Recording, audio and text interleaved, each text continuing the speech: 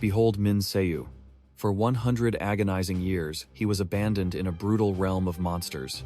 He endured unimaginable torment until he unlocked infinite regeneration.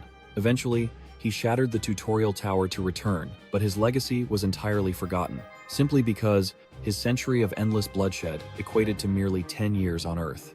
In this modern era, elite awakened hunters are worshipped as ultimate idols.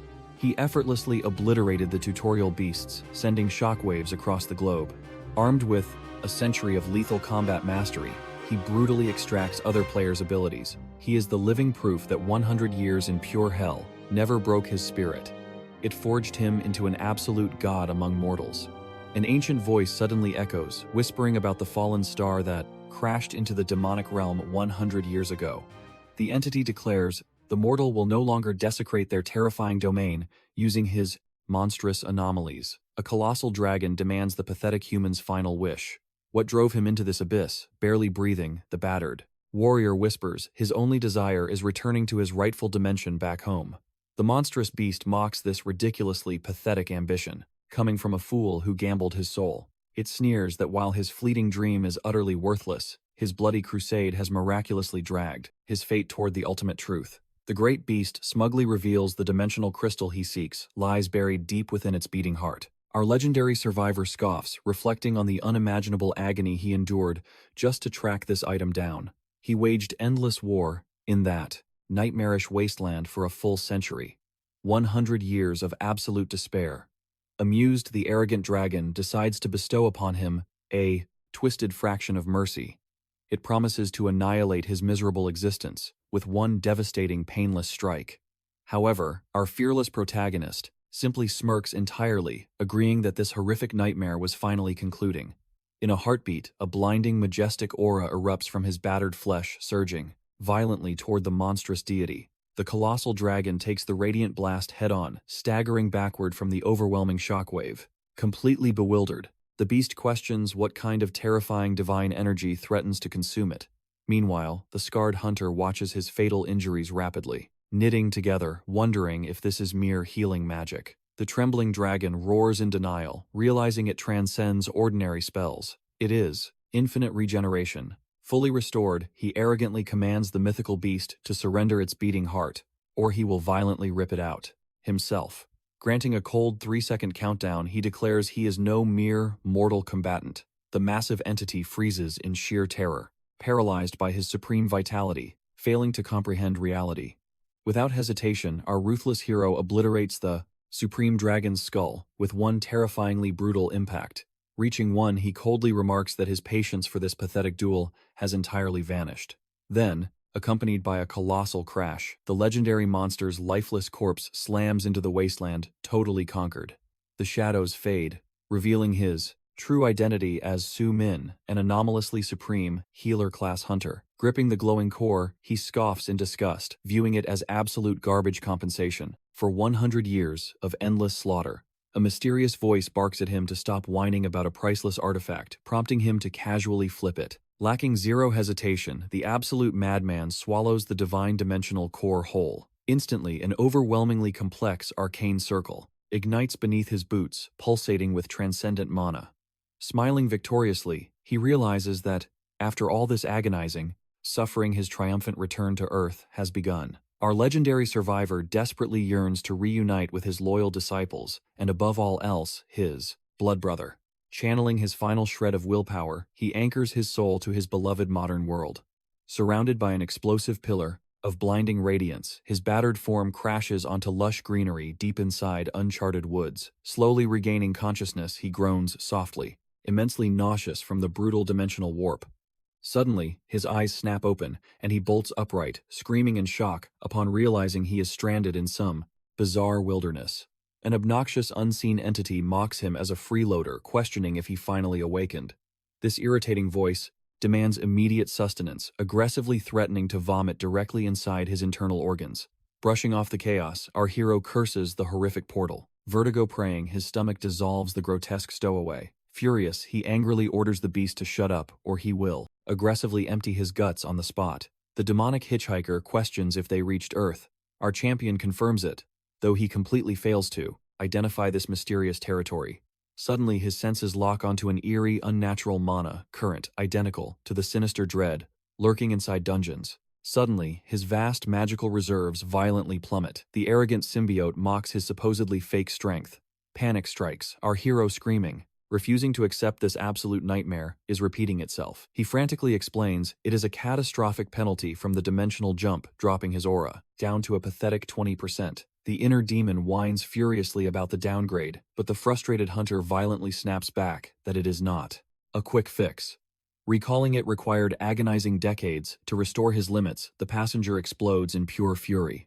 The weakened sovereign attempts to brag about his hidden trump cards, but a blood-curdling shriek instantly shatters the silence. A terrified young woman desperately sprints, lungs burning, sobbing over losing her precious guildmates. Hot on her heels, a hulking, bloodthirsty orc swings, a massive executioner's axe leaving. The poor girl paralyzed by pure horror. Screaming for salvation, she brutally trips, crashing hard into the dirt with absolutely zero hope of survival. Crushing despair shadows her tearful eyes as she completely surrenders to grim death. But out of nowhere, our legendary hero intercepts the attack, effortlessly blocks the monstrous beast casually asking for her attention. Flashing a breathtaking, dangerously confident smirk, he excitedly questions if this unknown territory is actually one of planet Earth. Trembling like a leaf, the bewildered girl stammers out a terrified yes. When she whispers 2037, awe washes over her. He obliterated that monster instantly, Sumin realizes 10 Earth years passed during his century of hell in the other realm. Next, he demands to know who holds ultimate power in Korea. Hearing the cursed name, his eyes widen in pure disbelief. That utter scum, the president blazing fury ignites within him. How did that wretched bastard climb to the very top? Did Korea run out of true heroes, or is it a pathetic sham? The returning legend detects an unnatural mana flow. She stammers that they are trapped inside the Awakening tutorial tower, a forced system to awaken hunters. This bizarre setup didn't exist in his era. She explains the very first generation bypassed it. Narrowing his eyes, he asks for the escape timeframe. The absolute record is 3 weeks, she whimpers. Sumin scoffs inwardly. Suddenly, a sinister, rustling violently shatters the tense silence. A massive, demonic feline erupts from the shadows. The sheer bloodlust sends the girl screaming. It is a terrifying trollager, a high-rank nightmare. The panicked rookie begs him to flee, but Sumin simply smirks. 3 weeks is way too long. His dimensional travel left him slightly weakened, so as the monstrous beast roars, he decides to hold back. Her panic reaches absolute maximum level. Shoving her aside, he unleashes a god-tier strike straight into the beast's skull. The shockwave is absolute. She freezes in awe. 5 days, he declares coldly. That is all he needs to conquer everything. Sumin radiates absolute dominance. Meanwhile, at the Hunter Bureau, a stressed commander receives an urgent briefing regarding a returning party. The 8-week squad, he mutters, assuming it is a standard clearance time. But the terrified scout drops a bombshell. One of the survivors is definitely not a registered rookie. Worse yet, the system shows absolute zero data on this mysterious anomaly. The frantic analyst warns that this ghost is disrupting everything. Snatching the file, the commander's eyes bulge in sheer disbelief. The photograph triggers a haunting memory. He breathes the legendary name, questioning his own sanity. Back inside, Sumin glances back, asking if the stunned rookie plans to be his shadow forever. Her mind is entirely shattered, questioning reality. Clearing the impossible tower in merely 5 days. Meanwhile, our hero stretches, feeling his divine aura slowly awakening. Suddenly, the system interface chimes. Tutorial cleared. It attempts to calculate his unfathomable, god-tier stats. The system glitches completely, failing to measure him. A wicked grin crosses his face. Blinding holy light erupts. The dimensional gateway to freedom finally manifests. The absolute monarch steps boldly forward, leaving the frozen girl behind. Wait for me, she cries out while he silently celebrates his triumphant return to Seoul. Outside, the Grand Guild lobby falls dead silent as the portal tears open. A heavily armed guard storms over demanding answers. The gate activated, someone shouts in pure shock. The terrified rookie is easily identified, but the imposing man beside her is a total ghost. Sumin casually greets the aggressive security team. The staff violently protests his unregistered illegal presence. The arrogant guard sizes up our lean hero with absolute disgust. Flashing a dangerous smirk, the brute shoves his subordinate away. Explain your phantom status, trash, he barks. Sumin coldly replies that standard entry methods are beneath him. Bullshit, the guard roars, claiming the gate is absolute law. Sumin just scoffs. The insolence boils the guard's blood. A shadowy companion notes that our hero simply thrives on pure chaos. The massive brute invades his personal space, radiating killer intent. Spill the truth or your fragile bones will be shattered into dust. Losing all patience, the gorilla threatens to unleash absolute hell upon him. Sumin merely flashes a chilling smile. Close your disgusting mouth, he commands. Your breath is literal poison. The disrespect leaves everyone paralyzed. Sumin cracks his neck. Do you really want to taste pure despair? Step up and fight. But seriously, zip it, your stench is blinding. The insulted behemoth completely erupts. In volcanic rage, screaming pure murder, he throws a bone-crushing haymaker, yet our supreme monarch effortlessly catches the lethal fist mid-air. I explicitly told you to stop breathing on me, you absolute, mouth-breathing peasant, he finishes coldly. The entire lobby gasps their souls, leaving their utterly shocked bodies. Cut to the aftermath, elite guards groaning on the floor. Trembling officials stare terrified by this absolute monster. The subordinate reports the catastrophic clash with security. Where is the intruder now? Imperium Guild, Master Sejun Min, demands answers. Did the cameras catch the phantom? The trembling guards nod, pulling up the devastating security footage of the violent encounter. The screen shows the awakened stranger facing down elite hunters. With a mere flick, the guards scatter like broken toys. 5 high-ranking hunters completely annihilated. An analyst suggests stealth magic was triggered, but the grim reality is far more terrifying. No invisible skills here. His raw speed simply broke the sound barrier. Sejun Min glares at his glowing digital tablet, an impossible name echoing in his mind. Su. The paused image reveals a face completely untouched by the past 10 years. His blood runs cold. Without a second thought, the guildmaster barks an absolute command. Place a massive bounty on this ghost. Mobilize the entire guild. Left alone in the quiet office, a fierce storm rages in his heart. Was he taken by force, or did he abandon them? He racks his brain trying to predict the phantom's path. Meanwhile, Sejun confronts the terrified huntress, who escaped the deadly tower alongside the anomaly. Did you clear the dungeon alone? She stammers a confession. She merely rode the monster's coattails. Judging by her aura, he guesses she snagged a rare skill. An A-rank awakening. Calculating her worth, Sejun instantly extends the ultimate golden ticket. Join the legendary ranks of Imperium Guild. Her eyes widen in pure disbelief. The top guild in the nation wants her. But before her eager acceptance escapes, a mocking voice slices through the air. Imperium. More like a glorified street gang. Sejun snaps around, absolute fury rising. Watch your tongue, he snarls, making the rookie flinch. Stepping from the shadows, a white-haired predator smirks, offering a venomous, sarcastic apology. Jihuan Ryu, the infamous master of the Gumgang Guild, effortlessly mocks his rival's incredibly fragile ego and pride. Seong-il Choi, another titan of the hunter world, steps forward. The association called all the heavy hitters here today, gentlemen. Their sharp eyes lock onto the shattered guards, groaning on the floor. Is this the handiwork of the mysterious new anomaly? Jihuan crouches down with a wicked, bloodthirsty grin. What a beautifully chaotic debut. Seong-il nods in grim silent agreement. A monster of this caliber is a priceless asset. He openly declares his intent to recruit the beast. Jihuan laughs wildly, proposing a deadly game of hide-and-seek, finders keepers, and he promises to play as dirty as it takes to win. Sejun merely glares in icy silence, absolute murder written across his face. Deciding to divide and conquer, Seong-il moves out, while Jihuan slips his golden business card to the stunned rookie. With a theatrical wave, he promises a swift, sudden reunion with the shadows. Sejun scoffs in absolute disgust, entirely dismissing the clown's empty threats.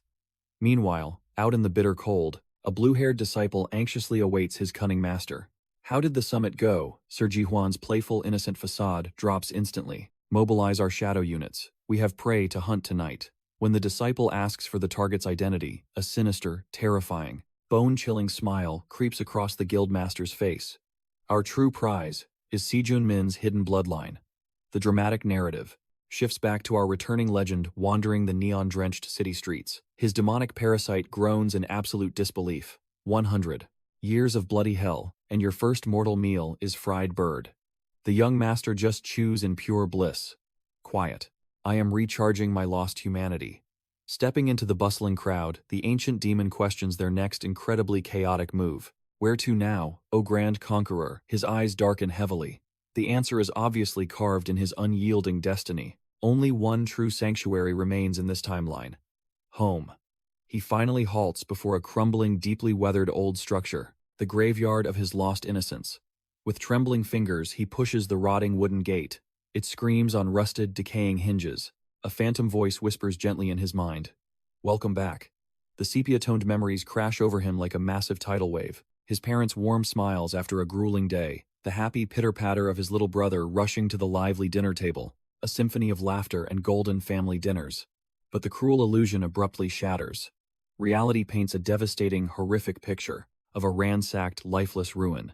Shattered glass and thick spiderwebs suffocate the home he once swore to fiercely protect. He stands paralyzed, sorrow drowning his legendary aura. Collapsing onto the dusty porch, a heavy, heartbreaking sigh escapes his lips. I can barely picture their faces anymore. Fools call forgetfulness a divine blessing, but for a cursed immortal soul, it is a sickening punishment. 100 years of infinite slaughter. His physical clock froze while his humanity slowly bled out. Terrified of becoming a mindless, savage beast, he desperately anchored his soul to the past. The phantom smiles of his brother, and the fierce loyalty of his lost disciples. These were not just memories. They became his ultimate obsession, his desperate anchor. Yet he endured the agonizing regret. Those fleeting echoes were the only shield protecting his fragile sanity in hell. The demonic parasite shivers whining about the bitter mortal chill. The hero simply smirks. There is no fried chicken in the abyss, right? The nostalgic detour is finally over. He pushes himself off the ruined porch. The awakened legend sets his burning gaze forward. His first goal, track down his disciples and check their 10-year progress. He also desperately hopes his younger brother Si-jun is safe. Suddenly, an aggressive shout shatters the silence. They found him. A squad of arrogant hunters surrounds him, and our hero simply smirks. It was about time. Their arrogant leader steps forward, demanding to know if he caused the chaos at the tower. Another thug sneers, asking if he wants a trophy for his mess. Barking about their mighty guild, they try to intimidate him, but our protagonist brushes off their worthless name. Enraged, the thug barks a threat. Our hero just smiles coldly, telling the brute he belongs on all fours. He pushes the absolute mockery further. Since the brute possesses the ugly mug of a wild ape, he should properly act like one. Blinded by fury, the hunter roars that playtime is over. Aura erupts around him in a blinding green flash as he prepares to strike. He launches a devastating punch straight at our hero's skull. Boom! The massive impact only shatters the empty wall. As our protagonist evades like a phantom, the enraged attacker spins around, screaming in absolute rage about the ape insult. His own guildmates burst into cruel laughter, mocking how he missed a guy casually standing with his hands in his pockets. It is revealed that the thug wields Mercury, an ability doubling his raw agility. The inner parasite hungrily asks if they should devour it, and our hero coldly agrees, claiming his first earthly meal. In a flash, he leaps into the air, leaving the fiery-haired hunter completely bewildered. He manifests like a ghost behind the enemy. The thug shrieks in pure terror, unable to process the godlike speed, and with a flawless, bone-crushing strike, he slams the hunter face first into the unforgiving concrete.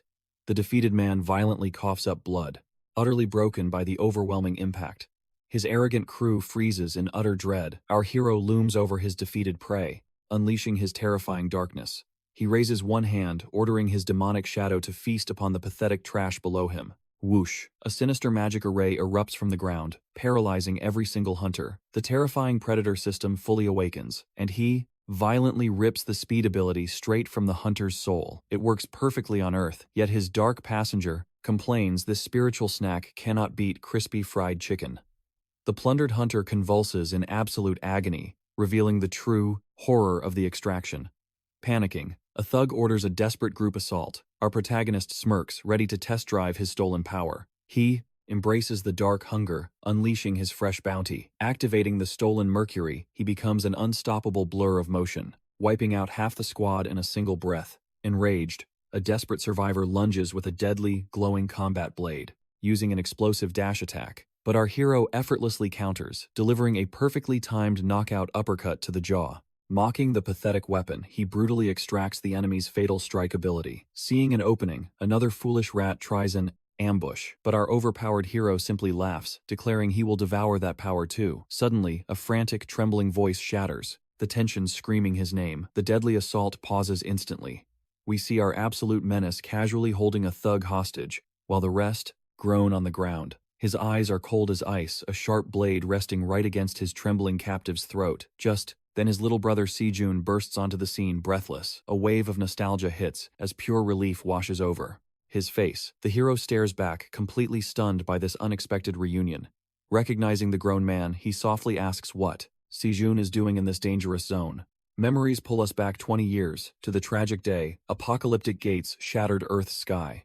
Nightmarish beasts flooded our world, bringing absolute chaos and despair. Yet this dark cataclysm also triggered the Great Awakening. Forging the legendary first-generation hunters, orphaned by the tragedy, Seo risked everything, walking the bloody path of a hunter to protect his precious sibling. Tiny Sejun innocently asks why his big brother is skipping school. Hiding his heavy burden, Seo flashes a warm smile, gently explaining that his working days have officially begun.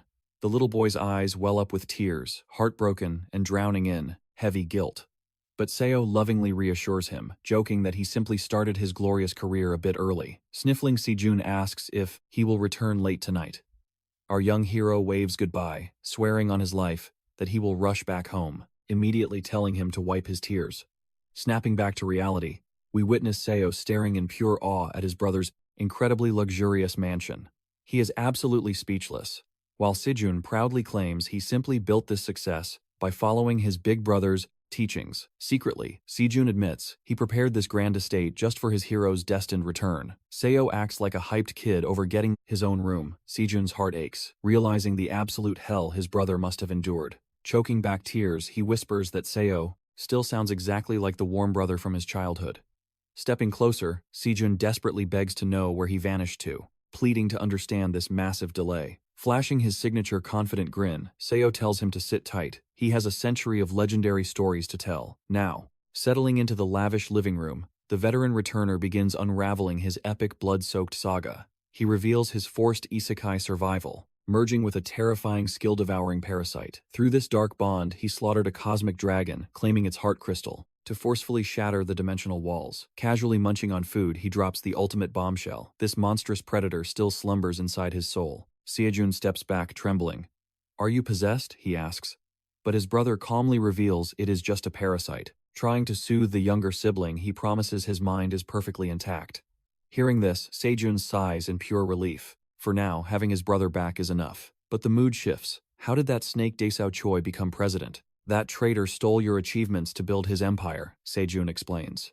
Sumin grinds his teeth, a murderous aura leaking. What is that one-eyed rat plotting? Sumin wonders. He asks if his recent attackers were the president's lapdogs. No, Sejun replies, shaking his head. They belong to an entirely different faction. The world now answers to 7 major guilds. Imperium stands tall among those elites. But the attackers belong to the Guanggang Guild. Sejun adds, his voice thick with frustration. Sumin notices his brother's boiling rage. Taking a breath, he shifts the topic to his former disciples. Where are they now? He asks. Sejun looks down, admitting they scattered to the winds a very long time ago. One retreated to a quiet life, but the other allied with that bastard Daesao. A heavy silence fills the dark room. And Min-jun, what happened to him? Su-min demands. Sejun's face pales, his eyes filled with absolute devastation. Min-jun was murdered. The words strike Su-min like lightning. His eyes widen in shock. Who dared to kill him? We never found the bastard, Sejun whispers bitterly. Min-jun's body simply vanished without a single trace. It had to be an awakened hunter. Even the Special Investigation Bureau looked into it but found absolutely nothing. Bureau Sumin frowns confused. It is an elite international organization, Sejun explains. They strictly investigate crimes committed by hunters. Their agents are constantly standing on the bloody front lines. Basically, an exclusive police force to keep the awakened in check. Sumin's eyes suddenly flash with predatory interest. Do you have a rat on the inside? He asks. Sejun nods, willing to help, but begs his older brother. Please do not recklessly charge into danger alone. Sumin chuckles deeply. I do not just need a little information. There is much more at stake. Hunters were born to slaughter, not play, Detective Sejun argues. Just rest for now. But Sumin glares. I survived 100 years of hellish bloodshed. I do not rest. His suffocating aura floods the room. There is nothing I will not destroy. Sejun swallows hard, trembling in fear. He had forgotten his brother's terrifying moniker. Defeated, Sejun agrees to contact a high-ranking administrator at the bureau. His aura has completely mutated. Suddenly, Sumin points at the glowing monitor. I know that face. Sejun states his name, but Sumin scoffs. That is a fake identity. 2 days later, at the bureau, a veteran squad leader storms into the room, exploding with rage. The brass sent a total rookie without any evaluation. He viciously kicks a chair. Back in my glory days, surviving as a hunter was absolute hell on earth. His subordinates roll their eyes, having heard this exactly 700 times. Yet the leader begins his legendary bragging again. We were completely crushed, staring at death, but then a god-tier healer descended from the heavens. He saved my pathetic life. As he dramatically recalls the miracle, a chilling voice suddenly calls out his real name. Sumin slowly steps out of the shadows. Why the fake name, he asks. The leader freezes, confusion washing over him. A wicked smirk curls on Sumin's lips. Forgot your savior, the leader stammers, eyes bulging. Sumin, the mad dog. Flashbacks of overwhelming monstrous healing magic flash through the leader's terrified mind. He nervously clears his dry throat. Sweating bullets, he wildly gestures to Sumin. Meet our newest elite talent. Treat him with the utmost respect. Give him whatever he desires. The squad exchanges confused glances. Why is the boss bowing down to a mere rookie? This guy is a total monster, one agent whispers. The terrified boss barks orders, desperately herding everyone into the conference room. Is he secretly an S-rank awakened, they wonder, pacing down the hall. Panicking, the team immediately tries sucking up to him. They offer luxury gear and snacks, but Sumin calmly demands black coffee. The data analyst timidly asks the sweating boss, what files does he need? Sumin cuts in his voice, dropping an octave.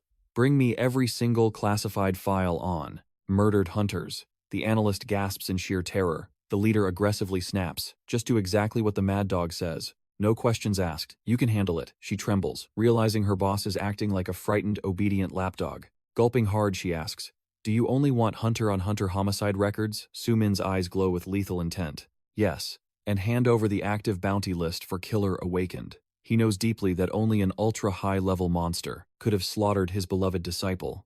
The hunt for vengeance begins right now.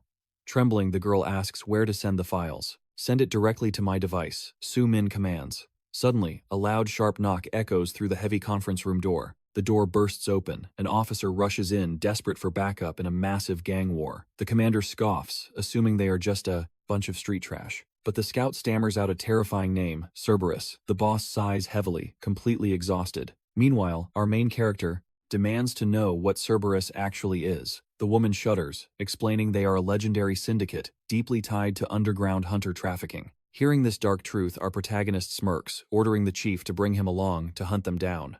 The intimidated boss immediately agrees, sprinting out the door while our hero practically drags him by the collar. Slipping into his combat jacket, the young hunter grins, mocking that a rookie must watch his boss's back. The scene violently shifts. Inside, a completely obliterated tavern, a blood-soaked brute loudly boasts about his effortless slaughter. This is Gangho, the ruthless second-in-command, proudly declaring himself the absolute unbreakable shield of Cerberus. Suddenly, Jin, the deadly third-in-command, steps over the wreckage, demanding his share of the bloody glory. Gangho laughs, roaring that he must prove his strength in combat first. Jin smiles, a wicked promise to do exactly that. Amidst the boasting, a lowly grunt asks if they should begin claiming the blood-stained turf.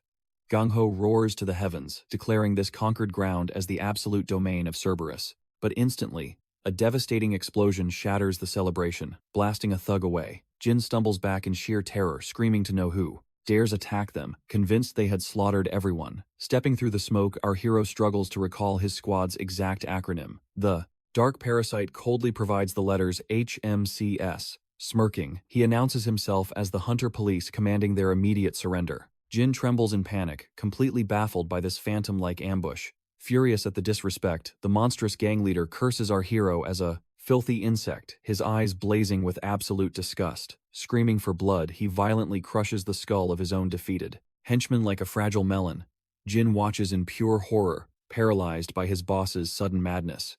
He screams that killing their own men will bring a catastrophic wrath, but the madman laughs off the warning. Suddenly, our protagonist materializes, casually cracking his neck, catching the massive brute completely off guard. Flashing a demonic grin, he mocks the villain to unleash his true strength, eyes blazing with power. The surviving thugs whisper in dread at this unknown monster. Jin freezes, deeply unsettled by the apocalyptic killing intent swirling in those eyes. The enraged boss cannot fathom how this pest survived, but eagerly prepares to butcher him, unleashing an earth-shattering roar. He ignites his legendary armor skill, vowing a terribly painful death. The entire syndicate charges forward like rabid beasts, desperate to obliterate our hero forever. But in a split second, the charging giant is plunged into an abyss. Spotting a ghostly figure across the Sisant underworld river, he recognizes his ancestors. waving a grim farewell, and shrieks in absolute despair. The mighty gang leader's mind breaks as his life flashes before him, delivering a devastating finishing blow. Our protagonist mercilessly hauls the giant up, by his scalp commanding the shattered brute to rise. Stepping over a sea of unconscious bodies, he coldly stares down the final survivor, declaring, he is the last man breathing at this bloody banquet. The inner parasite hungrily whispers that the brute's aura looks delicious, urging its host to devour his power. The trembling thug cries out, pleading that they are mere pawns. He begs for a reason, but our hero coldly scoffs, sneering that their pathetic weakness was obvious from the start. Completely broken, the survivor weeps, unable to comprehend the sheer devastation of this merciless massacre, begging for an answer. The hunter smiles chillingly, casually admitting he simply wanted to weed out the trash polluting the city streets. Suddenly, the breathless police commander sprints into the room, his face pale with desperate concern for the rookie. His heart drops as he absorbs the absolute carnage, while our hero nonchalantly complains about their slow arrival. Yawning, he casually mentions sparing a single witness, having already dispatched the rest of the syndicate straight to hell. The seasoned chief trembles in pure awe, deeply shaken by this rookie's terrifying calm after such slaughter. Suddenly, the young hunter curses. He totally forgot to activate his body camera during his strict probation. Flashing an innocent smile, he tasks the shivering boss with cleaning up this bloodbath, and the chief frantically nods in sheer terror, brushing off the fresh blood staining his combat gear. The traumatized commander silently vows to never cross him. Miles away, an encrypted call confirms the legendary Cerberus gang was utterly annihilated, noting their fearsome enforcer Jaken was also butchered. Across the ocean, an elite hunter from Hong Kong furiously demands to know who dared kill his blood. At the massive international terminal, the lethal Hong Kong hunter Gay touches down with his elite strike team, marching ominously toward the rendezvous point. An official Korean Association agent nervously offers his deepest condolences, but G's aura turns violently hostile, demanding his brother's location instantly. The sweating agent stammers out that the morgue holds the ruined remains of Jaken, merely treating him as a criminal suspect. Hearing this disrespect, Gay cracks a venomous smile, deeply insulted by their pathetic terminology. Radiating intense killing intent, he demands to know if an HMCS operative slaughtered his beloved brother, but the terrified official refuses to answer. Eyes flashing with irritation, Gay coldly asks if he has absolute freedom to roam whenever he desires. The trembling agent instantly rejects this, desperately warning that any rogue actions violate international law, guaranteeing immediate deportation and a massive fine. Gah silently absorbs this cowardly warning. The association clearly expects him to mourn quietly and vanish like a ghost. Instead, he snaps his fingers, summoning his deadliest assassin Ryu, who immediately steps from the shadows. The blood-soaked command is absolute.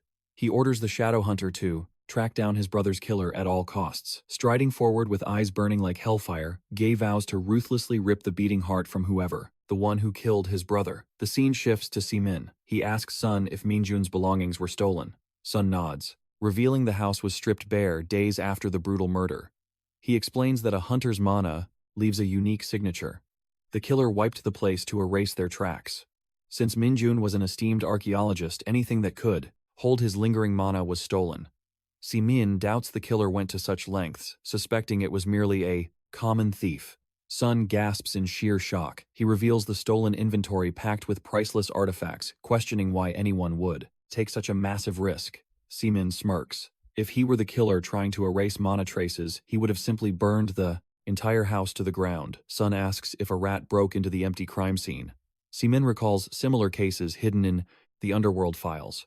He decides to hunt down black market fences, but Sun argues it is an impossible task since the case went completely cold. Flashing a confident smirk, Simon says he must check for himself, promising to return by nightfall. But shortly after, he flushes with sheer embarrassment, realizing he acted way too arrogant. Suddenly, Predator groans about their total lack of progress, demanding full control. The demonic entity screams at Seaman, heavily sarcastic as he thanks him for leading them into a pathetic dead end. Nearby, an underworld thug catches the noise, asking his boss if he heard it. Seamin instantly hides behind a pillar to eavesdrop on their shady exchange. The thugs mutter that the hounds from the HMCS are raiding the black market fences and bagged someone yesterday. The terrified henchman whispers they do not need warrants and can brutally execute awakened criminals right on the spot. He frantically suggests burying the merchandise since Hunter-stolen goods are the primary target. Right then, Sumin steps from the shadows, loudly declaring he will be the one confiscating everything. The henchman violently panics, screaming he is the exact HMCS bastard, wiping out fences. Sumin fiercely demands answers, but the boss barks an attack order. The thug cries, his skill is useless for combat. Suddenly, a swarm of henchmen rushes in, checking if their boss is unharmed. The leader laughs wickedly, mocking Sumin for the fatal mistake of coming entirely alone and claiming his corpse will rot at the bottom of the sea. Completely surrounded in the dark alley, Sumin just stares at the mob with a chillingly calm expression, utterly unfazed. He coldly thanks them for saving him the tedious trouble of hunting them down one by one. As a blinding golden aura erupts, Sumin tells Predator playtime is over, ordering him to load his most devastating attack, and the demonic entity greedily negotiates for a feast. A massive magic circle blazes as he accepts the deal. As raw energy surges around his body, the thugs recoil in terror from the blinding flash. Sumin violently unleashes an earth-shattering shockwave straight at them. An overwhelming tidal wave of golden aura surges forward, completely consuming the narrow alleyway. The radiant explosion is blinding, erasing everything in sight and showcasing the terrifying raw power of his strike. From the sheer impact, debris becomes deadly shrapnel, as the helpless henchmen are brutally electrocuted by his overwhelming skill. Lying paralyzed and trembling, the terrified man stares at Sumin, who coldly asks if he will show him the way now. Utterly consumed by terror, the broken henchman stammers, desperately asking what kind of absolute monster he is. Flashing a dark, sinister smile, Sumin simply leans in, asking if he means him. With a predator's grin and a soul-crushing glare, he introduces himself as the legendary Mad Dog Predator, arrogantly brags that glorious victories happen under his grand leadership, but Sumin brushes it off as pure luck. Suddenly, Predator senses the unique mana signature, and Min confirms they recovered Minjun's stolen artifacts. Uncovering the missing research notes, the lock is bound by ancient magic, strictly requiring its master's mana. Predator growls in frustration that they cannot read it, but Sumin calmly notes he only wanted raw mana from inside the relic. Wasting zero time, he whips out his phone and makes a swift call to Junggu. Sumin casually informs him that he has a fresh pile of tied-up trash ready for pickup, telling him to bring the transport. Hanging up, he mutters he has a special place to visit next, and literally vanishes into thin air. The scene shifts to a hidden underworld sanctuary, where deeply forbidden arts and deadly skills are traded like commodities. It is an absolute neutral zone known as the Eclipse Sanctuary, heavily bustling with danger. Inside, a mysterious woman shuffles her tarot cards, suddenly sensing an overwhelming presence. The legendary shaman, Wu Ming, smiles, feeling that a long-lost familiar face is rapidly approaching. Sumin notes, the sanctuary has not changed in 10 years, but Predator is already bloodthirsty for a brutal fight, dying to devour every soul. Every head in the courtyard turns as he arrives, making it clear his heavy aura has not gone unnoticed. He sternly warns his beast, this is a strict neutral zone forbidding fights.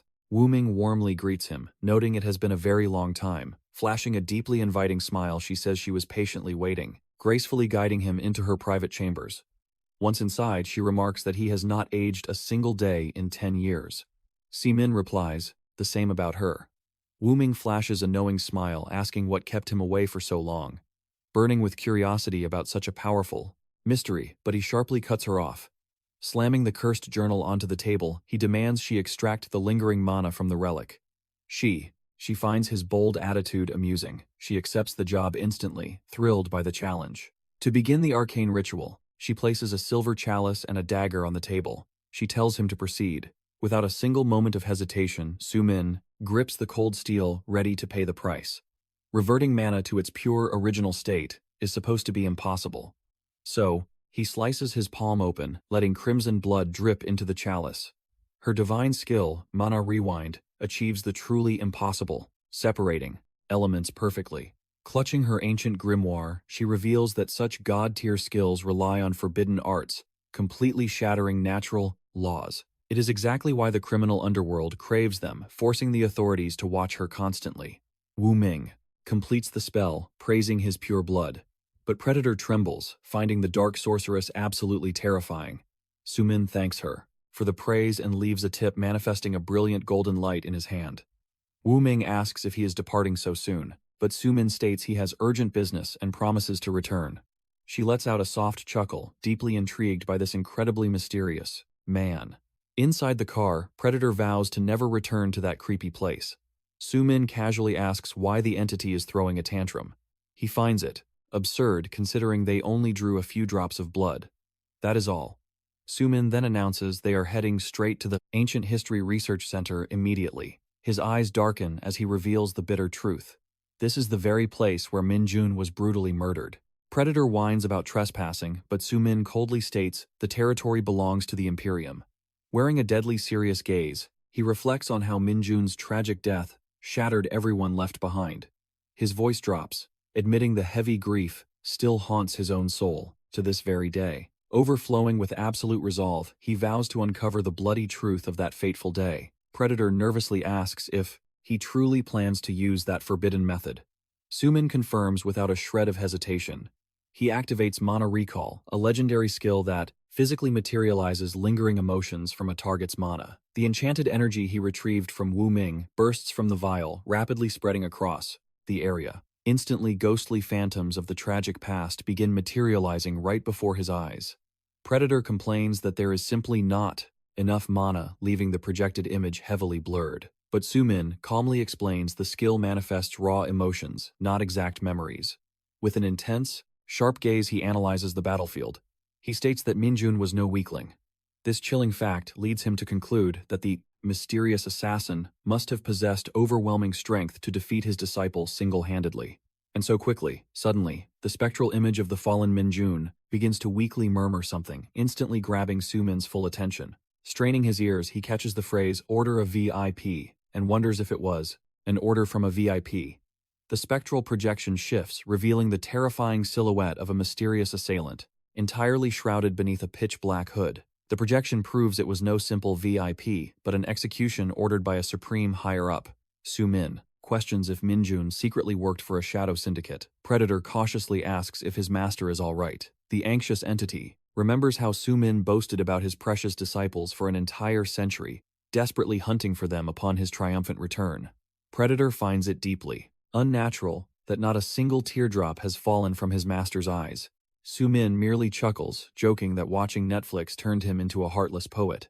But the spiritual entity feels the storm of sorrow raging within him, demanding why he buries his pain. Sumin simply claims he is fine. He mutters his sanity, perhaps shattered after surviving a brutal century of endless slaughter. Suddenly, the heavy doors burst open. A masked intruder loudly calls his name, verifying his exact identity. The sinister figure smirks, claiming tracking him down was a nightmare. He declares a powerful overlord is dying to meet him right now. Sumin crosses his arms, amused by the arrogance of a guy who only brought 6 pathetic lackeys. The masked assassin flinches, completely startled for a second. Shaken by Sumin's monstrously sharp perception, he desperately regains his composure. Getting straight to the bloody point, he coldly declares, the legendary hunter faces 2 simple choices. Option 1, submit peacefully and be bound in chains. Option 2, foolishly resist, lose a limb and be forcefully dragged away. Sumin flashes a smirk, stating he prefers keeping his arms intact. He raises his fists as if to surrender. The arrogant leader takes the bait, smugly accepting the false submission. He orders a grunt to shackle him up. The loyal subordinate obeys, marching towards Sumin to execute the command. But without warning, a terrifying shadow erupts from the void, brutally ambushing the henchman by surprise. The thug howls in agonizing pain from the devastating strike. Sumin flashes a devilish grin, declaring his arms are actually meant for slaughtering them. All Predator mockingly announces the fools walked right into his deadly trap. Boiling with pure rage, the remaining thugs blindly charge forward to attack, roaring that Sumin's life ends here. But suddenly, a dominant, thundering voice violently shakes the room, absolutely commanding the grunts to halt their assault immediately. Guy appears, radiating a suffocating blood-red aura. He fiercely declares he is claiming this battle because this prey belongs to him. Sumin merely smirks, admiring the enemy's flashy entrance. Guy glares daggers at Sumin, asking with pure venom if he is indeed the legendary hunter from the HMCS agency. Cutting the pleasantries, he aggressively demands to know if Sumin was the bastard who brutally murdered his brother Jin. Sumin coldly replies he knows nothing. He adds that he never asks for the trash's name before, sweeping it away. Triggered by the brutal disrespect, Guy is consumed by blinding hatred. His patience snaps entirely. He stomps so fiercely, the solid floor shatters. Screaming that Sumin is a dead man, he explodes with bloodlust, charging forward with absolutely everything. Filled with pure bloodlust, he swears to tear out Sumin's heart. The hunter unleashes a bone-crushing strike, fueled by absolute raw power. But Sumin simply blocks the deadly attack with a smirk. He calmly praises the A-rank level strike. Ge freezes in utter shock, questioning if this monster is truly just a healer. Boiling with absolute fury, he charges back in launching a terrifying barrage of blows. Screaming for the bastard to drop dead, his trembling henchmen watch in total disbelief. One lackey desperately screams at the crew, begging them not to just stand like idiots, urging a combined attack. Suddenly, Sumin teleports right before him, sharply warning the pathetic small fry not to dare interfere. Sumin effortlessly evades every single strike, smirking that no one will ruin his playtime. Ge stands completely paralyzed. Sumin had predicted every trajectory, dodging, with terrifyingly minimal effort. Ge finally realizes this arrogant bastard is overwhelmingly strong and frighteningly perceptive, shattering his previous expectations. Pushed to the edge, Ge unleashes his full power, but Sumin casually snatches a terrified henchman, lecturing them on the rules of reality. Crushing the thug's spirit, he coldly warns that absolute scum must face the ultimate consequences, zero exceptions. Sumin proudly confirms executing his brother, stating that only the innocent victims deserve to cry, not a pathetic thug like G. Blinded by explosive wrath, G screams, asking if every single criminal truly deserves the penalty of death. He roars that Jakin was forced into darkness, turning to crime solely to help him survive their tragic childhood. His arm ignites with blazing fury as he vows to make Sumin bleed for destroying his only family. Erupting with aura, he casts Rain of 1,000 arrows. The ultimate strike explodes forward with terrifying concentrated mana. Seeing escape is absolutely impossible. Sumin demands that Pred grant a new skill, though the creature whines about being overworked. Instantly, Sumin triggers the Neutralize ability, manifesting a colossal magic circle that effortlessly erases the assault. Ge stares in absolute horror as his lethal arrows vanish, questioning if a divine dispel just occurred. The trembling henchman spirals into despair, screaming for an all-out coordinated strike. However, Sumin teleports directly beside G, mocking his boring, repetitive, tragic backstory. Pulsing with a terrifying blue aura, Sumin delivers an earth-shattering blow straight into the center of the hunter's chest. The devastating shockwave sends Ge violently flying, while his panicked minions scream for their fallen boss in total despair. Coughing up blood, Ge staggers to his feet, fiercely roaring that this duel is his alone. He foolishly assumes Sumin's mana core is completely drained. Seeking a brutal close-quarters execution, Ge lets out a deafening war cry and recklessly charges forward with a monstrous spinning aura attack. He leaps at Sumin, but the mighty healer casually shatters the assault with a brutal face punch, warning him not to try such pathetic tricks. Sumin immediately unleashes a relentless blinding combo entirely, sealing away G's ability to cast any skills. Sumin mockingly sighs at the crumbling building, asking if this criminal trash plans to fund the massive repair bill. The sheer force knocks Ge backward, as Sumin executes a flawless mid-air backflip. Seizing this tiny opening, a desperate Ge violently orders his lackey Ryu to magically bind Sumin. Before it is too late, Ryu grumbles about acting as a last resort but still unleashes his ominous soul-binding chains. Blood-red chains erupt from the ground, violently ensnaring Sumin's limbs and body. Now perfectly immobilized, he listens as Ryu viciously roars that he will shred him to bloody pieces to counter his healing. Yet Sumin merely chuckles, sarcastically praising Ryu for mirroring his dead brother's path by becoming criminal trash. Instantly, a blinding golden magic circle erupts. Sumin activates his terrifying lifesteal mastery, mercilessly draining the target's life. Force Je unleashes a blood-curdling scream, feeling his soul ripped away as his flesh horrifically withers and rapidly ages. The trembling henchman descends into absolute panic, shrieking that a mere healer cannot possess such demonic power. Sumin casually reveals that this was his very first awakened skill, confirming he is no ordinary support class. He boldly declares his power transcends healing, granting him absolute dominion over pure life force at its absolute core. Flashing an arrogant smirk, he finally unveils his true legendary class, a life mage. Sumin then glares at the final terrified minion. The wretch begs for mercy, but Sumin coldly denies his plea, instantly knocking the trash out cold, with one devastatingly swift strike to the skull. With every enemy thoroughly crushed, Sumin casually scans the battlefield. A sudden realization hits him as he remembers a crucial detail. He quickly adjusts the tactical camera on his belt, praying it recorded. Staring into the lens, he firmly reports that villains struck first, proving pure self-defense. The scene wildly shifts to Jonggu's squad. Stunned, they sit watching. The massacre in sheer horror, literally choking on their lunch. The catastrophic issue. A panicked agent points out, Sumin accidentally clicked live broadcast instead of record. Meanwhile, chaos erupts inside the ministry. Officials furiously analyze the explosive footage, questioning when they began airing live public broadcasts. An executive nervously stammers that this was an experimental global recruitment project pitched by international headquarters. He admits the project was considered a complete failure due to a lack of exciting viral content. A stunned official wonders why such a god-tier talent joined their lowly ranks, but is silenced. A frantic woman screams that the true issue is the victim. The man slaughtered on the live feed was Hong Kong's infamous G. Suddenly, the grand doors burst open and everyone springs to attention as a legendary figure humbly apologizes for his tardiness. It is none other than President Choi who steps in, demanding to know the true severity of this catastrophe. Several days later, the scene transitions to the lively, bustling cafeteria of the rest. Inside the Imperium Guild cafeteria, Sejun sits anxiously beside his brother. He whispers about the buzzing rumors, but Seomin remains completely lost in his meal. The predator system urges him to ignore the noise and feast. Seomin marvels at the culinary masterpiece, wondering if he can devour this heavenly lunch daily. Sejun nervously explains that the livestream footage of his clash with GE went absolutely viral online. Thankfully, the chaotic camera shaking blurred his true identity completely. However, a dark shadow of worry crosses his face about Daisu Choi discovering the truth. He begs his brother to lay low. Unfazed, Seomin simply gives a calm nod gracefully, lifting a golden piece of omelet. Promising to behave, he suddenly shoves the food into his brother's mouth, catching Sejun completely off guard. The younger sibling flushes bright red. But Seomin warmly declares that time changes nothing, he will always be his little brother.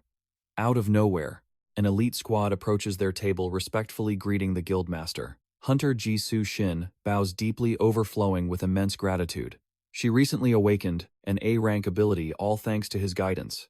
Sejun spots Hunter Sok among the ranks, asking if they are marching toward the rookie orientation seminar. Seok takes the stage, proudly introducing his fierce companions, Hamin Chu of the White Lion Guild and Yamato from the Lion, Chilling Frost Soul.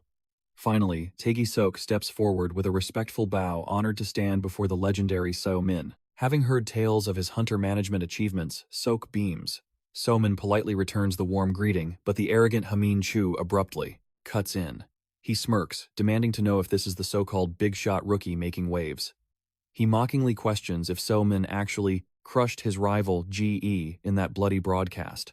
Scoffing in disbelief, he flashes a venomous smirk. Pointing a disrespectful finger, he claims Seo Min looks as fragile as glass. The surrounding hunters gasp at his brazen disrespect. Sejun's eyes narrow in fury as he barks Hamin's name. He finds it absolutely unforgivable to crash their meal with such vile insolence.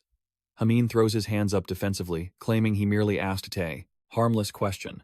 Seok sternly warns the brute to watch his venomous tongue. Boiling with pure rage, Sejun threatens to report this trash to his master, Seong-il. Choi, but Hamin does not even flinch. He proudly boasts his status as the direct disciple of Xiaolong, the terrifying leader of the Black Lotus Guild. At that exact name, So Min freezes completely. His chopsticks stop mid-air, his gaze growing dark and infinitely sharp. Memories of his former pupil flash in his mind. Xiaolong, the very same boy he had personally trained centuries ago. Hamin prepares to boast louder, but Sejun sharply claps, his hands demanding an immediate end to this pathetic circus. Seomin then unleashes a cold challenge. Since his so-called master failed to teach him basic respect, perhaps he taught him how to bleed instead. Hamin erupts in violent fury, his pride shattered by this blatant insult to his glorious Pala mentor. Blinded by blinding wrath, he shoots up and violently kicks the heavy table. A shockwave ripples through the cafeteria. With a murderous glare, Hamin spits a deadly threat, warning the rookie to watch his back in the dark. Sok breaks into a cold sweat, desperately apologizing for his comrade's unhinged behavior. Sejun coldly dismisses the apology, telling him to forget it. He urges his older brother to ignore the barking dog. Seomin simply smiles smoothly, playfully reminding Sejun that he kept his promise to behave. Inwardly, he chuckles. Since this noisy fool is technically his grand disciple, he will graciously spare his life today. The scenery abruptly shifts to a sleek executive office, where a suited man prepares to officially register, the troublesome incident as completely closed. Director Gun-Ho Bae sits back, questioning why his powerful guest bothered visiting when an email could have easily sufficed. The imposing guest is none other than Seong-il Choi, master of the White Lion. He claims he came to personally repent for the incident. He bows his head for his subordinate's shameful disrespect. But Gun-Ho sharply cuts off his empty words. With a cunning smile, the shrewd director states a grand apology is entirely useless since no blood was actually spilled. Piercing through the lies, he tests the waters, hinting that perhaps his true dark motive is to poach their monstrous new rookie. Gun-Ho firmly states this treasure is already deployed to safely escort a highly dangerous awakened criminal. Song-il masks his disappointment with a smirk, noting how incredibly rare it is for a maximum security prison to desperately ask the Management Bureau for military backup. The director nods slowly. Historically, such violent suicide missions were always dumped onto the top major guilds. He stares deeply into a classified report, feeling the terrifying winds of a new era finally blowing. Song-il suddenly rises like a titan, asking if he could deploy Hamin Chu to deliver a face-to-face apology instead. The sly director agrees, in a heartbeat, calculating that this exact move will give them the perfect battleground to settle their differences. Song-il turns to leave, offering a hollow word of thanks. The director politely wishes him a safe journey. But the guildmaster sees right through their pathetic attempt to hide the boy. He internally vows to hunt the rookie down at any cost. Instantly, he summons Secretary So, commanding her to prep Hamin Chu for an immediate covert operation. The loyal assistant adjusts her glasses, asking exactly where she should deploy their raging hunter. With a sinister glint in his eye, he reveals the bloody destination, Incheon City, the exact hellhole where the notorious prison is. Heavily fortified. The perspective violently cuts to a sweating prison guard cursing the scorching heat. He angrily wonders why the Bureau hasn't sent their elite reinforcements yet. His exhausted partner promises the hunters will arrive any second now. The first guard aggressively groans about a chaotic new arrival locked in the deep cells. He is absolutely furious. Instead of rotting quietly, this monster is creating a nightmare of endless bloodshed. The criminal's dreaded name is Kari Volka. He initially walked in like a ghost but suddenly snapped instantly, brutalizing 5 grown men in a split second. Deep within maximum security, the vicious Kari Volka coldly glares at his heavy iron restraints, plotting his next deadly move. Suddenly, a filthy rat creeps from the shadows, whispering that it carries a dark message from the Bestia organization. The rat whispers that his escape is already set. A new bloody task awaits him, outside. But without a single ounce of hesitation, he ruthlessly crushes the rat beneath his heel. The voice simply demands one thing: to unleash absolute unbridled chaos. Outside, the fortress Seomin steps into the chilling rain, scanning the bleak landscape. He locks his gaze onto his grim destination, the Inian Correctional Center. Hamon Chu storms into the prison, burning with pure fury, roaring that the target is gone. He curses the pathetic transport and questions why Xianggil even dragged him into this mess. Suddenly, his fierce eyes lock onto the distant transport bus. The trembling guard nods. Boiled over with absolute frustration, he slams the car door, growling that he will end up crossing province lines. He floors the gas pedal, roaring that Xiang owes him double for this hellish overtime. The scene cuts to the moving bus. Seo Min casually sips his drink, completely ignoring the tension. The chained monster Terry Vull barks at him to drink quietly, but Seo Min flatly refuses. Terry sneers at the arrogant brat, mocking his role as a pathetic guard for the next hellhole. With ice-cold calm, Seo Min just says no, sipping his drink. The towering beast realizes he is just a rookie guard. He mocks the kid's weakness, but Seo Min shoots back a deadpan stare, asking if he should even care who this monster is. Terry blinks in pure shock, genuinely amused by the rookie's insane death wish. He cannot fathom how this weakling arrived completely blind to his legendary terrifying status. Seo Min simply sighs, stating that the only fact he cares about is his annoying mouth. The beast's pride flares. Terry boasts about slaughtering 5 awakened hunters before breakfast. He gloats about his raw power despite wearing massive mana-suppressing chains, but Seo Min sharply asks why the guild would send a mere rookie to guard a lethal monster alone. He crushes his cup, revealing the dark truth. They sent him here as bait to die. Suddenly, a catastrophic explosion shatters the road, swallowing the bus in hellfire. The devastating shockwave launches the metal beast into the sky, violently crashing it into the earth. Through the smoke, a young man scans the burning wreckage, asking his dark master if the blast wiped out their target. Without warning, Terry violently kicks through the twisted steel, roaring at the wretched old man waiting outside. He crawls from the flaming debris, burning with killer intent. He demands to know if they plan to incinerate him too. The master scoffs, mocking the terrifying werewolf as a mere puppy. Terry barks at him to shut up. The apprentice smirks, confirming the guard's death, joking that his skull is now flooded with coffee and blood. The frame zooms onto Xiaomin's lifeless hand, completely motionless beside the crushed cup. The young mage begins dispelling the restraints, warning the raging beast to hold still against the complex manatech. Seals. With a heavy clank, the magical chains shatter fully, unleashing the terrifying predator. Terry howls in ultimate relief. But suddenly, a booming voice commands the villains to freeze. Hammond Chu crashes the party, analyzing the bloody battlefield. Realizing this transport was a complete setup, Hammond glares at the wreckage, cursing his bad luck for trusting the wrong people this time. He brutally cracks his knuckles, his aura exploding as he demands their dark organization's name. The apprentice immediately recognizes him. It is the A+ rank powerhouse Hammond Chu of the mighty White Lion Guild. The master senses no backup hiding in the shadows.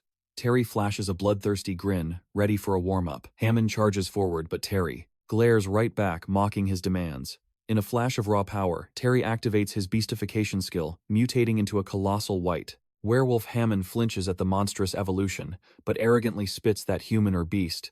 They all bleed the same. He ignites his relentless assault, enveloping his muscular body in blazing red mana armor, radiating intense killing intent. He rushes the giant wolf with a devastating flurry of meteor strikes. The beast absorbs the monstrous impacts, realizing this clash would be infinitely harder in a solo fight. But Haman is utterly confused. His legendary strikes are landing perfectly and shredding the monster. Yet somehow the titan refuses to fall, eating every fatal blow like a sponge. The wolf laughs, asking if this pathetic barrage is a welcome massage. The old master senses the clock ticking and barks at his apprentice to end this meaningless brawl. Now. The boy smirks, weaving pink magical energy to summon the legendary 10-headed serpent Hammond, scoffs in pure defiance, mocking the pathetic toy snake. But the mystical beast strikes with blinding speed, constricting the powerful hunter. In a crushing death grip, with the prey immobilized, the werewolf unleashes a catastrophic earth-shattering punch, sneering that he expected a real fight. He roars that, in the brutal underworld, pampered elite hunters are nothing but worm food. But Haman spits blood, mocking the giant for barking so loudly when he desperately needed backup to survive. Terry kicks him ruthlessly, laughing that the guild rat should have brought his own friends. The old master commands them to stop playing, ordering Terry to execute the hunter at once. The colossal beast charges a devastating energy blast, demanding the hunter's final words. Though his fate is already sealed, Hammond, he grinds his teeth. Is this where his story ends? Utterly helpless, but suddenly a blinding golden explosion erupts from the shattered earth. The overwhelming shockwave blasts everyone away. The bestia youth howls in agony as the very ground quakes beneath this divine power. Sumin emerges from the dust. Did Master Xiaolong really teach you to surrender so easily? Hammond gasps in absolute shock. How did he survive that catastrophic bus explosion? Sumin clicks his tongue at the camera, while Predator mocks him to grab a magnifying glass if his vision is failing. Siri watches in pure disbelief. Meanwhile, the old assassin senses Sumin's overwhelming aura. Hammond screams in sheer desperation. He begs him to stay down and wait for elite backup, but Sumin coldly recites their sins. Acting as an HMCS hunter, he passes judgment, radiating a golden aura and a sinister smirk. He reveals their dark fate. Summary execution. Sumin declares that all three of them are doomed by his absolute command. The ultimate penalty is death. Suddenly, a fierce warrior warns Xiaolong's apprentice that the legendary Asura art is no mere striking technique. Clasping his hands, he summons a blazing red magic circle with an intense crimson glow. The bloodthirsty creature charges forward with a deafening roar, but Sumin instantly channels his divine power. His brutal strike connects. The monster's jaw shatters with a sickening crunch. Sumin casually explains that this is actually an impaling art designed to pierce foes with a lethal crimson flash. The stunned apprentice screams out, "That is Master Xiaolong's ultimate signature technique." The massive beast is violently blown away. Sumin calmly notes he must drain its foul blood to tenderize the demonic meat. Without warning, a new enemy unleashes a devastating lightning strike, roaring, his ultimate skill, Maharaga. Yet the old assassin swiftly evades the deadly blow. The attacker freezes in absolute mind-numbing disbelief. Sumin's interest peaks at the old man's mysterious aura. Fred greedily demands to know if it is edible. Sumin dismisses it, explaining it is merely a pathetic magic scroll. Fred groans, calling it tasteless, frozen junk. Seething with fury, the apprentice demands to know how. Sumin wields his master's sacred art. Out of patience, Sumin viciously crushes the boy's face. A blood-curdling scream echoes. Then the old assassin manifests with a suffocating dark aura. He chillingly warns the youth to freeze completely. The vile elder threatens to obliterate the boy's soul, using his crushing gravity field. It is a lethal trap, but Sumin merely smirks, asking if that pathetic trick is meant to threaten him. Sweating, the old man desperately offers a dark bargain. Retreat now, and he will spare the hostages' lives. He tries manipulating the young hunter, claiming a peaceful retreat guarantees everyone's survival. Sumin completely ignores this, casually cleans his ear, mocking such utter nonsense. He craves the lucrative rewards of this bloody mission. Let the weak apprentice flee on his own 2 feet, but the terrified boy cries out that escape is impossible. The old assassin blinks in confusion, demanding to know if they share the same master. Sumin ruthlessly shatters that illusion. The old man's eyes blow wide open in sheer terror, sensing a catastrophic shift. Sumin stalks forward like an apex predator. Which shadowy assassin guild claims your loyalty? The elder stiffens, trembling, as he asks who Sumin truly is, and what madness drives him. Sumin's eyes turn dead cold as his mana flares. He dangerously warns the fool not to make him repeat the question about his pathetic guild. Driven by pure desperation, the elder unleashes a violent lightning storm. He screams at Sumin to stay back, but Sumin remains terrifyingly calm. He condenses his brilliant blue mana into a devastating shockwave. The overwhelming strike instantly devours the old man's feeble magic. The assassin is paralyzed by utter incomprehension. Fred rejoices that their prey looks tastier. Sumin smirks, sensing he has restored 40% of his boundless mana. Sumin scoffs at the trembling elder. He orders him to surrender and savor his final miserable breaths. But the fanatic refuses. He wildly screams that betraying their dark organization is absolutely impossible. Trembling, the scared apprentice reveals the horrifying truth. Their mana is bound by a lethal silence pact. Suddenly, the mangled werewolf crashes onto the scene, and the desperate elder viciously curses his delayed arrival. Sumin lets out a dark, chilling chuckle. Is this pathetic display truly everything they have? If death terrifies them so much, why fight? Enveloped in a sinister emerald aura, Sumin smirks. Do not worry. Death becomes familiar after the first few times. The frantic old man orders the beast to attack, but the savage monster snarls, telling the elder to shut his mouth. Boiling with primal rage, the werewolf roars that death means nothing. He vows to tear Sumin into bloody shreds. However, the brave apprentice boldly steps forward, shielding the path and blocking the monstrous assault. He fiercely declares, "None shall pass." A confident smirk graces Sumin's face. He calmly notes that this legendary battle has just become a bit more balanced. He taunts that the monster belonged in the grave, but the foul creature growls that the bloodbath is only just beginning. Half his face veiled in menacing shadows, Sumin softly whispers the name of his ultimate art, Boreal Gale. An apocalyptic ice storm instantly erupts. The freezing shockwave blasts the beast and everyone else into the distance. Sumin savagely chokes the old man, asking in an absolute zero tone, "How does true despair taste?" He immediately answers his own dark question. It feels exactly like a slow, agonizing death. The old assassin shrieks in pure agony. Our ruthless protagonist is mercilessly crushing his windpipe, flashing a truly demonic glare. Sumin demands to know exactly how many painful deaths it will require to force the hidden truth. The terrified apprentice falls into deep despair. What kind of unstoppable monster? Sumin ruthlessly snaps the boy's arm in half. A chilling smile forms as he whispers, "Looks like one death wasn't enough." The apprentice watches in absolute horror. This monster heals his victims only to torture them for eternity. Sumin moves to his third target, demanding their guild's name. Unable to endure the torment, the apprentice tearfully begs the old man to confess. Defeated, he whispers Bestia. Sumin smirks in triumph. He finally has the name of the dark organization he was hunting. Suddenly, the old man recognizes that terrifying healing technique. Eyes wide with absolute dread, he screams, "You are the Mad Dog, one of the 3 supreme masters of legend." Having secured his answer, Sumin crouches over the broken body. "Let us skip the pleasantries," he declares, summoning a sphere of pure mana. He demands to know his target's whereabouts. Bestia is no ordinary guild. They are an elite assassin league born to slaughter awakened hunters. They rule the absolute summit of the Dai, criminal underworld with 100% kill rate. The old veteran admits as a first-generation hunter he had no choice but to join them.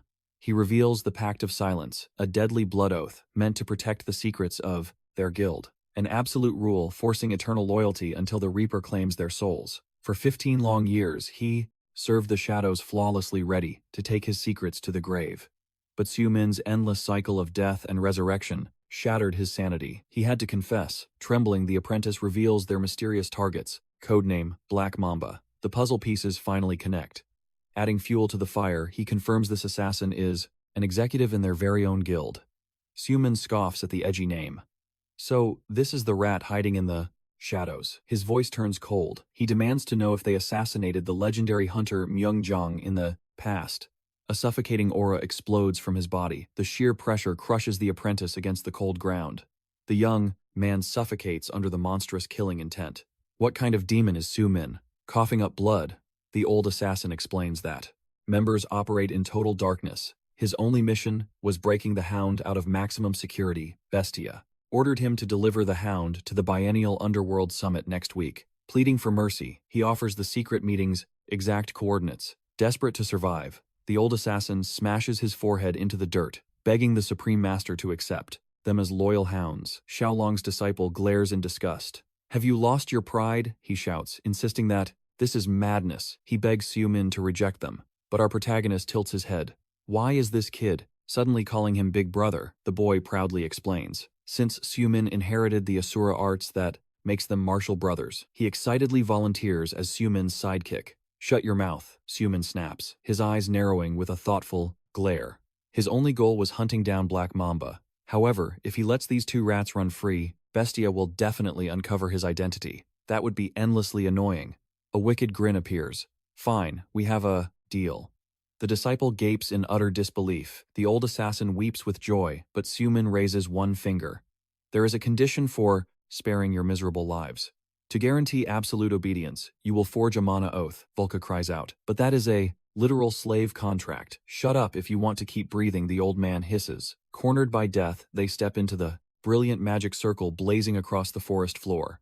Sumin manifests a mana seal, commanding them to channel their aura and swear upon their true names. The veteran bows deeply. "I am Crimson Spectre, and I am Carrie Volka." With that, the Eternal Pact is sealed. Fred cheers for their new meat shields as Sumin officially claims the assassins as his personal shadows. In exchange, he promises absolute protection. The contract flares to life on an ethereal scroll with little resistance left. The two lethal killers bow to their new overlord. But Xiaolong's disciple throws a tantrum, boldly threatening to report Sumin to the Hunter Association. A demonic shadow falls over Sumin's face. "What did you just say?" The boy freezes his soul, leaving his body. Sumin examines the glowing scroll. Bestia's elite gathering is set for next week. At this perfect timing, Sumin flashes a devilish smile. He invites the terrified boy to be his direct disciple. The apprentice is instantly overjoyed, loudly declaring him Master Sumin, chuckles, utterly satisfied. Looking at his new strike team, he calculates that 4 people are enough to shatter the underworld. Yet a dark smirk remains. He just needs one more pawn to handle the bloody cleanup. After the massacre, the scene cuts to a high-security prison. Alarms blare. The target breached containment. A guard yells from the transport wing. A high-ranking official roars in fury. Was our enhanced security a complete joke? The wounded hunter defends his failure. He moved like lightning. We couldn't even blink. The director refuses to listen, screaming that the security commander better beg for forgiveness on his knees. But the trembling hunter reveals a chilling truth. "Sir," out of the 10 elite guards, leaving the director completely paralyzed. He demands to know why this high-risk transport was assigned just one solitary guard. The foul play is obvious. The director slams his desk in furiosa, but the hunter drops a devastating bombshell. The captive already confessed. A high-ranking official took the bribe. Now the HMCS will launch a relentless investigation into the escapee and this entire facility. Piercing the director with a deadly glare, he demands absolute cooperation. Cornered and sweating, the official submits. The view shifts to a completely drained man, forcing a desperate hollow smile. His spirit is utterly shattered by the chaos. Meanwhile, Sumin receives word that the sweeping bribery crusade has officially kicked off. Suddenly, Hunter Hammond Chu of the legendary White Lion Guild crashes the room, leaving everyone absolutely speechless. He demands to know the identity of the mysterious elder who sips his tea with terrifying calm. Then his eyes lock onto the hooded Volca, shivering and dripping with cold sweat in the shadows. But Sumin smacks Jonggu, ordering him to sit tight, claiming it is a legendary tale. With his elite strike squad finally gathered, Sumin takes command to break down the deadly master plan. They are crashing Bestia's Shadow Summit, a bloodthirsty gathering of 8 elite assassins. Jonggu recoils, in pure horror, questioning why they would march straight into hell with a tiny squad. A demonic grin stretches across Sumin's face. The mission is brutally simple. He demands the absolute extermination of the entire syndicate, proving he came to paint the walls red. Deep inside the Bestia Summit, an assassin chuckles, surprised by the unusually high turnout of killers tonight. But a deadly enchantress whines that Spectre and Volca are missing in action. He sneers, refusing to even acknowledge filthy traitors. A blue-haired maniac steps up, craving the bloody thrill of hunting them down. Another lethal girl throws a tantrum, crying that Volca promised her a theme park date. Pure madness. Snapping with murderous rage, a scar-faced brute roars for absolute silence. He barks that the ultimate judgment for this betrayal falls solely on their supreme boss lurking in the pitch-black darkness. The Kingpin chuckles that he loves the chaos, yet confesses his disappointment that 3 seats remain empty. His voice drops into a lethal whisper demanding answers. Yet not a single soul dares to breathe. Steepling his fingers, his wicked mind brews a twisted solution for this pathetic little nuisance. He proposes a brutal deathmatch. The victor earns the glorious right to execute the defectors. A suffocating silence crashes down, freezing the blood of every killer present. A brave assassin glares at the boss, declaring his twisted humor fell flat. Another operative jumps, in stressing the true nightmare. The defectors hold the exact coordinates and schedule of this very summit. A skeptic scoffs, mocking the idea that those pathetic weaklings would ever dare strike. Suddenly, a deafening siren shatters the room. The automated defense system screams intruder alert, sparking an explosion of killer intent. Bestia's overlord scoffs, ordering them to repeat the impossible news, refusing to believe a breach occurred. A scout roars that enemies are literally at their gates, commanding the squad to scatter across the 5 shadow paths to hunt. The killers scatter, though one notes the suspicious stillness of Porcupine and Black Mamba, who refuse to move. Porcupine yawns, claiming crushing weak bugs brings zero thrill, opting to stay back for his twisted arcade games. The Kingpin sighs, regretting he forgot to demand. The intruders' heads remain recognizable for later identification. The perspective shifts to Jonggu cursing his rotten luck for drawing the most cursed straw possible. 30 minutes prior, Sumin's strike force infiltrates, the hidden coordinates marveling at its absolute secrecy. Spectre breaks down the blueprints. 5 rigged entrances laced with motion detectors, and a constantly mutating labyrinth inside. Still, he swears every path funnels directly into the boss room even if the arrival times vary wildly. Sumin lays out the battle strategy. Each member breaches a solo gate to trap their prey entirely. He questions if Jonggu secured the comms gear and the nervous hunter flashes his radio. Sumin barks out a final warning to stay frosty, demanding they call for ultimate backup against overwhelming odds. His voice drops, stressing extreme caution if they cross paths with the nightmare known as Black Mamba. Snapping back to real-time, Jonggu internally screams about how his flawless infiltration just completely imploded into a disastrous nightmare. Blocked by a literal dead end, he desperately shimmied through a filthy air duct. His eyes widen in pure shock. This rusty vent dumped him straight into the unguarded main chamber. Panic spikes in his chest, knowing brutal brawls are erupting at every gate, delaying his team's arrival. Clock ticking, he makes a split-second suicidal choice to cull the enemy horde before they swarm him. Out of nowhere, a perfectly spherical marble clatters across the concrete, echoing with a deeply unsettling metallic click. A deadly rogue spots the tiny orb and crouches, mocking Porcupine about dropping casino tokens. The villainous smirks, bragging about her massive jackpot win just yesterday. But the second her fingers graze that shimmering trap, the orb detonates with roaring hellfire. The blast catapults the assassin backward into a choking smoke cloud. A bystander scoffs that she got obliterated. Porcupine cracks his knuckles, grinning that a filthy rat breached their sanctuary. Without hesitation, Jonggu hurls a second explosive. But Porcupine, snatching the explosive midair with a twisted grin. A deafening blast engulfs his hand, but the monster merely laughs, craving a direct bloodbath. The sheer shockwave shatters the steel grate, sending Jungu plummeting from the shadows, and before he can even gasp for air, a devastating strike connects. The villain sneers instantly, recognizing the aura of an HMCS hunter. Skidding backward against the cold floor, Jungu struggles to stabilize his trembling body. A bitter wave of rage washes over him, realizing that his ambush barely scratched the surface, claiming only a single pawn. His eyes scan the blood-stained room, desperately calculating how their boss, projecting such suffocating pressure without activating a single skill, remains unfazed. Porcupine steps forward, growling, asking if those pathetic rats leaked their hidden stronghold. Jungu spits out blood, his eyes burning with defiance. So what if they did? The beast realizes that traitors embraced death just to turn on the syndicate. He bursts into wicked laughter, mocking their alliance with a miserable pack of bottom-tier awakeners. Fueled by blinding fury, a hunter launches a reckless charge, but Porcupine effortlessly raises his hardened claws to block. Instantly lethal bone blades erupt from his flesh, whistling through the air. The Bestia commander watches from her throne, coldly admitting the prey has some decent tricks. Suddenly, Porcupine senses the heavy mana. It is the enemy's ultimate technique, an overwhelming invisible grasp. Jungu curses the beast's impenetrable armor, regenerating flesh at an NES absurd speed using pure mana. But playtime is officially over. The monster roars, unleashing his full bloodlust in a terrifying sprint. Boom! A single devastating punch launches the hunter into the concrete, reducing the wall to rubble. Stepping over the debris, he begs the boss for the green light to execute the trash. With a careless wave, she grants it.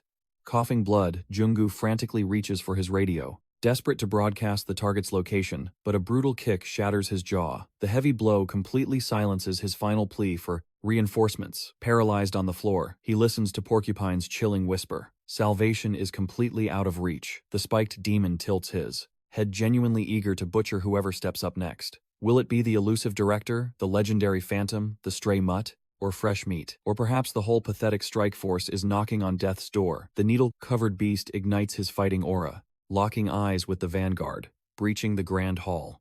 Boom! A massive explosion rattles the foundation. He widens his eyes, utterly shocked that they survived the gauntlet. His jaw drops as he spots the elite Bestia killers slaughtered like mere insects. The boss sighs, deeply disappointed that her finest hunting dogs crumbled so easily. Yet Porcupine senses a terrifying anomaly in the air. The gruesome scars prove a brutal massacre took place. The invaders stand tall, radiating murderous intent, despite the heavy toll from the relentless corridor battles. He grits his teeth, refusing to accept that the mighty tiger and grizzly were executed so effortlessly. Unleashing a tectonic stomp, he shatters the earth, sending a shockwave of jagged boulders to crush their spirits. But Hammond Chu sneers at the soft, cheap theatrics, barking at the overgrown rat to shut his trap. Erupting in a blazing crimson aura, he launches like a cannonball. Throwing a fist packed with explosive fury, Porcupine hastily crosses his arms to block instantly, recognizing the heavy pressure of the four. White Lion Guild, Vanguard. Skidding across the rubble, he demands to know why a non-HMCS outsider is risking his neck. Stumbling back, he crashes into a presence and casually spits out an apology. Sprawled in the dust, the Crimson Phantom violently coughs, groaning that this suicidal raid is an absolute chaotic mess. The villain mocks their pathetic synergy, pointing out that their combat power levels are completely mismatched. Porcupine bares his fangs, demanding the name of the absolute madman who orchestrated this suicide squad. Suddenly, the camera cuts to Sumin ruthlessly dangling a broken assassin by their scalp, exuding overwhelming dominance. The battlefield shifts as Hammond Chu questions how the monster arrived in a flashback. The Supreme Master had intervened mid-carnage, commanding a full-speed rush toward the heart of the base. He realizes the legendary Lycan and the ancient mage received the same order to lock down the target Volca, growls in frustration. Capturing an A+ class awakened alive is pure madness, especially against that slippery serpent. The Phantom nods grimly. Black Mamba is a deadly beast morpher, boasting unfathomable agility and bone-crushing power. He squints, suspecting a lethal ambush is waiting, or the mysterious crow is playing God from the shadows. Gripping his artifact, he smashes his staff against the bedrock, igniting a brilliant runic circle to hunt down the hidden mastermind. He snaps an order at Volca to secure the Viper. While the werewolf whines about doing the dirty work, Hammond Chu vaults through the air, but the spiked terror violently crushes him. into the dirt with a monstrous shockwave. However, the phantom instantly snares the beast in glowing chains, declaring his movements are entirely sealed until their liege descends. Mana erupts as he unleashes his ultimate technique, Absolute Binding Zone, locking down every single enemy. Hammond Chu desperately slashes at the ethereal restraints, but the legendary magic threads refuse to snap. Unbelievably, even the Supreme Boss. The crow finds her limbs shackled by the Crimson Phantom's glowing divine binds. The veteran mage chuckles, warning her that, despite her monstrous stats, escaping his master-tier prison is a pipe dream. A wicked smirk crosses her lips, praising his new lord's theatrical entrance before coldly reminding him of his treacherous sins. But then crack, the black mamba violently shatters the divine shackles, leaving the elder utterly paralyzed by his monstrous might. He immediately rockets toward the ghostly apparition, striking with absolute ruthlessness. Suddenly, the supposedly annihilated killer materializes from the shadows, freezing Jungu in sheer terror. The spiky fiend barks at them to stop dawdling, violently shattering his iron restraints. He commands them to brace for backup and wipe away every single trace. Unleashing a draconian art, his flesh mutates into a Bacchus. Reptilian beast roaring for their immediate deaths, Jungu desperately shouts that Hamchu's ribs are shattered, and ordinary blades are utterly useless. Out of viable options, he screams that retreating at full speed is their absolute only hope. Hamchu senses the beast's overflowing mana, realizing it commands the very earth itself. Accepting his role as the vanguard shield, he knows buying precious seconds is their only play against an unwinnable nightmare. To compound their despair, Volca is locked in combat. With the second killer entirely pinned down, the crushing burden of survival rests solely on him. He grunts, knowing this bloodbath will be a brutal ordeal. He miraculously pierces the monstrosity, forcing it to violently vent toxic green mist in sheer agony. Jungu gasps as the serpentine beast unleashes elemental rot magic, manifesting a sky full of corrosive phantom blades. The fiend violently whirls, obliterating the ground and bombarding the hunters with a deadly barrage of jagged debris. Hamshu frantically screams at Jungu, signaling a colossal boulder, plummeting straight for his skull. The creature mocks Hamshu, sneering that if it were in his shoes, it would never ever expose its blind spot during a deathmatch. With a devastating strike, the monstrosity mercilessly crushes the vanguard into the stone, carving out a massive crater. It glares at Jungu, hissing. There is one crucial reality that pampered official guild members completely fail to grasp. Gripping his throat, the beast taunts. Did you fools truly believe our dark sanctuary lacked lethal countermeasures to slaughter uninvited guests? Meanwhile, the assassin launches a relentless onslaught against Fula, viciously roaring for his immediate demise. It turns out this entire chamber is rigged with devastating self-destruct wards and inescapable homing spells. The sinister foe declares their doom was absolute the second they trespassed into the Viper's lair, completely shedding any remaining restraint. He orders the prey to cease their pointless struggling and embrace a quiet, permanent end. But out of nowhere, a terrifying aura of death triggers the beast's primal survival instincts. It explosively vaults backward, narrowly dodging a catastrophic glacial blast that erupts from the void. Entering the fray is Sio Min, rocketing straight at the abomination, leaving Jungu utterly paralyzed with awe. Boom! A devastating, bone-crushing impact sends the villain flying, asserting absolute dominance. Flashing a terrifying smirk, he declares, he has finally hunted down his prey, this pathetic, slithering garbage. Without warning, Yoa lunges with a lethal slash, furiously demanding the interloper's identity, only to be snared by a paralyzing lightning hex, collapsing helplessly to the floor. Witnessing this absolute flex, Bestia's leader is thunderstruck, realizing this newcomer instantly dismantled every single complex ward in the stronghold. Sio Min channels a monstrous aura, while Fred openly mocks them, calling their defensive magic pathetically weak. The boss marvels at the sheer absurdity of someone casually erasing millions of high-tier traps. Suddenly, the spiky mutant drops in, grumbling that their thunderous invasion genuinely caught him off guard. Locking eyes with Sio Min, he mutters that the scattered puzzle pieces finally align perfectly. He angrily accuses Sio of being the mastermind, who formed a rogue squad and systematically butchered his elite killers. Sio is thoroughly disgusted, scoffing at the sheer audacity of a dirty hitman playing the victim. The syndicate boss aggressively questions if Black Mamba provoked an untouchable monster, but the killer nervously denies it all.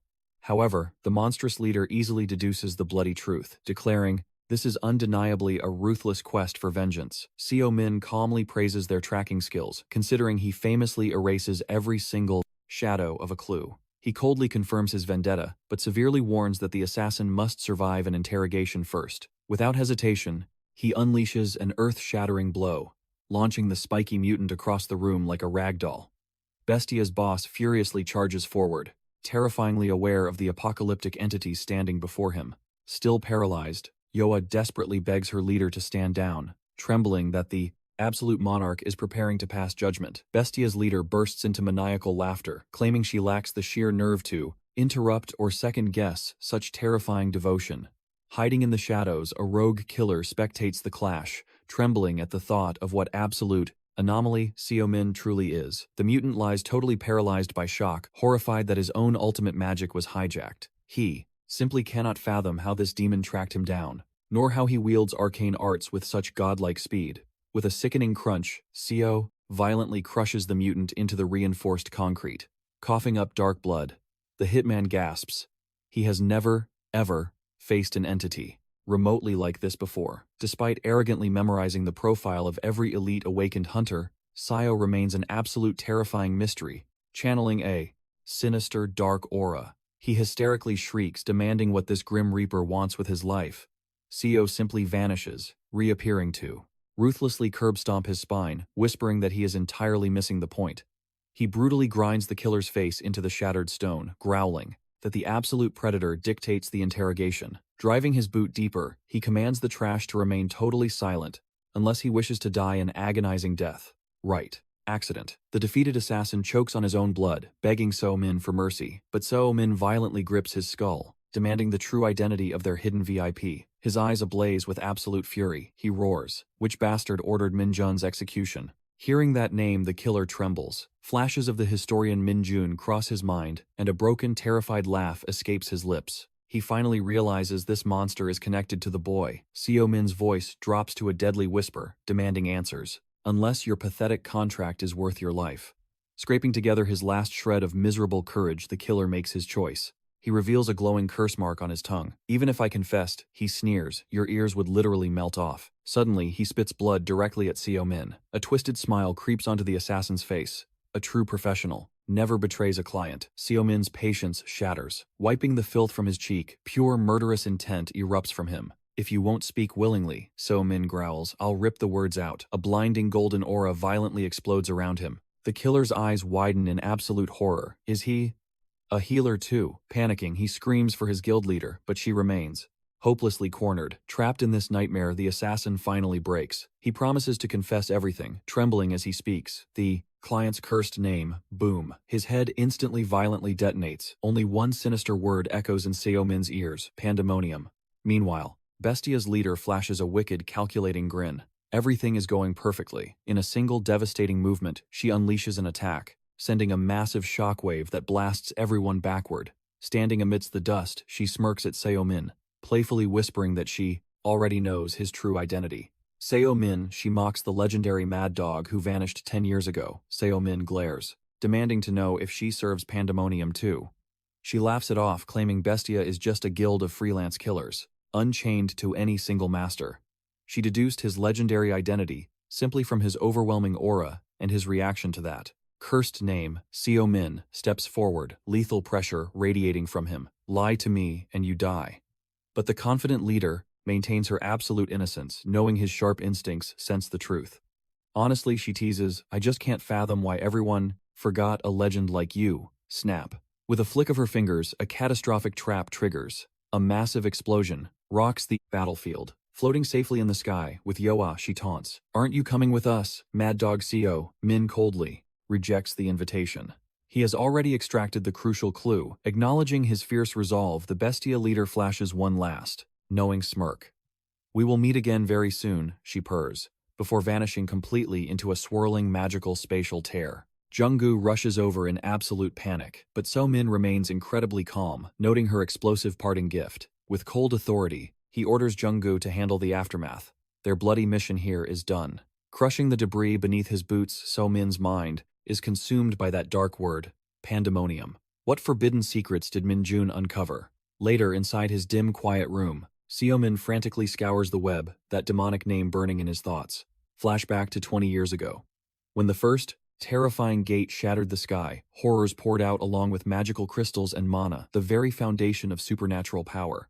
But, worst of all, the demons descended otherworldly tyrants who had already mastered both magic and absolute combat skills. They ruthlessly capitalized on humanity's darkest, most chaotic hour. Invading our broken world, these vile creatures crowned themselves as Earth's overlords. They monopolized the gates and slaughtered us like mere livestock. Disgustingly, amidst this bloody apocalypse, certain traitorous humans bowed down to worship the demon lord. This sickening fanatic cult of absolute despair was known only as Pandemonium. But humanity fought back. The legendary first-generation hunters finally awakened their mana, crushing the invaders' reign of bloody terror. The Great War was won, and Earth's fragile peace was secured. Sumin clearly remembers wiping out the Pandemonium cult entirely, long before he even beheaded the demon lord. That was 10 long years ago. So why is this nightmare resurrecting now? Shutting his eyes tight, he summons the entity known as Pred. Hey, Sumin questions his shadow. Do you remember those otherworldly bastards? Pred's chilling voice echoes back. Of course, they were sickeningly unique. They enslaved noble dragons and countless other species, and I swear, they stole a piece of my own power. Pred growls in absolute frustration.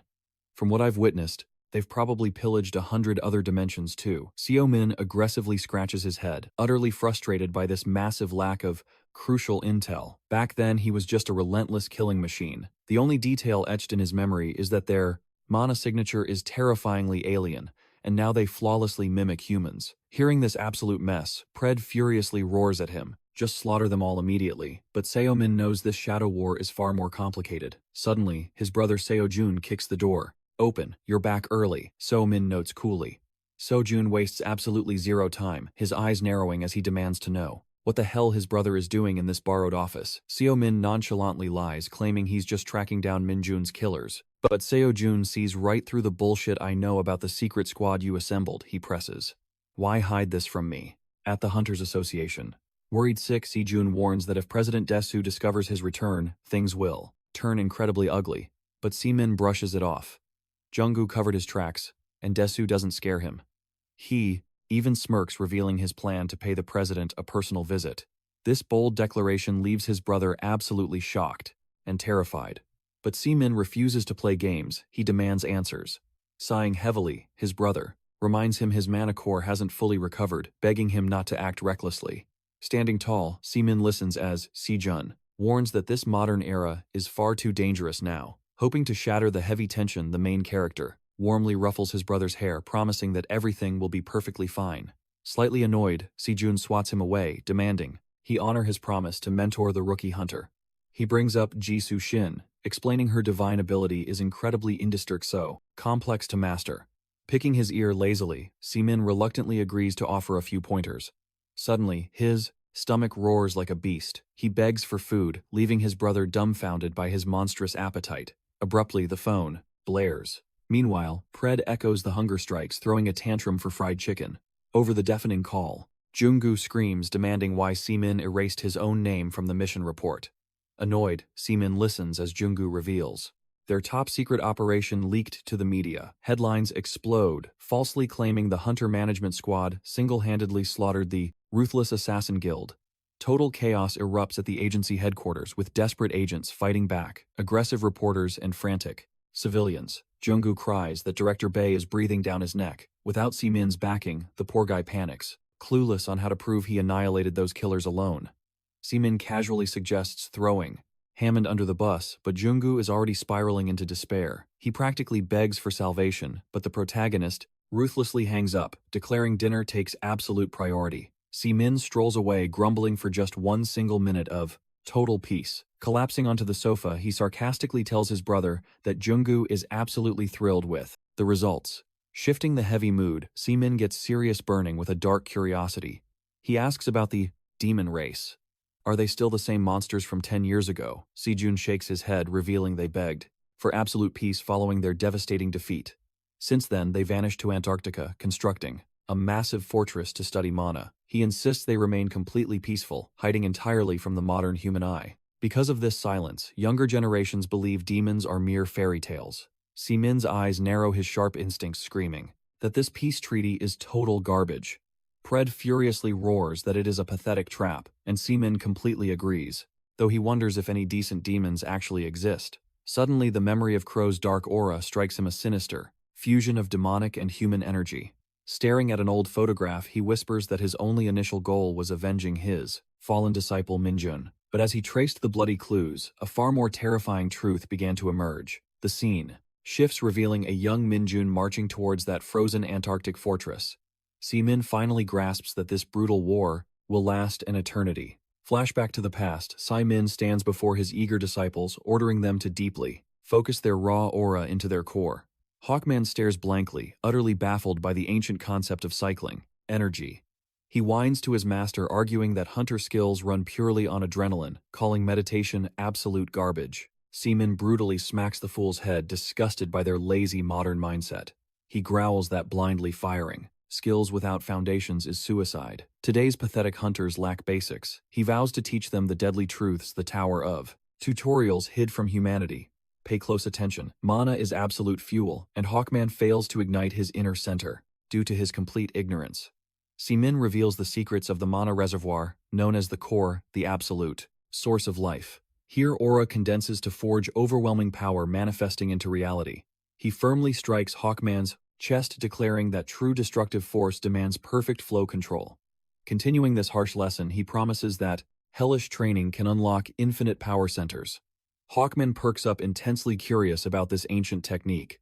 As his master's hand blazes with divine light, Sumin commands silence, yet Pred violently scoffs, mocking that it took him a full century to master. He ominously promises tomorrow's training will break their bones.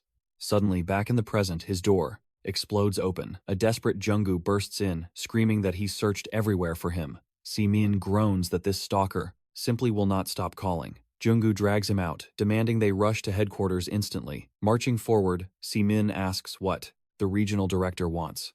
Suspecting ultimate betrayal, Sumin glares, but Jungu frantically denies it, swearing it concerns the massive prison incident.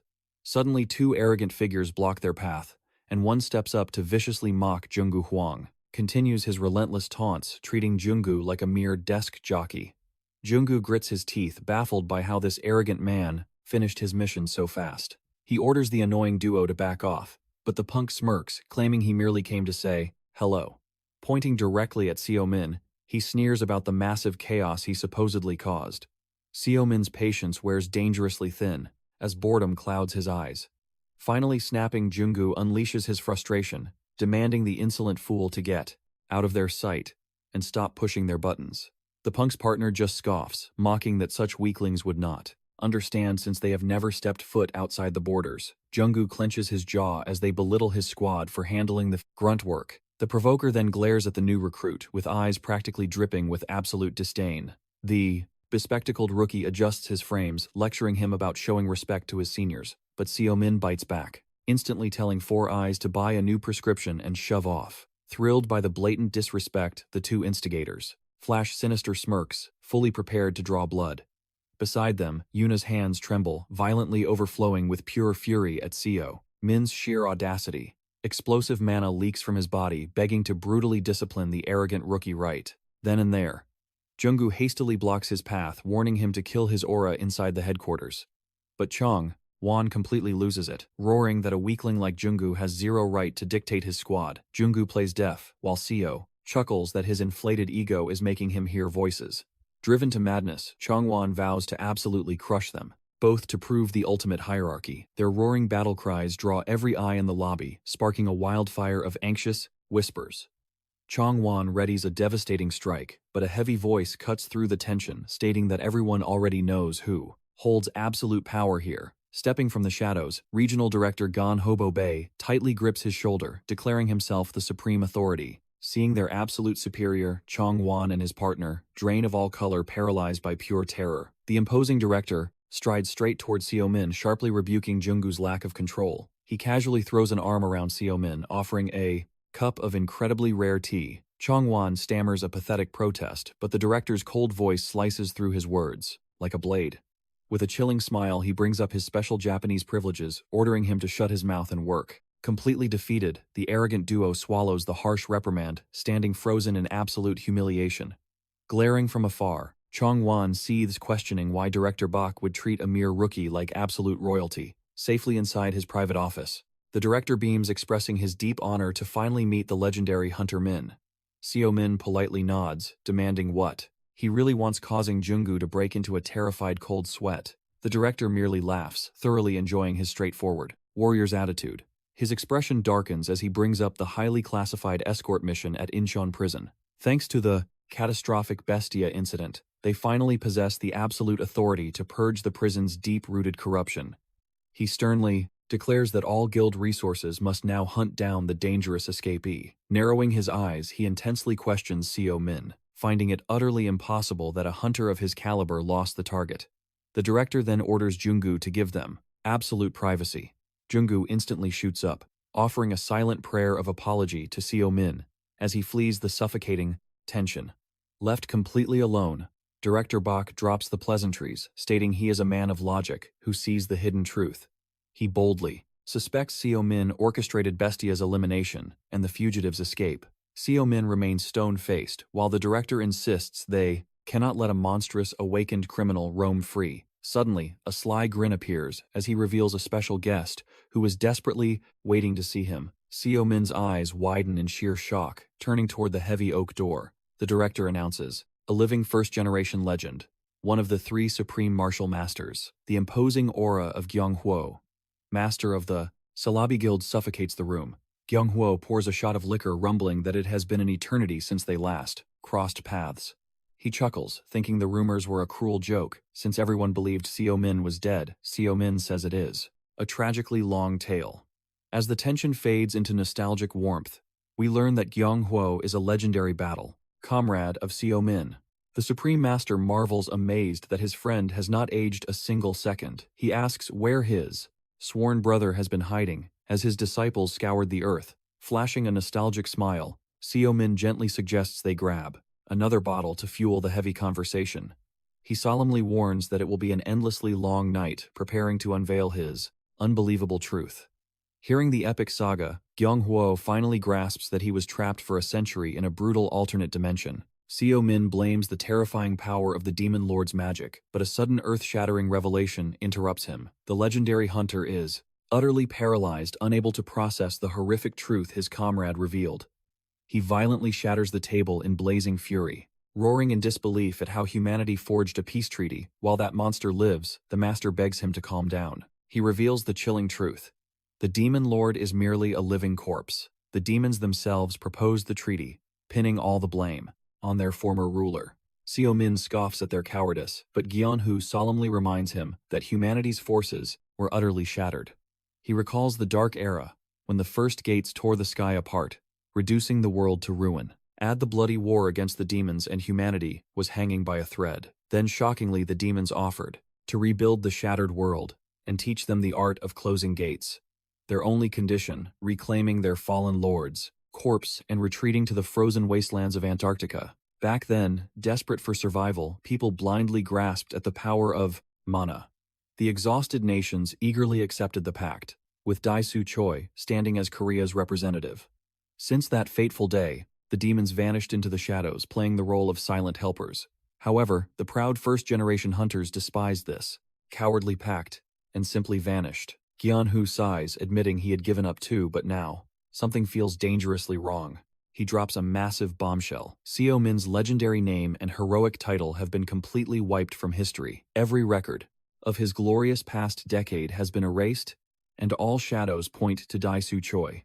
The cover-up was so absolute that Gyeonhu only recovered his memories today. How could a legendary war hero just vanish like that? A dark realization hits. Did Daisu make a twisted deal with the demons? Gyeonhu nods grimly. That snake always craved absolute power to surpass. His master Pred growls in pure disgust at this vile betrayal, while Seo Min's eyes burn with cold fury. Daisu Choi, allied with the very monsters they fought. Why would that treacherous bastard sell out humanity just to erase his master's existence? What twisted endgame do the demons have besides avenging their fallen king? Gyeonhu shakes his head. It is merely a dark theory for now, and they need solid proof. Blazing rage flashes in Seo Min's eyes.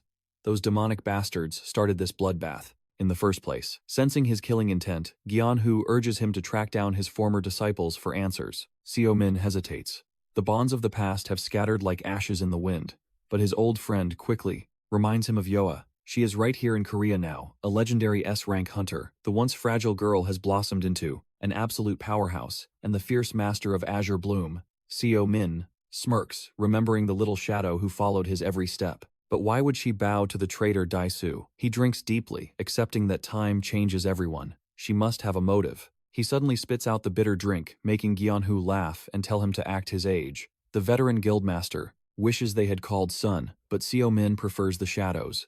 Little do they know. A hidden rat snaps a photo of the returned king, a wicked grin twisting their face. The shadows shift as the rat dials a secret number, reporting the legend's exact location. A mysterious woman purrs with dark satisfaction, ordering her pawn to retreat. Meanwhile, across the city, Yoa's phone buzzes violently. A shadow crosses her cold features as her eyes lock onto the screen. Her breath catches in her throat. The impossible truth stares back at her. The face of her legendary master, he actually survived, like lightning striking her soul. The chaotic mysteries of the tutorial tower finally make perfect sense. Trembling violently, her tremendous S-rank strength vanishes. She collapses to the cold floor, weeping like a lost child. Her master, the god of her world, has finally returned.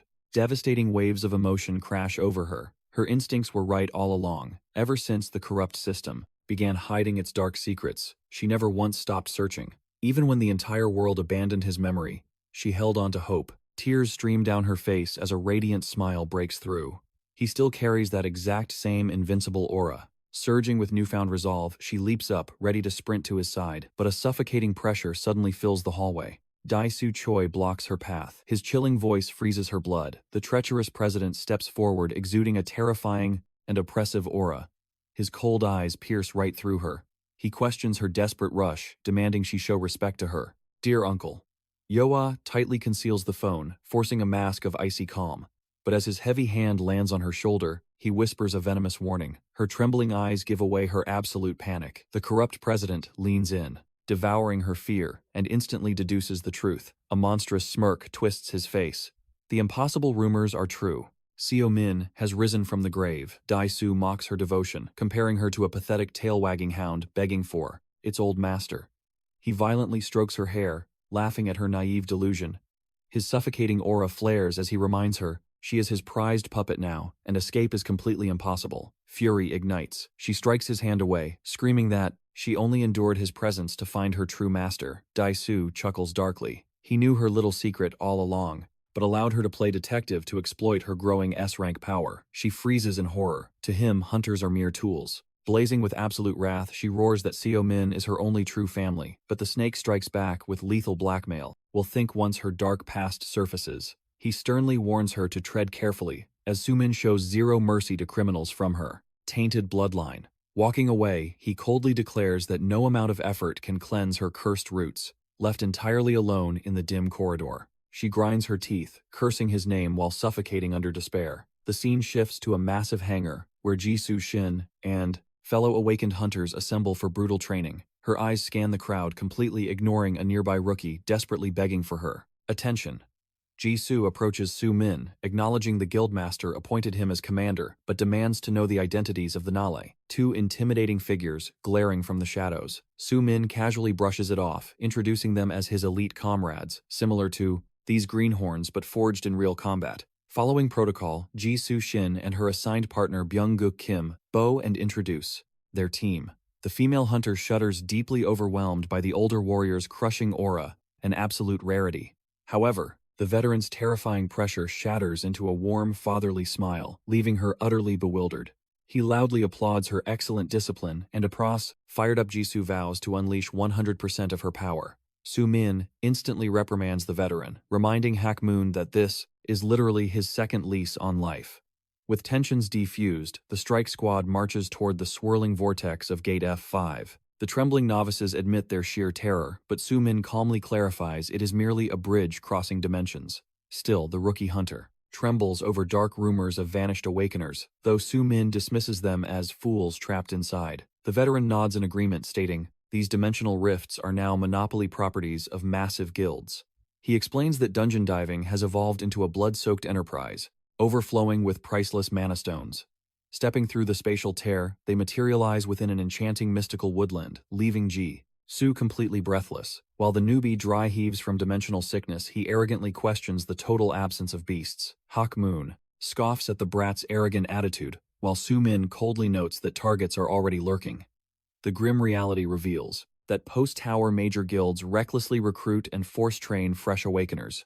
Sumin absolutely despises this flawed system, deeply frustrated that it breeds nothing but useless, incompetent fodder. Without warning, he summons the fresh meat, barking an absolute order to display their awakened abilities before advancing. The arrogant guy bitterly questions why an outsider was hired to supervise their elite guild. Worse yet, he harshly complains about being shackled to a deadweight partner, incapable of casting spells. However, her dormant mana abruptly sparks, unleashing a blinding flash that violently knocks her arrogant teammate backward. The deeply embarrassed huntress stammers an apology, but Sumin coldly commands her to conserve her breath for survival. Swiftly, he hurls a strange artifact directly at her, demanding she snatch it from the air. Her fingers wrap around the mysterious item, blinking in sheer confusion upon realizing it is a leather riding crop. Sumin reveals it functions as a mana-channeling catalyst, a secret technique Minjin shared. Grasping the catalyst, tightly she channels her energy again, projecting beautifully stabilized magic. Witnessing this leap in power, her partner's jaw hits the floor, utterly stunned by the phenomenon. Suddenly, a vile pack of green-skinned goblins ambushes them from above, prompting a frantic warning cry. Sumin strictly commands the rookie duo to face the horde alone, freezing the boys' blood in pure terror. The commander brutally mocks them, declaring this is their chosen path, wishing them luck surviving the bloodbath. Watching from afar, Pred analyzes the boys' flashy explosive magic, coldly deducing it lacks any real lethal impact. The veteran warrior observes the chaotic skirmish bluntly, stating the fool will burn through his mana core instantly. Against such low-ranking trash mobs, dread consumes the boy as a terrifying wave of goblins swarms him. Shattering under pressure, he shrieks in total panic, begging Huntress Shin to save his pathetic life from the impending slaughter, but his fate is sealed. With his spiritual energy completely drained, a strike sends him crashing down defenseless. Sensing the deadly crisis, Ji-Su sharpens her focus, screaming her ultimate awakening skill into the void. The legendary Beast Tamer system activates, violently paralyzing the savage goblin mid-leap before it could butcher her helpless partner. Surging with dominant aura, she seizes control of the monster's mind, forcing it to stand like a loyal shadow, awaiting her absolute command. Extending her finger toward her wounded comrade, she commands the subjugated beast to back away instantly. The hypnotized creature submits, without hesitation, slowly retreating from the terrified boy. Beaming with overwhelming pride, Ji-Su pivots eagerly, asking her veteran mentors to evaluate her glorious new power. The seasoned veterans observe it is an incredibly rare domination trait, predicting she holds a terrifyingly bright future ahead. Pred salivates, madly desperate to devour the sweet ability, though Sumin simply smirks, calling it decent.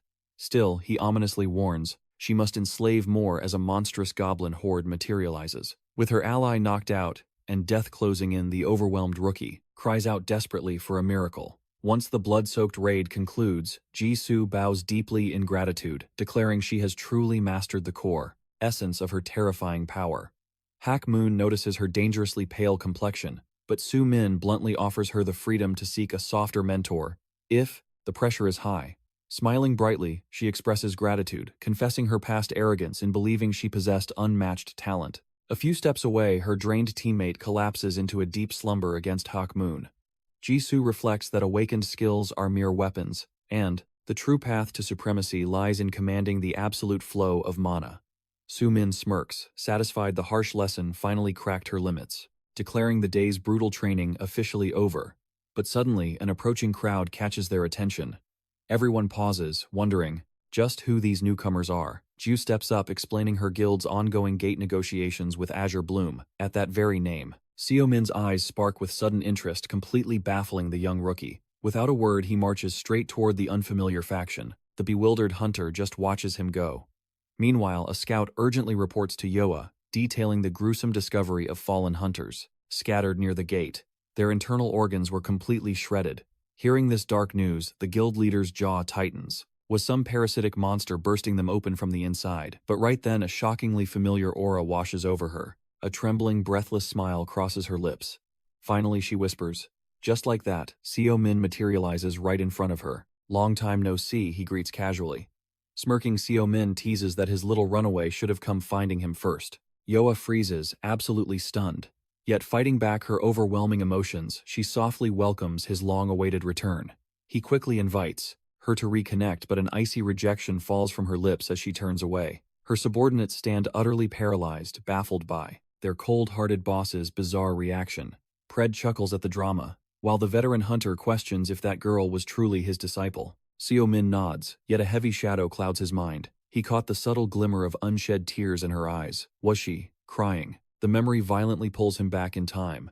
A tiny sobbing Yoa cowers in the shadows until her master tracks her down. Dropping down beside her, he playfully mocks her recent battle loss. With a gentle hand, he ruffles her hair, softly, whispering that real tears should be shed proudly in the light. This only fuels her childish fury. She furiously screams that Sun gets the better training. Bloodlines over strays. She bitterly cries out that she is merely street trash, an utterly worthless burden he dragged out of the gutter. Through ugly sobs, she expresses her gratitude for salvation, begging him to leave her to her misery. However, her master outright refuses. He stubbornly messes up her hair again, determined to break her gloom. Flashing a brilliant smile, Min declares they hold the ultimate power to choose their own family. From this moment forward, they were bound by soul, big brother and little sister.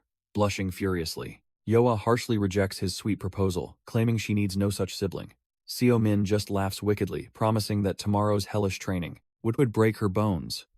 But the tragic truth, that young girl never wanted the title of a pathetic, helpless little sister. She craved to be his true equal, a partner who could stand shoulder to shoulder and forge his dream world. Yet, the dark reality screamed otherwise. She was stained by her father's criminal sins, so swallowing her shattered heart, she made a silent vow to endlessly bleed for the savior who gifted her the light. Back in the present, Yoa forcefully storms into Shun's private office, startling him. Dropping all formalities, she boldly calls his name. Sweating slightly under her intense gaze, Shun stammers out a question about this sudden intrusion. Her eyes are cold as steel. This is a matter of absolute urgency. Meanwhile, miles away, the veteran master Gyeonggu confronts Daisu, desperately claiming he still holds faith in their bond. He reminisces about the legendary three supreme masters, how they once fought, united to shield this fragile world from chaos. Daisu violently interrupts the nostalgia. He commands the old fool to stop barking and speak his true purpose. Gyeonggu's gaze sharpens into blades. "Have you seen Min?" he demands. The corrupt guildmaster simply sneers. 10 long years. Should have put that rabid hound in the dirt. Daisu brutally spits out the truth. Humanity's peace means absolutely nothing to him. His eyes burn with venomous ambition. The so-called title of three supreme masters. It is nothing but a pathetic, laughable illusion. Roaring to the heavens, Daisu claims the only truth. The throne of the supreme master seats only one. He craves godlike dominion, and bottomless mana is his bloody stepping stone.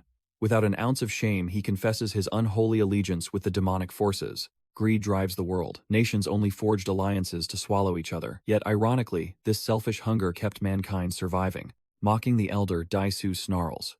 Did this fossil really drag himself here just to cry about a decade-old betrayal? But Gyeonggu strikes with lethal precision. He flat-out accuses Daisu of selling his soul and orchestrating Min's vanishing. Daisu throws his head back laughing, brushing off the accusations as pure fantasy. He even sarcastically proposes a three-way summit. Out of nowhere, an echoing voice accepts the challenge, sending an icy shiver down the president's spine. The phantom voice echoes, like thunder, declaring he has burning questions of his own. The atmosphere shatters. Min himself erupts onto the high-rise terrace, stepping out of a blazing magic circle like a god of war. His gaze is pure absolute zero.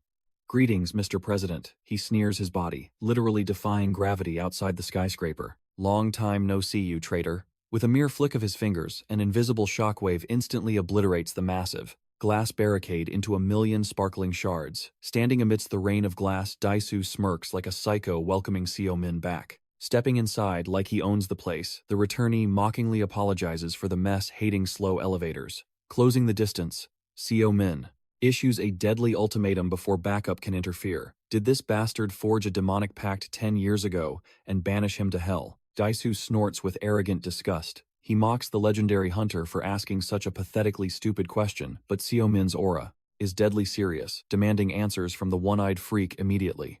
Daisu just cackles, mocking him and asking if he enjoyed his little vacation, seeing as he has not aged a day. Suddenly, a projectile tears through the air, violently shattering. Right beside the president, Seo explodes with blazing rage, threatening to rip Daisu to bloody pieces. He asks if he wishes to live long, enough to speak the truth. Did the president ally with traitors? Did he orchestrate Minjun's tragic death? A terrifying dark aura erupts around him. He fiercely warns them to never threaten Yoa and her disciples. Flashing a sinister smile, the president merely lets out a chilling laugh. He is not intimidated in the slightest. He roars with amusement, screaming that this is the mad dog. He remembers Seo Min's aura explodes, declaring he has missed the bloody thrill of the battlefield. Instantly, Daisu unleashes a crimson aura, boasting how he awakened dark powers to reach absolute strength. He challenges his old rival, sneering that if Seo wants his answers, he must bleed for them. Smirking, the hero accepts the duel, knowing absolute force is the only way to make the bastard talk. But suddenly John Hudu flashes between them. The president barks at him to halt. The master orders them both to stand down. A catastrophic clash here would destroy everything. In the chaotic background, Ji-hwan, Ryu is utterly bewildered while elite guards take defensive formations. John Hu severely scolds Seo, warning him that an all-out war here would attract deadly, unwanted attention. Seo Min clicks his tongue in pure frustration, but the master urges him to suppress his killing intent for Sai Jun-sak. Seeing their killing intent fade, Daisu sighs in boredom, complaining that this entire reunion is a massive disappointment. He nostalgically recalls their bloody past, fighting and crushing enemies without an ounce of remorse. To him, that was a truly glorious era, vastly superior to these pathetic, peaceful times. Losing interest, he finally answers, swearing on his pride he had absolutely nothing to do with Min Jun's gruesome end. Daisu casually adds that Yoa chose his side of her own free will, totally unforced. He then turns his arrogant back, mocking Seo to book a formal appointment for further interrogations. The hero stands in heavy silence, sharply processing the unsettling truths just extracted from the corrupt president. Beside him, Gyung-hoo breathes a deep sigh of relief as the catastrophic battle is successfully narrowly avoided. The perspective shifts as Daisu aggressively boards the elevator, barking at his trembling assistant to shut his mouth and mind his own pathetic business.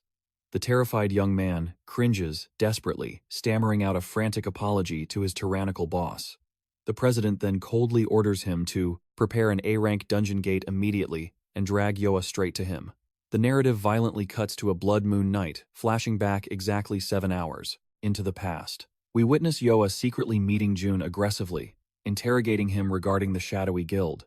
She reveals that the elite hunters discovered at the Cursed Gate had their internal organs completely pulverized. Yoa grimly deduces it was either a devastating, unique execution skill or a lethal ingested poison. She exposes their dark connection to an ultra-secretive guild known only as EZ, an absolute phantom in the underworld. Sejun listens with razor-sharp focus, then drops a terrifying rumor he unearthed about this sinister organization. He shockingly reveals, trembling slightly, that whispers claim this shadowy guild is commanded by a supreme demon master. Sejun demands her source, and Yoa smoothly replies he can freely exploit this dark intel. She turns away, vowing to continue her dangerous investigation, and promising to keep him fully updated. Before vanishing, she strictly warns him not to track her down, because Daisu's predatory gaze is always watching, his every move fueling her dread. She begs Sejun to hide her visit from the Supreme Master, as returning to his side is no longer her destiny. Sejun then realizes his brilliant deduction was absolutely correct. Yoa only infiltrated Daisu's ranks to hunt down Seo. Yet he is baffled, finding zero logic in her staying with the enemy, now that legendary Seo has returned. He remembers Seo's blind, unwavering faith in his elite disciples, but to him, they always radiated dangerous, hidden secrets. Gripped by dread, he sighs heavily, questioning what twisted game Yoa and Xiaolong are truly playing. Suddenly, Seo steps into the room, making Sejun leap from his chair in pure shock. The younger brother stands utterly speechless, nervously stammering out mere syllables, his mind totally blank.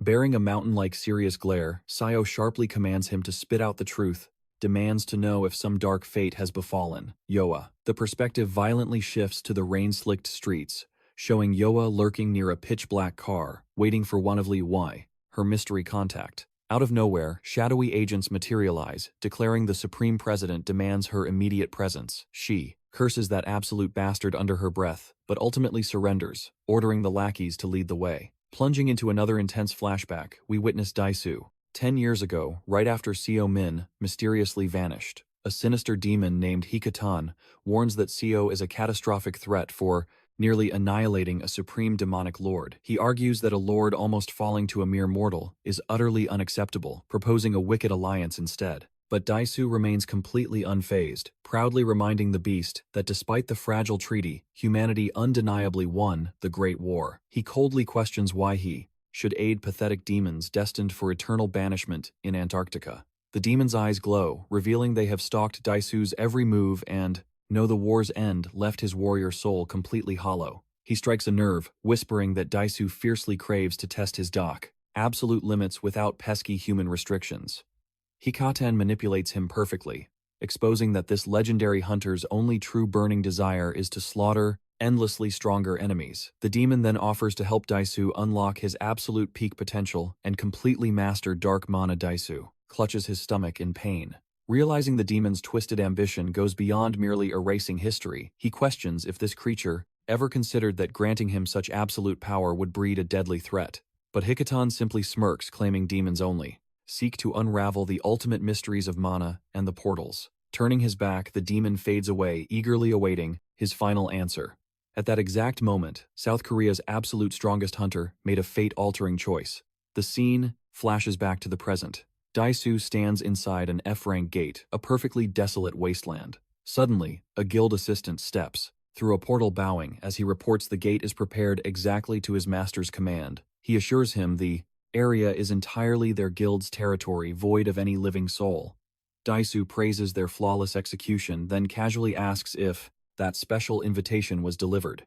The subordinate confirms cautiously, reminding the Supreme Chairman that the Grand Summit begins tomorrow. Cutting him off coldly, Daisu sneers that he already knows, commanding everyone to vanish. The lackeys quickly withdraw, one sighing heavily at the icy dismissal.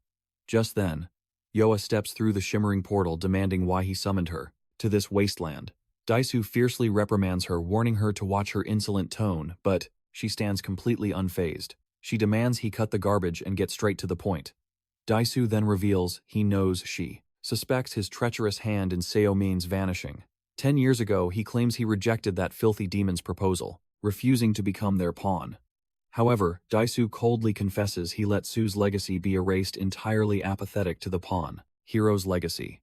Yoa boils with absolute outrage at his twisted apathy, calling his bluff. He simply continues, admitting a lingering shadow of unease plagued him, not out of guilt for stealing the chairman's seat. His true torment was never proving who was truly superior, himself or that legendary mad dog. Boiling with rage, Yoa curses him and detonates her blazing aura. She launches forward like a missile, screaming that he really was a demonic traitor all along. Consumed by fury, she realizes he orchestrated this nightmare from the very beginning. Leaping into a devastating strike, she roars in agony over her master's tragic disappearance and shattered legacy. But Daisu casually catches her blazing strike with one bare hand, asserting his overwhelming supremacy. Mocking her reckless moves as a pathetic mirror of her mother, he swats her away with one brutal blow. The devastating impact erupts into a massive dust cloud, carving a jagged crater. Coughing up blood, she hears his chilling taunt that she is merely bait to drown the mad dog in absolute blinding hatred. He finally confesses that a suffocating inferiority complex has haunted his soul like a relentless ghost. Now that Seo Min has returned, he will crush this pathetic remnant of the past. Though heavily wounded, she spits blood and laughs, doubting her legendary master would ever fall for this trap over someone like her. Taking a menacing step forward, he guarantees it, knowing Seo's predictable nature. Crushing her beneath his boot, he sneers that he never bought into their pathetic little family act. But the terrifying glare in Seo Min's eyes that fateful night proved he was dead wrong about his attachments. Now, she is the perfect bloody bait, his master key, to ignite this apocalyptic deathmatch. Daisu summons a sinister, glowing magical chain to shackle his bruised hostage. The mystical binds constrict violently around Yoa's fragile body, and she screams in agonizing pain. Utterly paralyzed, she listens as he boasts this relic could completely suppress even an S-rank hunter. With a psychotic grin, he orders her to cling to life until her savior arrives. That is her sole mission. She thrashes and screams that his schemes will never change, the fact he is absolute trash. Suddenly, an earth-shattering boom tears through the air. Originating from directly above, tearing through the heavens, Seo Min crashes down like a catastrophic meteor, striking the earth with a world-breaking impact. The force triggers a colossal explosion, launching boulders and blinding dust in every direction. Unfazed Daisu roars in manic excitement that today history will be violently rewritten. He arrogantly declares, the world will witness a legendary relic's execution and crown him the supreme monarch. Emerging from the smoke with a terrifying smirk, Sumin growls that this is all pathetic delusion. He instantly explodes into motion, shattering the bedrock as he blitzes the traitorous chairman with overwhelming bloodlust. Daisu barely blocks the strike and cackles, though the monstrous kinetic force sends him skidding backward. He mocks Seo as painfully mediocre, claiming, 10 lost years forged an insurmountable power gap between them.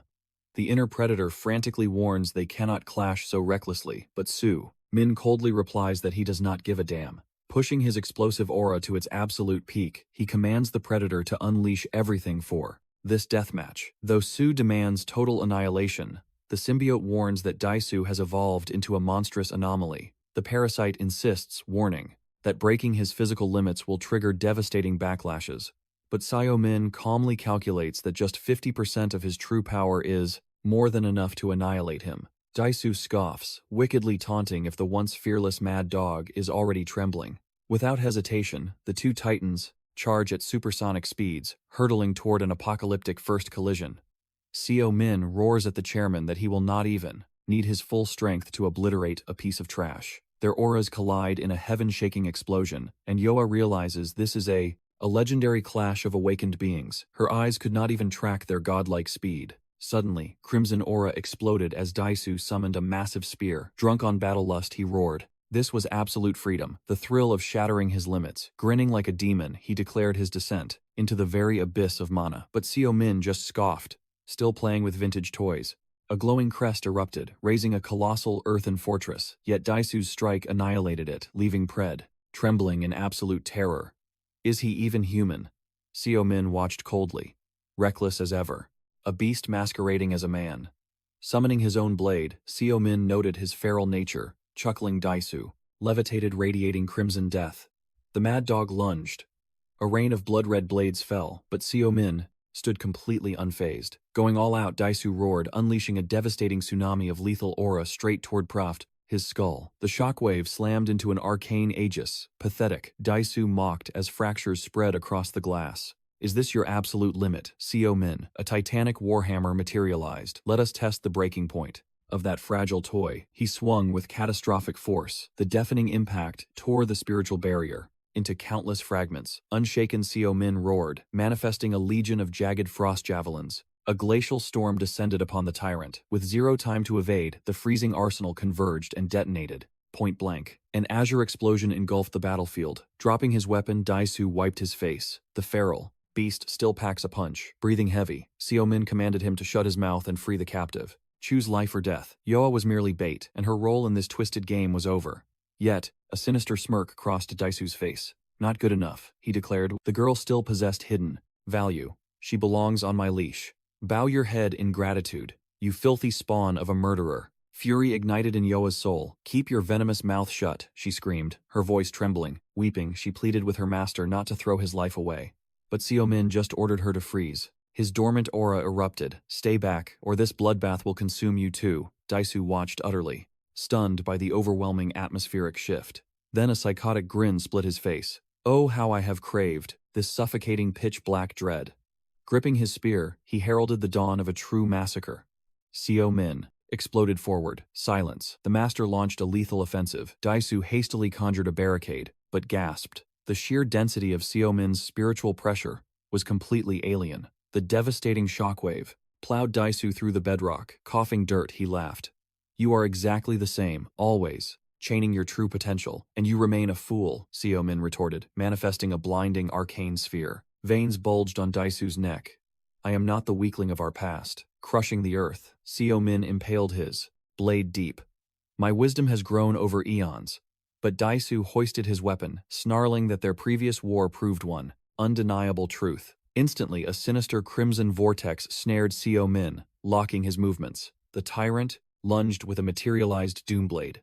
You are no longer. His eyes burned with pure malice, roaring that the fallen hero was merely dust beneath his feet. A direct hit, a cataclysmic ruby detonation devoured the entire Battlefield. From the ruins, Yoa's heart-wrenching scream pierced the air, Master trembling in pure dread. She stared into the choking ash.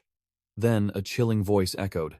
I appreciate you proving my point. For me. Sumin stood unfazed, restraining the executioner's blade. You never stood a chance. The president froze, utterly horrified. A legendary weapon that split skyscrapers halted like child's play. Impossible. Blocked by a single bare arm. Sumin's eyes glowed with disdain. Bullying trash for 10 years made you pathetically soft. Yanking the tyrant forward, he whispered his dark secret. I crawled through literal hell for a century. A god-tier punch shattered Daisu's jaw. The sheer astronomical force rearranged his skull. The cataclysmic shockwave blasted him across the arena. He crashed through solid granite, reducing the mountain to rubble. Yet, through the blood, a psychotic laughter escaped his lips. Finally, someone drew my blood. Rising from the devastation, he triggered his wrist seal. Time to break the heavens. By law, all double S-class hunters were shackled by a divine restriction band. A system designed to suppress their catastrophic mana and protect fragile society. But Daisu shattered the eternal seal, casting it into the dirt. Freed from his cage, a devilish smile warped his face. Sumin mocks him without mercy. That collar perfectly suits a rabid dog like you. He spits out the pathetic truth.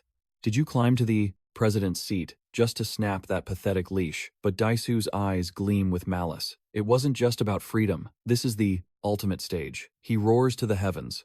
What better chance to test my absolute limits against a true monster? Sumin tightens his grip. A cold smirk crosses his face. Daisu, you always were a barking dog. With boundless aura surging forth, he readies his stance. Come and face your doom, Mr. President. Suddenly, a blinding pillar of explosive light engulfs the battlefield. The sheer atmospheric pressure shatters the earth. The two titans clash with apocalyptic force. A devastating shockwave rips through the crumbling dungeon gate. The crushing gravity hurls Yoa violently against the harsh terrain. Gasping for breath, terror strikes her heart. Their monstrous magical power is tearing the portal apart. A dungeon break is imminent. Panic sets in. Her master's godlike fury might slaughter the innocent civilians beyond the rift. Fueled by sheer desperation, she strains against her limits. With a resounding snap, the mana chains shatter. She must stop them, but the battlefield is a blur of hyperspeed strikes. Steel sings against steel. Daisu materializes a colossal warhammer. He craters the earth with terrifying wrath, launching jagged boulders into the sky without missing a beat. Sumin activates his ultimate skill. A legion of shadow clones materializes, swarming their prey. The overwhelming barrage forces Daisu's absolute defense to fracture and splinter. Complete disbelief washes over his face. He never calculated such a massive power gap without the magical limiter active. Bleeding, but unbroken, a psychotic laugh erupts from his throat. He instantly conjures a storm of phantom blades. Daisu tightens his grip on his legendary spear. Ancient martial arts flow through him. He launches the divine weapon with world-shattering momentum. Straight at Sumin, crimson aura erupts. The spear violently morphs into a colossal spiritual tiger. The beast unleashes an ear-splitting roar across the spear, decimated arena. But Sumin catches the monstrous fangs bare-handed. He instantly recognizes the artifact's hidden seal. He commands Pred to unleash his beast-taming authority, dominate this creature. Now, Daisu freezes in absolute horror. Just what kind of unholy power did Sumin acquire over the slice? Past 10 years, the taming magic takes hold. The majestic aura tiger bows to its new master, totally subjugated. Wearing a devilish grin, Sumin claims the throne. He commands the phantom beast to devour its former creator. The disgraced president burns with boiling rage at this ultimate humiliation. He spits venomous curses. Out of nowhere, Yoa sprints across the battlefield screaming in absolute desperation for a ceasefire. Master, open your eyes. She frantically gestures at the apocalyptic wasteland they've created. The horrifying truth drops. The dimensional rift is imploding. Catastrophic mana radiation is about to flood the human realm. She screams her warning. Even as the mighty Hunter Association president, the International Tribunal will execute him for this. But Daisu scoffs at the threat. Shut your mouth, you pathetic brat. He sneers with supreme arrogance. But Yoa drops a bombshell. She has already bypassed him and alerted headquarters. The portal will unlock any second now. Dragging her bruised body forward, her voice cracks with exhaustion. Please, end this madness. Sumin stands completely still, gazing deeply at his loyal student's broken form. Without warning, the discarded communication device blares a high-priority alarm. Daisu snatches it, growling. Speak through the static, an icy voice echoes. I am Edward, from HMCS main headquarters. He cuts to the chase. I am initiating an emergency override protocol. We are talking right now. Daisu grinds his teeth. Damn it all to hell. Cornered by authority, he forcefully swallows his pride. He shoots Yoa a death glare. Taking in a treacherous stray like you was my worst mistake. Daisu turns his back to the ruins. My bloodlust is gone. He coldly dismisses Seo Min and walks away into the shadows. The tyrannical pressure vanishes, the ash clears, and the cataclysmic battle concludes at last. Yoa's legs give out completely. Soul-crushing dread consumes her. Her master finally witnessed her most sinful secret. Panic spirals in her mind. Should she confess her cursed bloodline? Will he despise her for being the villain's daughter? A warm shadow falls over her. Seo Min kneels gently, patting her trembling head. Are you hurt, kid? Utterly stunned by his fatherly warmth, tears blur her vision. Her invincible master hasn't changed a bit. His heart remains pure despite the hell they just survived. Breaking down, she buries her face in his chest, sobbing uncontrollably. He chuckles softly. Guess you still have some fight in you. Meanwhile, Daisu spins a web of toxic lies. That pathetic hunter's report is pure fiction. He shamelessly scapegoats Yoa, claiming he'll discipline her for triggering a fake emergency siren. A condescending scoff escapes his lips. It was merely a light sparring match inside an isolated dungeon. The headquarters is completely overreacting, but the silence is deafening. HMCS Vice President Edward Blackwood sees through the deception. His tone turns razor sharp. A light spar. That was before you shattered your monolimiter, Mr. President. The absolute law is clear. Double S class hunters are strictly banned from engaging in unsanctioned personal warfare. If a clash of titans is inevitable, protocol demands immediate clearance from the warfare. Global association to prevent apocalyptic fallout. Edward's voice drips with venomous warning. Even sitting on your high throne, a supreme military court awaits you. Your domestic privileges mean nothing here. The global regulatory forces will rip your title away. With a politically deadly smirk, Edward adds, but surely we don't need to shatter the world's delicate peace today. The veiled threat lands heavily. Clean up your own mess internally. Daisu, bury this incident quickly and quietly. The defeated president yields. Edward leaves one final chilling promise. We look away this time, but the shadows are watching. Demanded an immediate interview with the warrior he battled. Sipping his coffee, he maliciously anticipates crossing paths with this so-called insignificant hunter. Daisu ends the call, eyes narrowing as he realizes the vice president is hunting Seo Min. Their inevitable clash in South Korea was set in stone.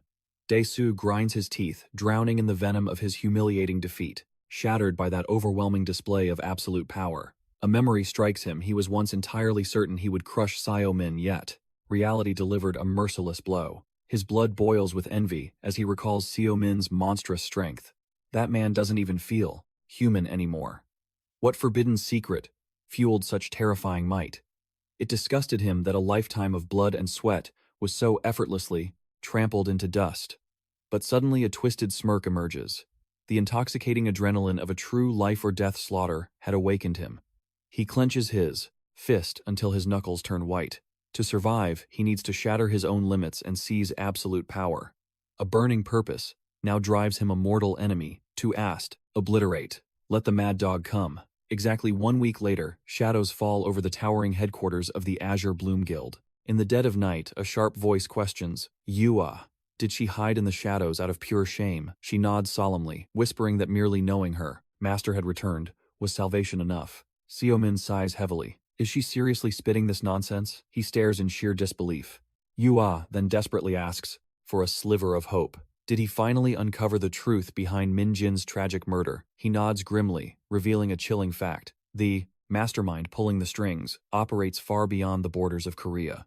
Seo Min realizes the vile Daisu merely used her as a disposable pawn, uncaring if he destroyed his own disciples in the process. Trembling Yua stammers that it was never about cursed bloodlines, but her master slices through her words, declaring, he already knows the ugly truth. He gently rests a hand on her head. He refuses to show mercy to backstabbing scum, no matter if they share the same blood. A warm smile breaks through Yua's tears. She praises her master for dragging her out of the abyss, but Seo Min's eyes remain fierce. The battle isn't over yet. She must sever those toxic family chains forever. He commands her to walk with her head held high, carrying zero guilt, because her soul is completely blameless. A nostalgic memory flickers his unbreakable vow to shield her from the world's cruelty. Her smile widens, struck by a beautiful realization. She was never truly abandoned in the dark. Allies always stood by her side. Gripping her phone with newfound resolve, Yu-Ah prepares to face Sejun and atone for her past mistakes.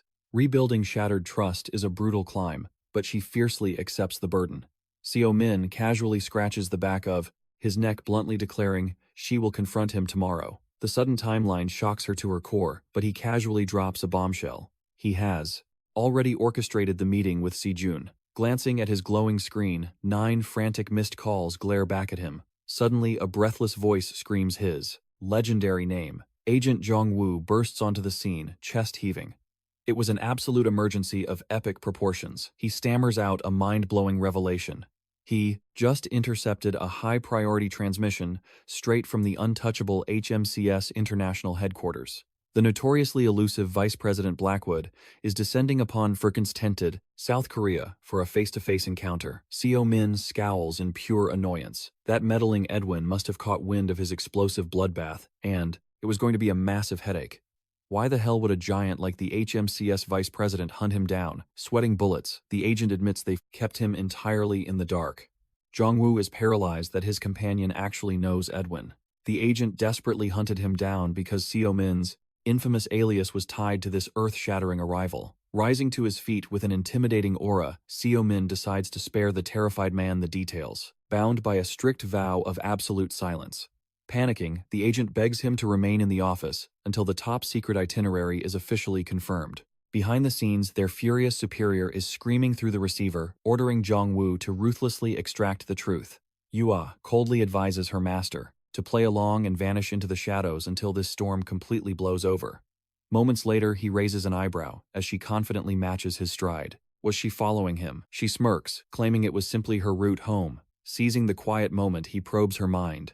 What is her ultimate master plan now? Yu-ah pledges her undying loyalty to the dark investigation, vowing to unleash the Azure Bloom Guild's full arsenal. But, without warning, an ominous black vehicle violently screeches to a halt, shattering the silence with a deafening blast. The sudden ambush catches them off guard, but a chill runs down Yu-ah's spine. She instantly recognizes that cursed aura. A venomous voice slithers from the shadows inside, dripping with arrogant mockery. It sickened him that Seo-min sheltered her, fully knowing her treacherous past. The tinted glass lowers, exposing the cold, dead eyes of Daisu. His murderous intent is suffocating. Leaning from the leather seats, President Daisu Choi demands the infamous Mad Dog step inside his domain. Yu-ah's blood boils at his sheer arrogance. Why the hell should an apex predator bow down? But the corrupt president drops a venomous threat. If he wants his precious disciple to keep breathing, he will obey like a good mutt. Fury, igniting, she summons her battle aura, cursing him as a filthy scumbag. But Seo-min's commanding voice freezes her in place. Flashing a fearless, cocky grin, he gently orders her to retreat to safety, promising to summon her once this is over. Heart pounding with dread, Yu-ah watches her invincible master step straight into the lion's den. The sinister machine roars to life, leaving the paralyzed girl swallowed by the city shadows. As the tires scorch the asphalt down the gloomy avenue, Seo-min realizes her instincts were dead on. Inside the car, the arrogant president sneers, ruthlessly mocking his battered enemy for daring to show his face after that savage bloodbath. But Daesu's smile fades. His schedule is running dangerously short, so he proposes a glorious official slaughter, a fight to the absolute death. Seo-min barks at him to shut up, disgusted that a piece of human garbage actually rules as president. Crossing his powerful arms, like an immovable mountain, he utters the forbidden name that casts a shadow over everything. The terrifying specter, known as Pandemonium. The chairman reveals the chilling truth. Remnants of that ancient cult still operate in the shadows globally. Demons actually reached out to them 10 years ago, right when Seo-min vanished. Seo's eyes narrow, pondering if this is a mere fanatic cult or true demonic agents. Adjusting his posture, the chairman admits tracking these fiends has grown impossibly hard since the peace treaty. Despite heavy surveillance by the higher-ups, not a single soul has witnessed any major movements. But then he drops an absolute bombshell. Whispers of half-demons lurking in the Middle East. Seo is instantly hooked by this intel, demanding answers about these hybrid abominations. The scenery cuts to a blazing desert metropolis, detailing the cursed offspring of humans and demons. They blend in flawlessly as ordinary humans, yet their core difference is terrifying. They wield pure dark mana. Daisu confesses he lacks first-hand proof since outsiders are banned from entering high-risk zones. Suddenly, he blatantly accuses Seo of wielding dark mana, questioning if he forged an unholy alliance with the demonic realm. A sly grin crosses the chairman's face, insinuating Seo traded his soul for absolute power to the exact monsters he despises. Boiling with disgust, Seo declares he is entirely different. Out of patience, he orders the driver to stop. Tires screech violently as Seo steps out, issuing a single, chilling warning. Under the open sky, he firmly severs any ties with the demonic forces or with absolute scumbags like him. Seo delivers his final ultimatum: apologize to Yoa and only seek him out if he has a death wish. Daisu finds this deadly aura fascinating. Why pretend the weak when you hold such overwhelming might? But Seo coldly guarantees a day of bitter regret, telling him to stay out of his path. The luxury vehicle speeds off, leaving Seo completely alone on the pavement, consumed by their intense exchange. A horrifying vision of a half-demon flashing a sinister grin haunts his thoughts. The scene abruptly transitions to the HMCS headquarters where the staff is shaken by an unannounced inspection from the global head office. Whispers erupt across the floor, gossiping that top brass is here to tear the branch apart, bringing daily chaos.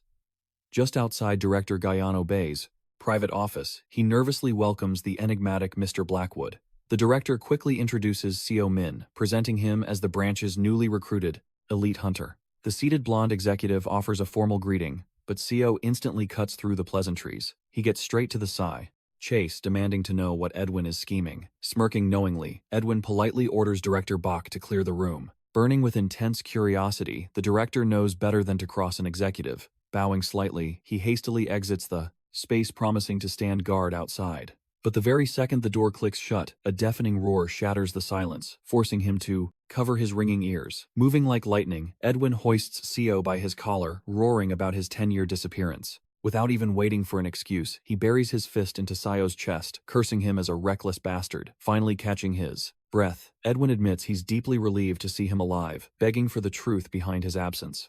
Letting out a heavy sigh, Seo simply anticipated this emotional outburst, calmly gesturing for his old comrade to sit.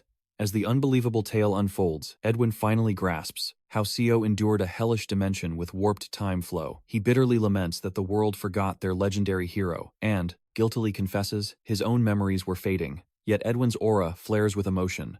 Seo wasn't just a hunter, he was an absolute savior. The man who dragged him from death's jaws countless times. Cringing at the dramatic title of savior, Seo quickly steers the conversation away, demanding updates on Yoa. Regaining his composure, Edwin reveals the global head office is currently running a joint operation with multiple top-tier guilds. Yoa's faction, the Azure Bloom, happens to be a key partner, which is how he tracked down her private contact network. Spotting a golden opportunity, Edwin aggressively attempts to recruit Seo into the international headquarters. However, response is a brutal rejection, leaving Edwin utterly paralyzed with shock. He furiously argues that Seo's monstrous talent is wasted here, and that he desperately needs a solid partner. Furthermore, the head office's absolute authority would effortlessly accelerate Seo's demonic investigation. Reluctantly, Seo agrees to consider the offer, pivoting to the massive guild operation. Edwin's expression darkens as he unveils a grim discovery: a mysterious dungeon portal in the desert sands littered with the poisoned corpses of elite hunters. The forensic autopsy exposed a terrifying truth. The chemicals they ingested were heavily outlawed combat enhancers. Seo's eyes widen. How could black market enhancers even affect awakened beings? Visibly disturbed, Edwin confirms the terrifying reality. The global headquarters has been tracking an epidemic of gruesome deaths for over a year. He grimly reveals the forensics report. The victims' vital organs literally detonated on a cellular level. They kept this horrific detail completely classified as the deceased were underground criminals, and absolutely zero trace of the deadly substance remained. However, a stroke of luck broke the case wide open. A terrified survivor from a parallel slaughter in China stepped out of the shadows to aid the desperate investigation. She swore the awakened inhaled an ominous black powder, went completely insane, and violently self-destructed. Suddenly, Seo connects the blood-soaked puzzle pieces. This demonic black powder is the exact cause of the desert massacre. Edwin scoffs, stating that related is a massive cumminus. Calling it ground zero was a massive understatement. Yet something bothered Seo deeply. If this portal was a recent discovery, why were these incidents over 6 months old? Edwin then revealed that Azure Bloom's guildmaster had discovered the raw narcotic powder right there. Worse, she spotted a transport from the Shadowy Eyes Guild, a detail, reeking of conspiracy. Defeated Seo collapsed into his seat, groaning over the deadly web his foolish disciple had stumbled into. Edwin's lips curled into a wicked smirk. He knew Yawa was Seo's apprentice all along. Since she was the first to uncover the sinister substance, she was a prime target. Edwin slyly suggested that Seo could easily crush this case, saving her from certain doom. The vice president pressed harder. Would Seo truly abandon his precious student to the wolves? Seo's expression darkened, radiating the fierce aura of the infamous mad dog. With a heavy sigh, he realized he was trapped. An absolute checkmate. He finally accepted the mission, muttering about pending business in the Middle East. Anyway, clapping triumphantly, Edwin promised to handle the annoying Chairman Choi as a bonus. However, Seo simply leaned back, scoffing at the wretched man. That scumbag was merely a pathetic addict craving power. Despite his boiling rage, Seo knew the chairman was just a fragile mortal in the end. Elsewhere, Saijun caught his older brother packing his gear, curious about this sudden headquarters assignment. Seo confirmed the deployment, dropping the bombshell that Edwin personally demanded his presence. Stunned, Saijun demanded to know when those two had become allies. Suddenly, a phone rang out. Seo brushed it off, claiming things escalated and Yawa would provide the answers. Holding the buzzing device, Saijun answered the call, his face turning dead serious.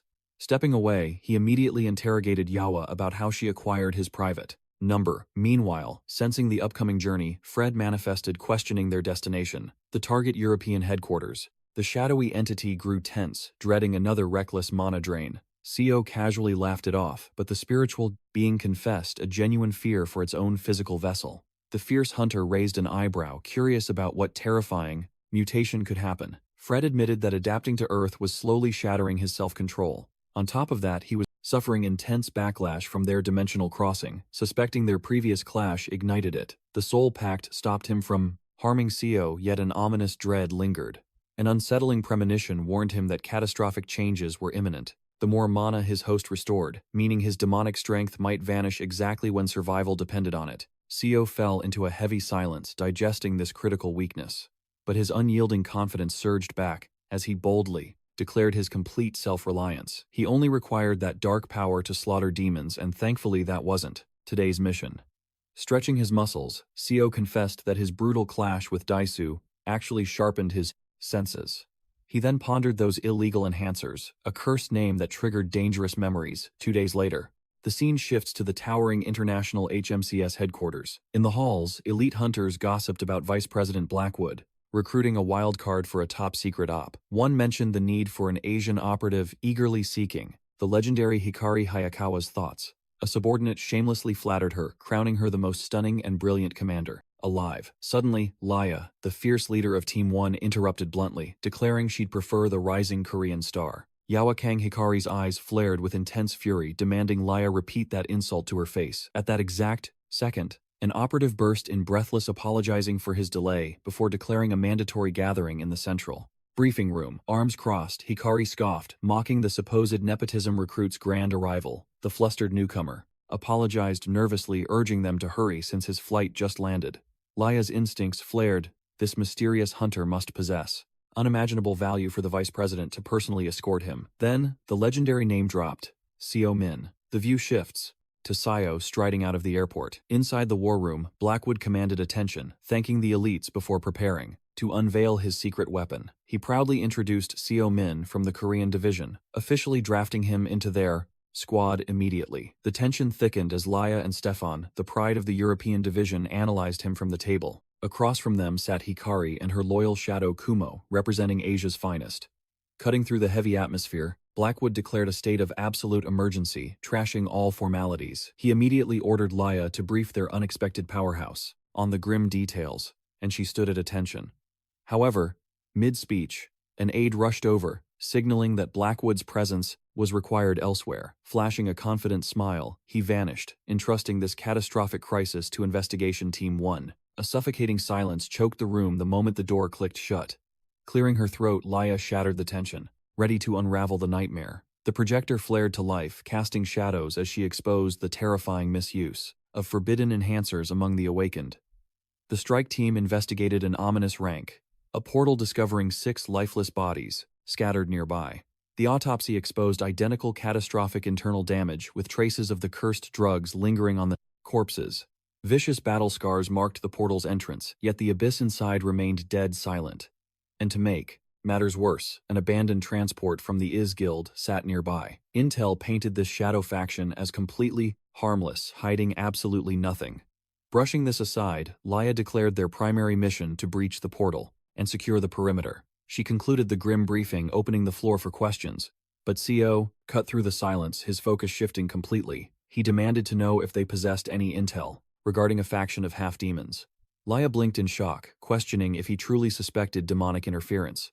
CO replied, it was a mere hunch, but ignoring the demonic threat would be lethal. He reasoned that if mere humans had forged this demonic drug, the original formula would be exposed by now. Thus, he demanded every scrap of data past or present. Hikari snapped back, furious that he was chasing wild theories. He calmly stated he was merely sharing rumors challenging her blind confidence. The arrogant girl sneered, letting out a mocking laugh at his utterly absurd theory.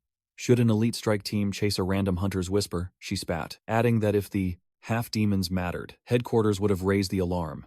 Hikari ended her vicious rant, branding him an unranked parasite riding on nepotism. Her rage flared aggressively, reminding everyone of the 10-year-old treaty with the demon realm.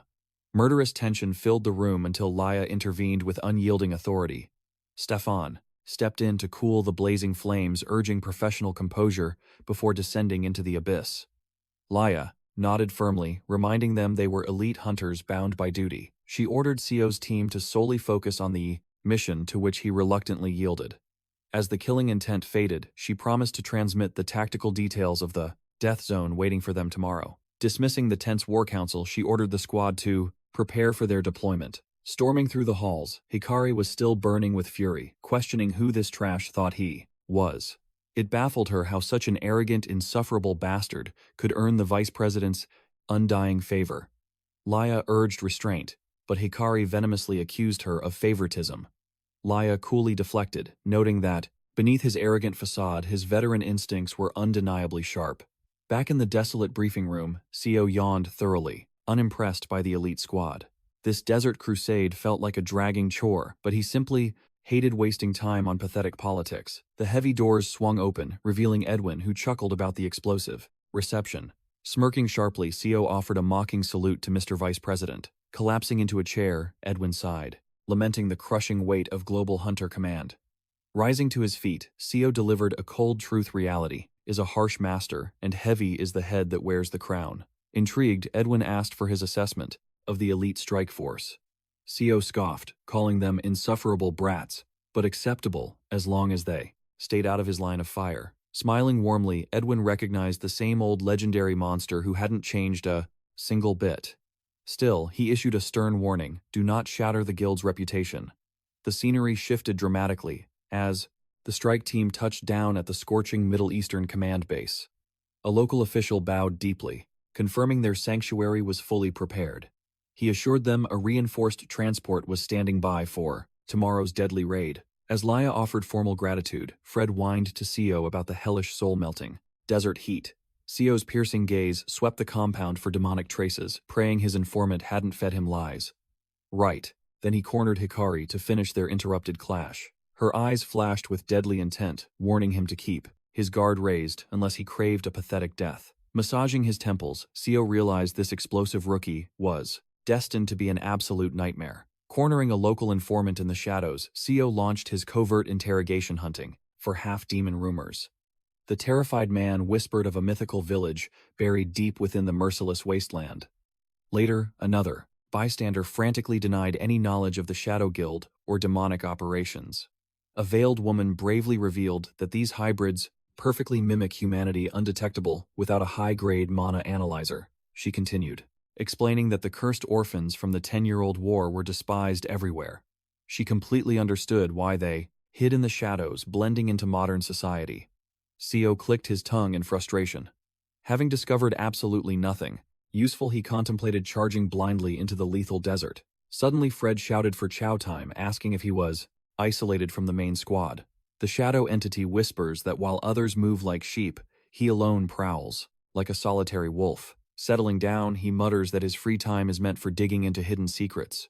But, suddenly a voice shatters his quiet focus. It is Lair stepping out of the shadows to ask why he is lingering. Alone, instead of relaxing at headquarters, he casually claims he is just doing some digging, flipping the question back to her. She sighs, explaining that Stefan is wrestling with the government to secure their gate clearance. Lair then points out that as a Korean branch hunter, he must serve Director Bae. Sumin calmly reveals he just joined, the agency completely stunning Lair. She admits she mistook him for a seasoned veteran, thanks to the heavy aura of a top-tier hunter surrounding him. Shifting the spotlight, he mentions Blackwood, praising her rising fame. She chuckles, bitterly brushing it off as a rumor, and calling herself a mere Northern European investigator. Hearing this, a memory flashes in his mind of a hunter named Hans Schroeder. Her casual smile shatters instantly as she whispers that name in absolute disbelief. Pulling out his phone, he reveals an old photograph asking if this is the man she knows. The screen displays a mustached man flashing a bright smile. Her eyes widen as she confirms it, stating she would recognize that face anywhere. When he questions their connection, she drops a heavy truth. Hans is her own blood, her beloved uncle. Surprised by his youthful photo, Seo awkwardly covers it up. With deep sorrow clouding her eyes, she whispers that her uncle would be thrilled to meet him, if only he were awake. Hans has been trapped in a coma for 2 torturous years, a victim of the dreaded portal syndrome. Seo Min falls silent, a grave shadow crossing his face. At the mention of the deadly magical affliction, the dark mysteries of mana and dungeon sickness remain unsolved. She explains how her uncle plunged into the abyss to save a comrade lingering too long in the corrupted zone. The rescue squad barely found, his broken body entirely consumed by the coma. Driven by desperation, she has been recklessly diving into high-rank dungeons, praying for a miracle cure. Sumin realizes the truth, asking if she is hunting for a mythical elixir inside the gates. She nods, firmly willing to chase even foolish fairy tales to save her only remaining family. Just then, Stefan marches in, declaring that the dungeon clearance is finally approved. Lair immediately rises, announcing she will gather Hikari and meet them at the staging grounds. Watching her retreating back, Seo silently vows to visit the fallen hero Hans. The scene shifts to the elite strike squad, tearing through the scorching sands of the desolate desert. Trapped in the heat, Hikari whines endlessly about the dust, demanding their exact arrival time. Stefan mutters that the chaotic mana is scrambling their navigation, but the target is close. From the back, Seo casually mentions that launching a night raid is basically a death wish, quickly reminding them that stepping into a chaotic portal bridges 2 entirely foreign dimensions. They might step into an eternal utopia or plunge straight into a pitch-black abyss. The only way to find out is to cross the threshold. Hikari rolls her eyes, claiming everyone knows the basics, but Seo shuts her down with icy logic. He warns that dimensional mana twists human biology, sending a chill down Lair's spine. Hikari scoffs, mocking him for acting terrified of portal syndrome, but Seo fires back that only reckless rookies get sloppy in the face of death. Tensions flare, forcing Lair to step in and demand absolute focus. The armored vehicle finally grinds to a halt at Ground Zero, parking directly before a towering, ominous rift in the wasteland. Hikari gasps at the massive gate, while her partner confirms it radiates devastating Rank A energy. Scanning the perimeter, Stefan notes the chilling silence, realizing someone has deliberately wiped the staging area clean. The unnatural sand patterns prove that the localized mana trace was violently erased hours ago.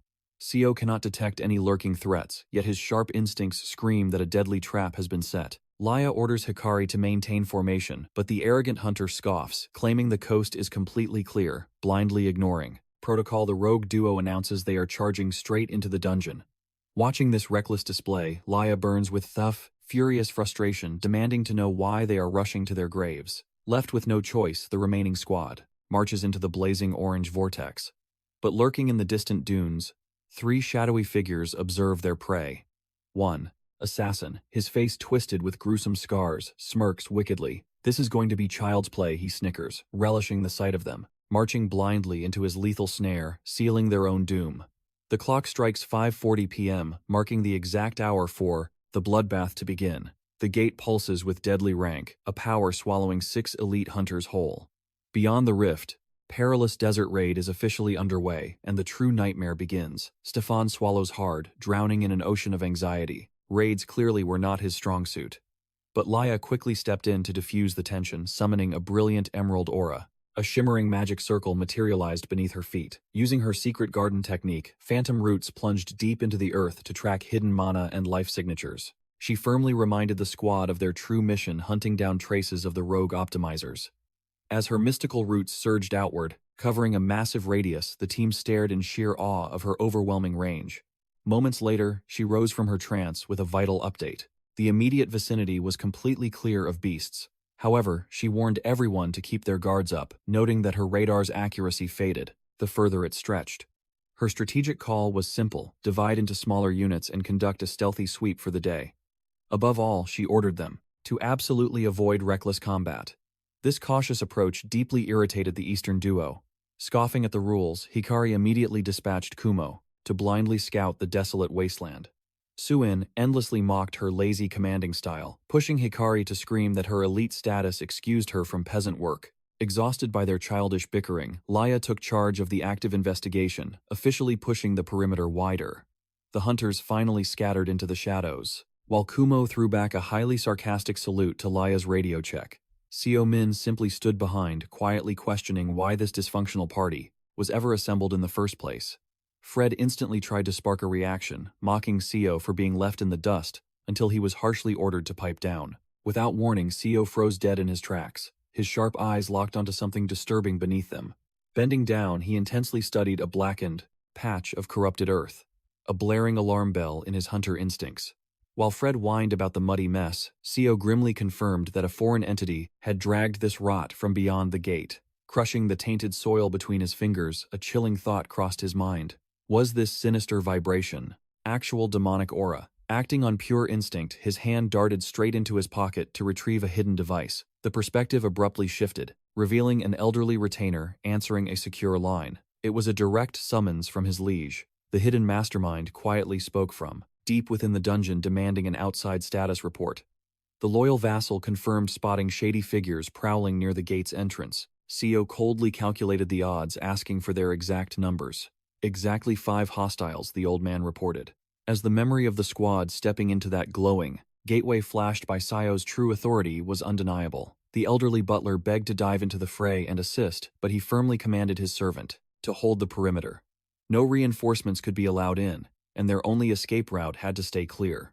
Fred was utterly mind-blown to realize the old attendant had shadowed them here. Seo casually revealed the man had been their unseen escort. He had ordered absolute discretion, and the servant had blended perfectly into the airport crowds. Fred angrily labeled him a controlling tyrant, but Seo's voice dropped to a deadly whisper. If crimes were committed, justice would be served in blood. He fiercely scraped the corrupted ground, desperate to unearth whatever nightmare had leaked this toxic mana. Watching the dying light of the artificial sun, he knew total darkness would turn this into a death trap. Miles away across the barren wasteland, Kumo sprinted back to Hikari with a highly disappointing scouting report. Gasping for air, he swore the entire zone was completely barren. Not a single beast footprint, and absolutely zero signs of the rogue targets. Hikari exploded with pure fury. It was mathematically impossible for a virgin dungeon to be this desolate. Yet, her pragmatic partner pointed out the heavy combat scars lingering by the entrance. His grim theory, every single awakened being who clashed in that bloodbath had completely annihilated one another. But Hikari flat out rejected that logic. Even if mutual destruction had occurred, the battlefield would still be littered with corpses or loot. She fiercely reminded him of the absolute military lockdown outside, meaning any intruders would have left obvious entry tracks. Kumo countered that the targets were likely chasing a legendary artifact, making the hunt for a high-grade relic their only option. The crushing weight of the guild master's expectations suffocated Hikari. Returning with nothing was a death sentence for her career. Pushed to the absolute brink, she chanted the forbidden name of her spirit beast, Kagutsuchi. Unleashing a blood-curdling roar, she ordered the colossal phantom snake to brutally excavate the terrain. A catastrophic eruption of dark violet aura shattered the very bedrock, sending a blinding pillar of magic piercing into the heavens. From afar, Laia watched the sky violently tear open in absolute horror. Her radar had shown 0 enemy signatures. Panic surging through her veins, she desperately screamed for Stefan, who was already sprinting toward the devastating shockwave. Cursing their rotten luck, she gritted her teeth at this never-ending chain of disasters. But before she could even take another breath, several ominous shadows materialized from thin air, trapping her completely. One of the assassins flashed a bone-chilling smirk. Meanwhile, Kumo stood utterly spellbound. marveling at the apocalyptic crater his partner had just carved out.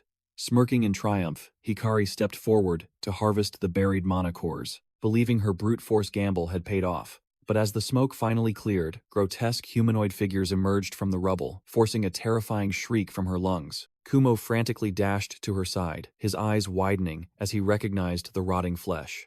These were not fallen human hunters. They were abyssal abominations, pure incarnations of death itself, suddenly twisted, decaying fingers twitched with unholy life. Within milliseconds, an endless legion of ravenous ghouls clawed their way, out of the shattered crust thirsting for fresh blood. The undead swarm instantly boxed the duo in from all sides. Hikari panicked, completely baffled by how these nightmares had bypassed all radar scans. Kumo gritted his teeth, realizing these mindless, rotting corpses shouldn't possess this level of tactical coordination. Choosing violence over fear, Hikari instantly went on the offensive. She commanded her legendary spirit beast to obliterate this unholy ambush. Responding to her fierce killing intent, the colossal violet leviathan roared into existence once more, lunging mercilessly toward the undead tide. Shattering the earth, the sheer impact launches the beasts into the air. The serpent's lightning strike lands a devastating blow, reducing the ghouls to absolute ashes. Smirking in triumph, she declares they brought this doom upon themselves for daring an ambush. But her fleeting victory crumbles as endless shadows claw out from the dunes.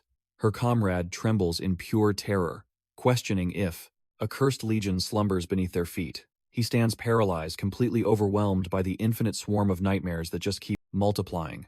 Suddenly sensing a fatal blind spot, he screams a desperate warning. A deadly strike approaches her back, but out of nowhere, another hunter materializes, unleashing a blinding thunderbolt to intercept death by a hair. The mysterious savior scans the battlefield, demanding to know the origin of this endless demonic tide. Furious, the girl lashes out, demanding how his leader could be completely blind to a massive horde lurking right beneath their boots. But her ally instantly interrupts the clash, declaring that surviving this slaughter must come first. Channeling his mana, he unleashes his Kamitachi skill. He explodes forward, painting the battlefield with a brilliant trail of azure energy. His blade effortlessly shreds the ghouls into countless pieces, yet the twisted corpses refuse to fall. He roars through the chaos that these abominations will only perish when their skulls are completely obliterated. Gritting her teeth, the girl commands her Kagutsuchi to eradicate every single enemy in one devastating breath. The massive serpent erupts into a violent cyclone, violently sweeping the undead legion away,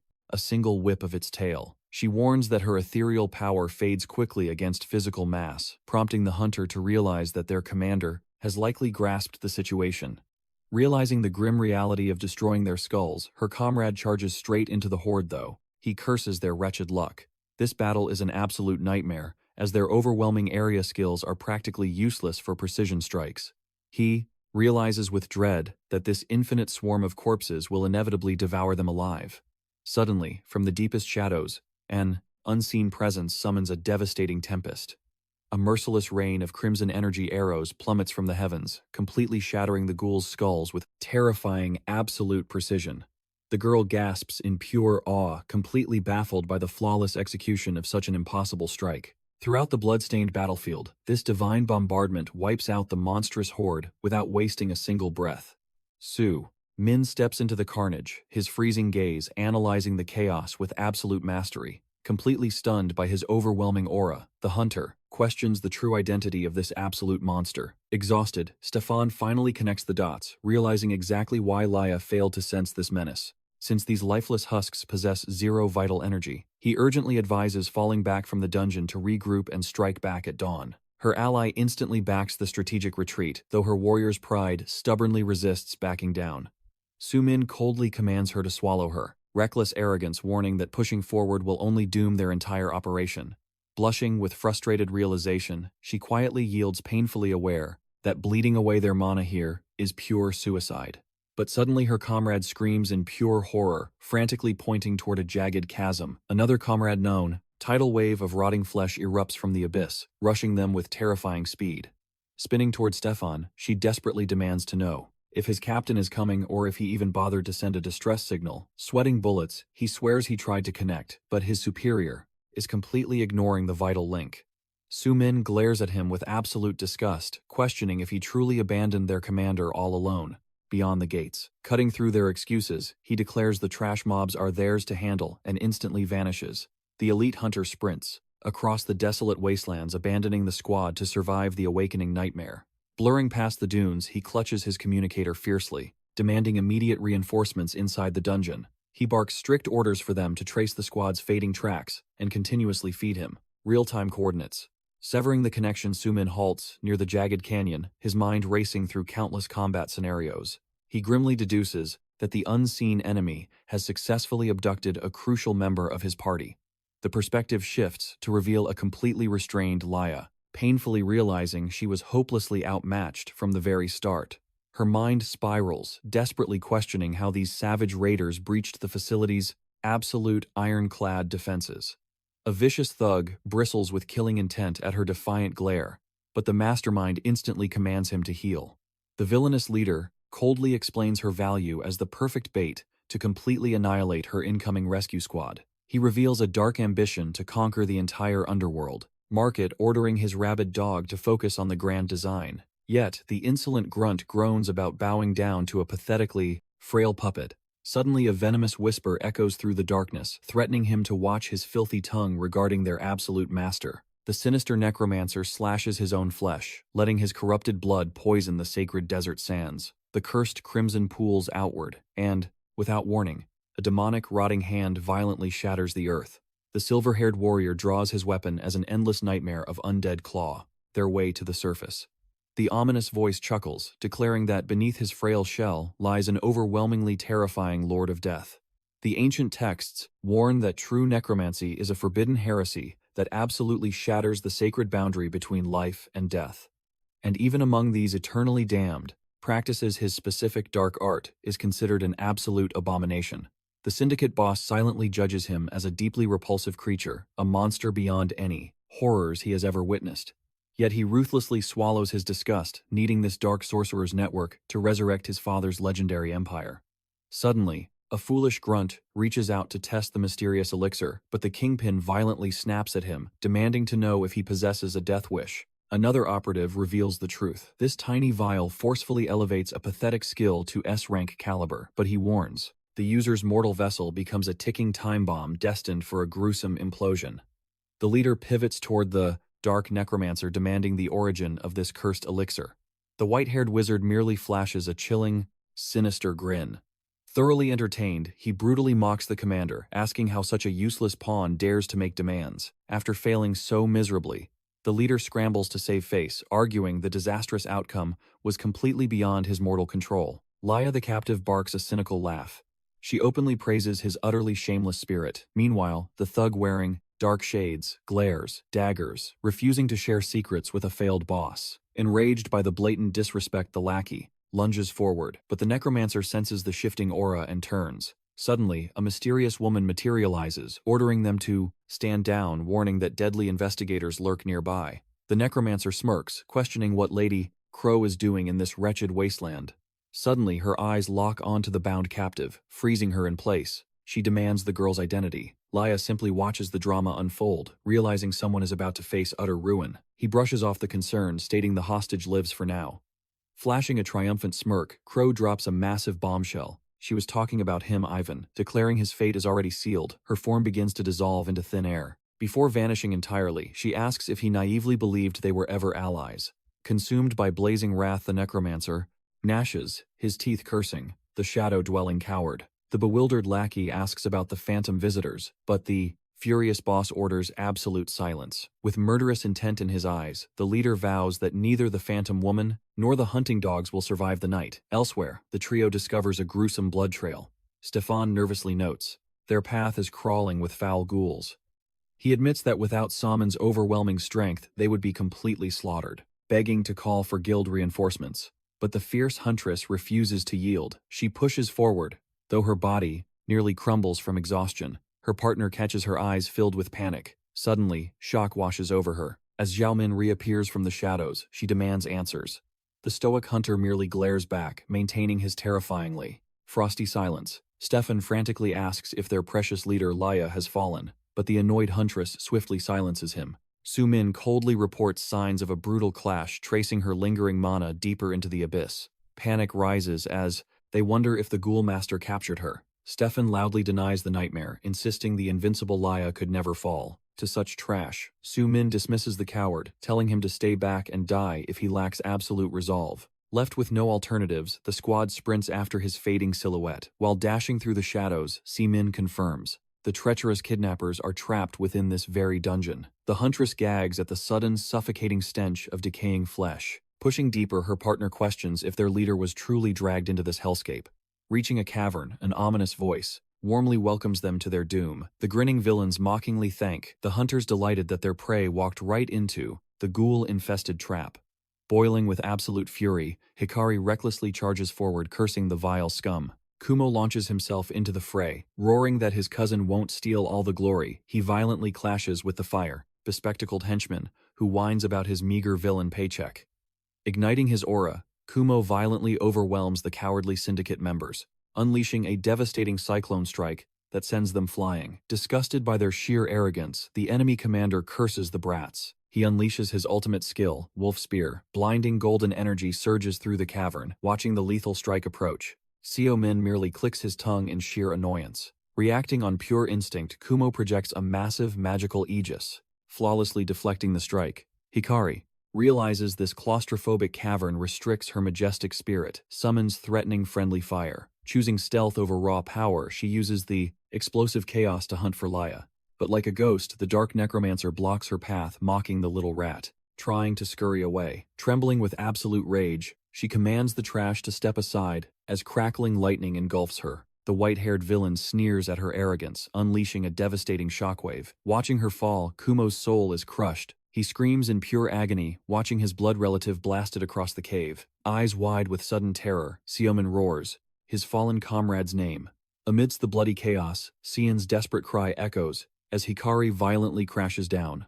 Without any hesitation, he extends his hand, manifesting a radiant golden magic array to pull her from death's grip. The divine light consumes the broken hunter, swirling with an ancient, unfathomable energy. Utterly stunned, Hikari basks in the warmth, whispering she never felt such legendary power. Witnessing this miracle, the necromancer, Ivan's eyes widen, recognizing the forbidden art of life manipulation. Skill. A technique completely foreign to him, which was incredibly ironic, coming from his own lips. Blind with rage, Kumo lunged at the necromancer, screaming curses at the monster. But the bespectacled lackey intercepted him, mocking his reckless charge. The enemy effortlessly deflected the blow, sneering that this brutal battle was far from finished, little boy. In the shadows, Fred frantically warned that this monster's aura was absolutely terrifying and entirely inhuman. Sumin braced himself, acutely aware of the deadly unknown tricks lurking ahead. Sensing his unwavering resolve, Ivan gave a twisted smile, praising his foolish bravery for not fleeing. With a flick of his wrist, the undead horde lunged, eager to test if this boy would make a worthy corpse. But Sumin unleashed the boreal gale, shredding the rotting monsters with merciless wind blades. Untouched by the carnage, the dark mage coldly observed his ruined creations, impressed by the brutal efficiency. With a sinister tilt of his head, Ivan questioned his background. To possess such lethal mastery. Bursting into manic laughter, he wondered aloud if this boy was secretly a monster in disguise. As fresh corpses clawed from the earth, Fred gagged in horror at the growing undead legion. But Sumin smirked, announcing it was farming time. He summoned a devastating torrent of lightning, sending it crashing violently into the rotting wave. The blinding surge vaporized the ghouls instantly, reducing them to scorched ash. Ivan grinned wickedly, genuinely shocked to witness a mortal wield such raw mana. Sumin fired back, claiming he was equally stunned that a drug-addled freak could form complete sentences. The insult hit a nerve. Ivan's face twisted into demonic fury, venomously spitting the word addict back at him. Denying the cursed powder, he branded humans as pathetic parasites clinging to portals. With a sickening sneer, he exposed his employer's humanity, reveling in the species' disgusting self-destruction. He claimed this slaughter was an act of mercy, granting trash a glorious rebirth. His eyes gleamed with twisted affection, declaring that human corpses possessed a breathtaking elegance, perfect for his dark arts. Sio sensed the terrifying truth, his mind racing to connect this psychopath to the deadly enhancers. Disgust dripped from his voice as he condemned the foul necromancy, calling it a pathetic desecration of the dead. Yet, Ivan shrugged off the insult, boasting an endless supply of monstrous children beneath the moonlight. Amidst this chaotic clash, the allies violently struck the enemy thugs. A rogue ghoul cornered Stefan, suffocating him with overwhelming putrid despair. trapped between survival and defending his comrades. Panic set in. Suddenly, Sumin effortlessly pulverized the beast, eagerly testing the enemy's limits. A triumphant smirk crossed his face as he dropped the ultimate bombshell. Half-demons run on demonic energy, not mana. Ivan's arrogant smile shattered instantly, panic bleeding into his voice as he demanded answers. Sumin ruthlessly pressed the advantage, exposing his filthy, cursed bloodline. He was an abomination, violently rejected by the demon realm, and completely despised by humanity. A pathetic outcast of both worlds. Our hero ruthlessly mocked him, claiming his vile stench was impossible to miss, and asked who the real trash was now. Ivan's sanity snapped, completely hysterical giggles escaping his furiously trembling lips. A suffocating aura exploded from the villain as he roared at the wretched human. Fred screamed that this demonic pressure was insanely dense, yet blinded by pure rage. Seizing the opening, Sumin prepared to unleash hell despite Fred's frantic pleas, begging him not to shatter his own limits again. But he merely smirked, craving to execute this lethal art with absolute flair, and ordered his spectral companion to brace for impact. Fred howled in protest as an ocean of violet dominion erupted violently from the arcane seal. Adrenaline pumping, Sumin grinned, wildly addicted to the absolute thrill of a deathmatch. He commanded his ultimate technique. Piercing chains of ethereal purple fire violently exploded from the earth, brutally impaling the undead horde and locking every monster in absolute stasis. Stefan gasped in shock, praising the heavens as lethal claws froze inches from his face. The enemy thugs watched in paralyzing confusion, utterly terrified by Sumin's glowing dominance. Catching his breath, Kumo realized the impossible truth. Their ally had hijacked the undead army. Bone cracked as the ghouls mechanically twisted their rotting necks, stalking toward their former dark masters. Blood-curdling screams echoed as the thugs begged their own creations to show mercy. Trapped in a living nightmare, the leader shrieked at Ivan to command his vile pets, but fate had sealed their doom, as the ravenous horde mercilessly tore the thugs to absolute shreds. Trembling, Ivan stared at Sumin, horrified by the godlike suppression of true domination magic. He burst into hysterical disbelief, deeply intoxicated by the sheer suffocating weight of that darkness. Cloaked in sovereign energy, Sai glared down at his pathetic enemy. Shivering with primal fear, Ivan dared to question if this boy was even human. Internally reeling from the massive mana drain, Sumin grimaced as Fred whined about spiritual nausea. On the verge of throwing up, he coldly dismissed the spirit to rest, stepping up to finish this slaughter solo. Driven mad, the rebel ghouls swarmed Ivan. He howled for his children to obey, forced into the humiliating act of obliterating his own masterpieces. A massive blast of overwhelming aura shatters the cave ceiling into dust. With the path completely blown open, Ivan screams he will finally unleash his true power. But Sumin instantly teleports behind his back, mocking his pathetic tricks left up his dark sleeve. Ivan freezes in absolute terror, utterly failing to track the hero's godly speed. Suddenly from the gaping ceiling, a mysterious man yells his thanks for breaking his seal. The figure blasts into the sky, triggering a blinding second explosion of dazzling golden light. Out of nowhere, Crow materializes, clutching the defeated Ivan. "Long time no see," she whispers, facing Sumin with a cryptic smile, while trapping the villain inside a dark barrier. Sumin tightens his grip, threatening to execute the Necromancer right there, since he assumed she would stay out of this fight. But Crow calmly warns him to step back, claiming the villain is too important, and she refuses to. Clash blades today. Sumin knows Ivan holds the secrets to the illegal enhancers, tempted to end his life immediately. But glancing at his badly wounded comrades, he forces his raging aura down to protect them first. Besides, the hunter can sense Crow's overwhelming magical pressure is much deadlier than the Necromancer's magic, so he restrains his blade. Instead, he demands to know why the proud half-demons are doing humanity's dirty work. Cloaked in heavy mystery, she smirks that his intelligence is impressive but entirely wrong. She reveals the moderate demon faction is secretly in absolute control, and Ivan went completely rogue. With a sly smile, the demoness claims she has zero clues about his shadowy client. Sumin utterly rejects, her blatant lies pointing out her constant interference in the shadows. Visibly shaken, she immediately denies his deadly accusations, insisting she only jumped in because her faction requires Ivan breathing. The demoness acknowledges his burning suspicions but swears on her life she doesn't know anything more. The fierce hunter finally looks away, his muscles quivering from the brutal exhaustion of their epic clash. In the quiet background, his battered party slowly staggers to their feet, grimacing through terrible wounds. He exhales heavily and chooses to let them Escape today but promises absolute annihilation if they ever cross paths again. Stunned, she asks if he actually trusts her words, and he coldly explains that his eyes effortlessly read her swirling mana patterns. Crow finds his monstrous perception deeply annoying but pauses to drop one final lingering question. Sumin fiercely interrupts, demanding the true identity of the shadowy faction she keeps calling we. With a confident smirk, she declares that's the only secret she will gladly reveal right now. Dropping their terrifying name, she instantly vanishes into thin air, teleporting the unconscious necromancer far away. Staring at the empty space, Sumin realizes the terrifying half-demons were mere sacrificial pawns in this grand design. After all, zero humans would employ demonkind without an incredibly sinister endgame given their eternal blood feud. That dark drug possessed a vile aura, yet it completely lacked the signature demonic corruption from the other realm. Connecting the deadly dots, our hero decides he absolutely must hunt down this shadowy organization himself. Trembling Lair deeply thanks the raid team for her rescue, begging to finally escape this cursed portal. But Hunter Min narrows his sharp eyes, knowing he must brutally sever all remaining loose ends here. Hikari anxiously questions him about the Necromancer, and he bitterly explains the Dark Mage slipped away during a completely different clash. Hearing this, Lair practically bows in deep apology, crying that she never should have dropped her guard. But Hikari fiercely reassures her to just be thankful they survived the bloodbath, and that they desperately need to evacuate this dungeon now. Watching his fragile teammates, Sumin remembers why he prefers fighting solo, yet he realizes he never truly fights entirely alone. With a warm smile, he whispers out to his invisible system partner Pred. But as he calls out our overpowered hero, receives absolute silence, left standing utterly alone in the chilling void.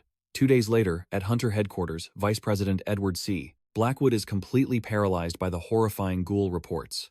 He nervously questions Sumin about the rogue necromancer, and our hunter grimly confirms that, judging by the villain's arrogance, this nightmare is only just beginning. Crushed by heavy guilt, Edward curses himself for his fatal negligence, and bows in deep apology for endangering the entire raid squad. But Sumin brushes it off coldly. No one could predict this chaos, and the only thing that truly matters is their sheer survival. Edward bows with immense gratitude, swearing that his godly intervention saved the team, allowing them to fight another day, especially Hikari. Smiling weakly, he jokes the guild's mad dog is still biting hard. But Sumin is already walking away. He ruthlessly cuts off Edward's farewells, declaring he is busy and heading straight back to Korea. Stepping into the street, he halts when a very familiar voice calls out to him. It's Hikari, waiting to deeply thank him for his miraculous healing, bowing her head as she admits her battlefield performance was an absolute disgrace. With fiery determination, she vows to become a weapon he can truly rely on. Barely even giving her a second glance, he just casually mutters, "Sure," and strides forward, leaving the fierce girl in the dust. His mind races, troubled by how Pred has remained completely dead silent since the brutal clash, though his overpowered skills still function perfectly. Staring into the endless sky, he wonders when his mysterious little system partner will finally awaken from its deep slumber. Meanwhile, deep inside Hunter headquarters, a tense agent reports that the Middle East branch has completely uncovered the Almach syndicate. She reveals they merely distributed the demonic drug, and their entire shadow network was brutally crushed after its vile leader's execution. A stressed Vice President Edward demands a full damage report on the massive gate's condition.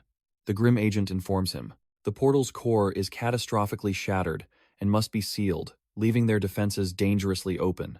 Exhausted, he sighs, but the agent urgently warns him. The former president's ruthless faction has violently seized control of headquarters. She warns that Inspector Juan Cargill now commands tremendous power and practically drools over his title. Suddenly, the heavy oak door swings open. A man strolls in uninvited, claiming he simply forgot to knock. It is Inspector Juan Cargill, greeting Vice President Blackwood with a venomous smirk. He immediately probes if the Enhancer investigation has hit a miserable dead end. Cargill leans in, dropping rumors about a nameless Asian hunter supposedly meddling in their top-secret case. He ruthlessly mocks Edward, noting how the strike team crawled back empty-handed, leaving the target site completely reduced to ash. Fury blazes in Edward's eyes as he snaps back, declaring the team was ambushed with no other option but to fight. Yet the inspector merely scoffs, pointing out their absolute failure to capture the drug maker. He coldly concludes that their glorious investigation is now undeniably buried in the mud. Flashing a sinister grin, Cargill throws down a dangerous proposal to leak the entire operation to the press. Edward scoffs in sheer disbelief, slamming the inspector's reckless idea as pure madness. He warns that exposing the drug will only ignite mass hysteria and send black market demand skyrocketing. But Cargill waves off the risk, insisting they just need to bait the shadowy supplier and execute a swift crackdown. He adds that with the trail already freezing cold, the public will uncover the bloody truth anyway. Wearing the arrogant smirk of a victor, he promises to consult the board, already knowing exactly whose pockets are lined. Left alone in the suffocating silence, Edward clenches his jaw, deeply haunted by the blatant blackmail he just endured. The scene shifts to Sumin. Gripping his phone, he warns that the classified case is about to explode into the public eye. He confesses he intended to crush this syndicate alone, but the rotting roots run terrifyingly deep. Far away, a weathered martial master questions a young disciple if his eyes truly witnessed an awakened necromancer. Back on the line, Sumin listens grimly as the massive hunt for Pandemonium turns up absolute dust. However, the heavy voice on the other end reveals a chilling new detail regarding that cursed dungeon gate. It is Edward revealing their latest mana scan confirms the rift has gone completely dead. Sumin immediately deduces this portal earned its deadly rank purely from the mountain of corpses left behind. He notes that while empty dungeons are typically conquered territory, an absolute lack of monster trace is highly unnatural. Edward demands his tactical insight, and a sharp flash of the shadowy syndicate strikes our hero's mind. Sumin calculates the rift's variables, questioning if the enemy intentionally hijacked an empty gate for a secret stronghold. Suddenly, a brilliant theory sparks in his eyes. What if the dungeon portal itself is not even a real spatial tear? He proposes it is a massive magical illusion, forged entirely to smuggle the lethal enhancers. On the other end, Edward chuckles at the sheer absurdity of such high-tier illusion. Magic yet promises to deploy scanners and asks Sumin to stay anchored to the bloody investigation. He readily agrees. Exhaling a heavy sigh, our protagonist finally ends the utterly exhausting briefing. A fellow hunter casually invites him to the training grounds, proposing a brutal 3-on-1 spar. Sumin accepts, without hesitation, craving the violent warm-up to clear his mind. Meanwhile, the ancient master corners another frantic disciple, declaring that without his intervention, annihilation was certain. He cracks his knuckles, praying this combat will force Pred to wake up. Night falls over the neon-drenched city. Outside, an elite underground club, a massive crowd pulses. Inside, the chaotic rhythm is in full swing, deafening bass shaking the packed dance floor. A menacing figure bearing a dark neck tattoo commands the room, completely stealing the center of attention. He halts before the heavy velvet ropes of the VIP zone, coldly stating his underworld business. An armored guard instantly demands the shadow code, whispering that shadows carry absolutely no color. Unfazed, the tattooed man smirks and replies that their spilling blood is violently red, all the same. Countersign accepted. The massive bouncers step aside, granting access to the VIP den. Inside the opulent lounge, Mr. Chu greets him with predatory elegance. The red-haired enforcer flashes a wicked grin, asking if he has thrived since their last bloody transaction. Chu then cautiously pries if the legendary Grandmaster graced them tonight. But the enforcer calmly ignites a cigarette, blowing smoke as he reveals the supreme boss remains hidden due to agency heat. The wealthy host snaps his fingers, ordering a bodyguard to escort him out once the dirty deed concludes. In a flash, a deadly braided assassin materializes from the absolute blind spot, exuding lethal intent. He steps forward to offer a light, while the red-haired boss growls about the pathetic agency hounds making their underworld empire a headache. Suddenly, heavy footsteps echo through the corridor. The aura shifts, signaling the final guest has finally arrived. A terrifying masked entity breaches the threshold. He greets the redhead with chilling familiarity, calling him Chen Zhang. He smoothly praises him for arriving precisely on time, then commands Chu to present the forbidden package. The masked villain offers a hollow apology for the haste, explaining the master demands rapid execution before the agency strikes. Chu slides a reinforced black briefcase forward, asking if they wish to verify the cursed merchandise. The locks click open. The masked buyer gasps in sheer awe at the glowing supernatural drug. Back at the agency fortress, Sumin is drowning in paperwork. Nearby, two envious agents lock their gaze on his desk from a shadowy distance. They immediately start whispering toxic rumors about our protagonist being secretly summoned by the Supreme Headquarters. The entire floor is buzzing.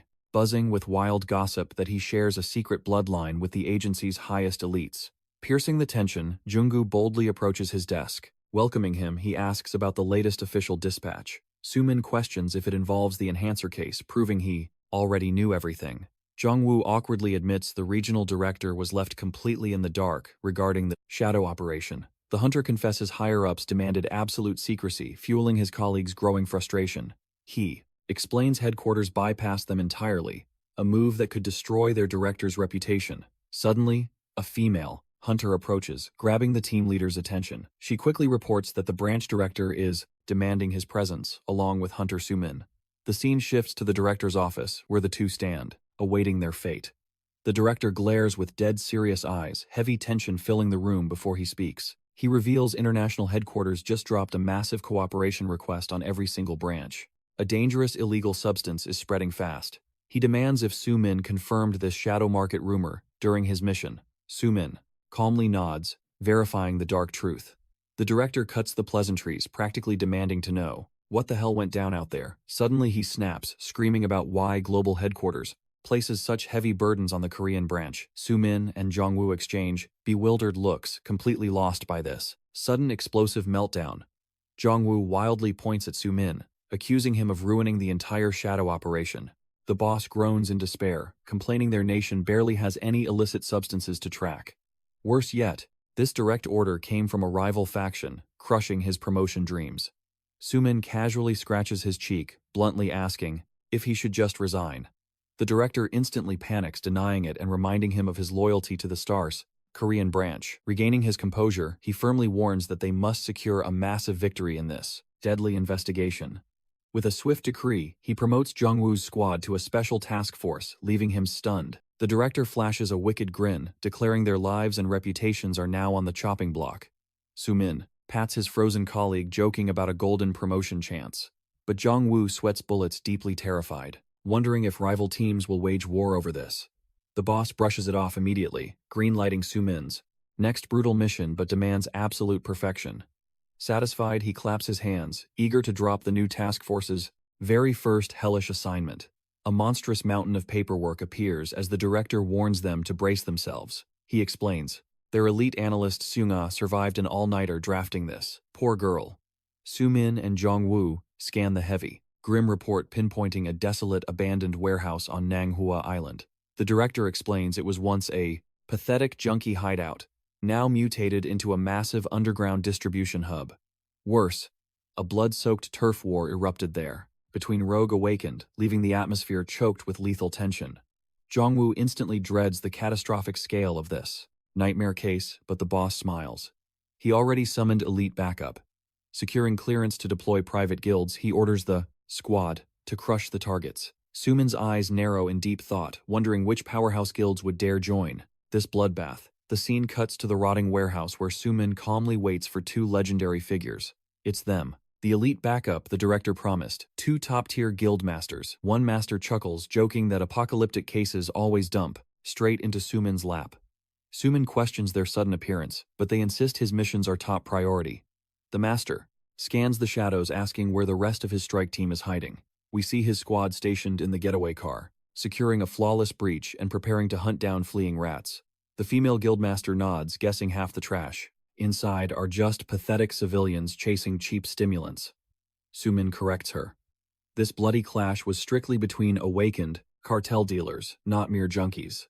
Smirking, he shrugs, ready to teach these scumbags a painful lesson, pointing toward the massive warehouse gates. One master suggests a stealthy infiltration, while the other craves a brutal frontal assault. Sumin turns, slicing through their argument with a sharp question about this so-called special merchandise. Suddenly, he raises a hand, demanding dead silence. He motions toward a hushed conversation echoing nearby. The legendary trio conceals themselves, and Sumin scowls, thoroughly disgusted by the filthy dealer's words. One thug curses how the whole world went straight to hell once the awakened started peddling exclusive enhancement drugs. Cramped in the shadows, Sumin's aura flares with disgust at their twisted underworld ethics, finding it utterly repulsive. As the shady talk deepens, a thug drops a massive bombshell. Rumors say Chenjiang has invaded Korea. The second dealer foolishly asks who this Chenjiang is, leaving his partner trembling in absolute shock. Suddenly, the thugs spin around, spotting the hunters. They scream, demanding to know who the hell they are. Sumin just smirks, his voice dripping with deadly sarcasm, claiming they aren't buying any trash today. Aura erupting. He and the masters prepare for slaughter, ordering the gates open now. With the underworld scum subdued and bound tightly, the infiltration team's path into the abyss opens. Su and the guildmaster grow, reckless with her immediately demanding to smash everything to dust right now. But Si-jun sighs at this explosive idea and motions them closer, pulling a mysterious artifact from his pocket. He then channels a brilliant light magic, rendering everyone completely invisible so they can safely infiltrate the shadows. Si-min watches in absolute awe, recognizing this extremely rare concealment technique. The stunned guild master praises Si-jun, declaring he truly deserves his legendary title as Korea's archmage. He humbly explains it is merely a variation of his elemental mastery, adaptable in countless ways. Si-jun continues his lecture, demonstrating how this flawless concealment simply manipulates light itself, one of the 5 grand elements. Su smirks, joking that Fred would have absolutely lost his mind hearing that magical theory. Si-jun asks if the dark parasite inside him is acting up, but Su casually brushes it off. He then ruffles his younger brother's hair, warmly noting how much he has grown, shocking their partner. Si-jun gets adorably flustered, and Si-min ignores them both, coldly announcing it is time to strike. The invisible trio slips past the paralyzed guards as Su mutters he wants to finish this dirty job quickly and vanish. Deep inside, they witness a tense underworld deal, with a buyer begging for a discount on bulk goods, but the arrogant seller refuses, spitting that this is no charity, leaving the desperate buyer boiling with frustration. The atmosphere inside is suffocating, with one addict collapsed on the cold floor and another weeping in absolute despair. The guildmaster observes that most are unawakened weaklings, yet still dangerous criminals. Thus, Si-jun suggests the wisest tactic is gathering intel to locate the awakened target's trading ground. He warns this massive territory means simply arresting low-level pawns will solve nothing. The Dark Syndicate would easily survive. Meanwhile, Si-min fiercely watches, the corrupt deal eyes locked onto his ultimate prey. Suddenly, the 2 guildmasters flinch as a terrifying noise echoes from the warehouse's darkest depths. A crazed addict bursts from a hidden room, screaming in absolute horror about a monstrous entity lurking in the shadows. The madman sprints past them, leaving Si-jun and the guildmaster completely baffled by this chaos. The smug traffickers assume it was merely a pathetic drug hallucination, cursing the junkies haunting the basement. However, one guard finds it highly suspicious that it only happens to those who venture below, and Si-min senses a sinister aura. The guildmaster shivers, agreeing this cursed place gives her the chills, radiating the aura of a pure evil nest. Si-min halts abruptly before an ominous door, commanding his 2 allies to stand guard in the corridor. Si-jun tries to follow, but Si-min ruthlessly cuts him off, warning him not to test his patience. He enforces his absolute command, with a deadly glare cementing that they must hold their ground. With that undeniable authority, he walks away, leaving his comrades behind, with zero choice but to obey. Si-min descends into the basement, a foul underground sewer, and wonders if it hides a secret escape route. Pressing deeper into the pitch-black abyss, an otherworldly mysterious energy thickens in the suffocating air. Suddenly, a grotesque, long-haired figure manifests, and he instantly realizes this freezing energy is not mana. The chilling sensation is identical to a dark summoned creature, an entity devoid of a beating heart. The horrifying specter materializes directly behind his back, and Si-min wonders if it is a legendary heroic spirit. He charges a devastating mana strike, but deduces that if it were a true spirit, his aura would have already incinerated it. Suddenly, the terrifying apparition morphs into an oddly friendly and harmless little ghost. Si-min grasps that it is completely immune to mana and lacks any murderous intent. It can only mean one thing. Just then, a tiny girl steps from the void, begging him not to hurt her spectral companion. He freezes in absolute shock, wondering how on earth this child pierced his high-tier invisibility magic.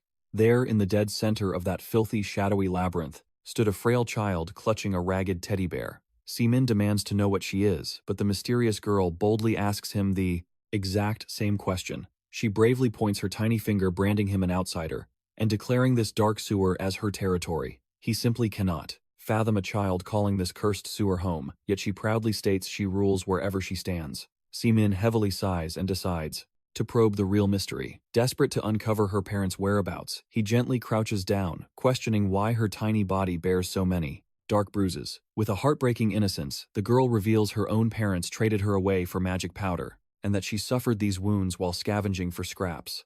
Heartbroken, Sumin channels his divine light aura to erase the child's agonizing injuries. A blinding golden light embraces her, purifying her filthy clothes and instantly healing every painful wound. Struck with awe, she whispers that his sacred power feels wonderfully warm, unlike her own freezing energy. The girl explains her phantom companions protect her from the evil syndicate men by guiding her safely into the shadows. Sumin offers a rare gentle smile, finally understanding this tragic child and her spectral guardians a little better now. He softly asks for her name, and the brave little survivor replies, she is called Cyan. With that, he asks her and her ghostly guardians for a crucial favor, a dangerously important task for his infiltration mission. Cyan beams a bright smile and eagerly agrees, instantly thrilled to assist her powerful new friend. The scene sharply transitions back to the underworld exchange, where a red-haired buyer smirks knowingly, inspecting the twisted merchandise. The shadow merchant swears it is uncorrupted power harvested from the deepest abyss, guaranteeing that with just one hit, crushing a B-rank hunter becomes absolute child's play. But the supply is running dangerously dry. Questioning the hidden toll, the rat insists the addiction risk is nothing. But suddenly a chilling scrape echoes from the dark ceiling, completely freezing their shady transaction. The merchant approaches the shadows, while the naive buyer brushes it off as vermin. Stepping toward the rusted door, he mutters dark rumors of nightmare creatures lurking in these deep sewers.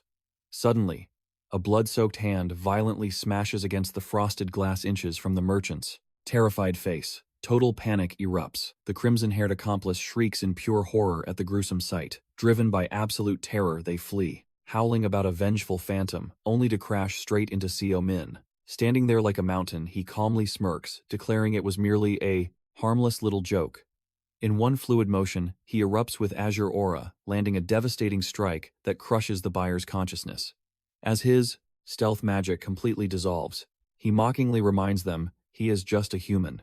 Setting the hostage safely down, he gently commands her to vanish until this slaughter is over. Sumin softly pats her head, whispering his gratitude for tracking down these filthy rats. Seeing the trash sprawled across the concrete, Sumin steps up to inspect this supposedly miraculous artifact. Kicking the unconscious thug with his fime boot, he demands the rat to wake up and confess, but their minds are completely shattered. The hunter actually pauses, wondering if his strike was too brutal. Examining the dark essence, he realizes this corrupt poison has plagued South Korea for months. Without warning, a golden-haired assassin manifests from the shadows, violently slamming into the concrete floor. The tension shifts to a terrifying new threat, a monster bearing a heavily stitched face who glares at our hero. He cannot fathom how his fortress was breached, violently questioning if the whispers regarding their dark elixir have already spread. Shaking off the dread, he coldly concludes a pathetic rat must have betrayed their syndicate. Instantly, he commands his lackey to dispose of Sumin's corpse, arrogantly assuming his sudden ambush was completely fatal. However, our main character, playing dead on the cold floor, silently chants a deadly art, charging a devastating retaliation. In a split second, an explosive violet runic array erupts right beneath his feet, utterly shattering their confidence. Dozens of radiant lasers pierce outward in every single direction, brutally striking the lackeys with absolute precision. The stitched boss narrowly evades death, completely paralyzed by the lone hunter's monstrous mana. Sumin rises to confront the bloodthirsty trio, mocking their unexpected agility. He coldly observes that they are battle-hardened veterans able to withstand such a catastrophic blitz. With an arrogant smirk cutting across his face, he demands to know whose leash they are on. The scarred boss tastes true fear, realizing this monster completely regenerated his wounds while casting a high-tier spell.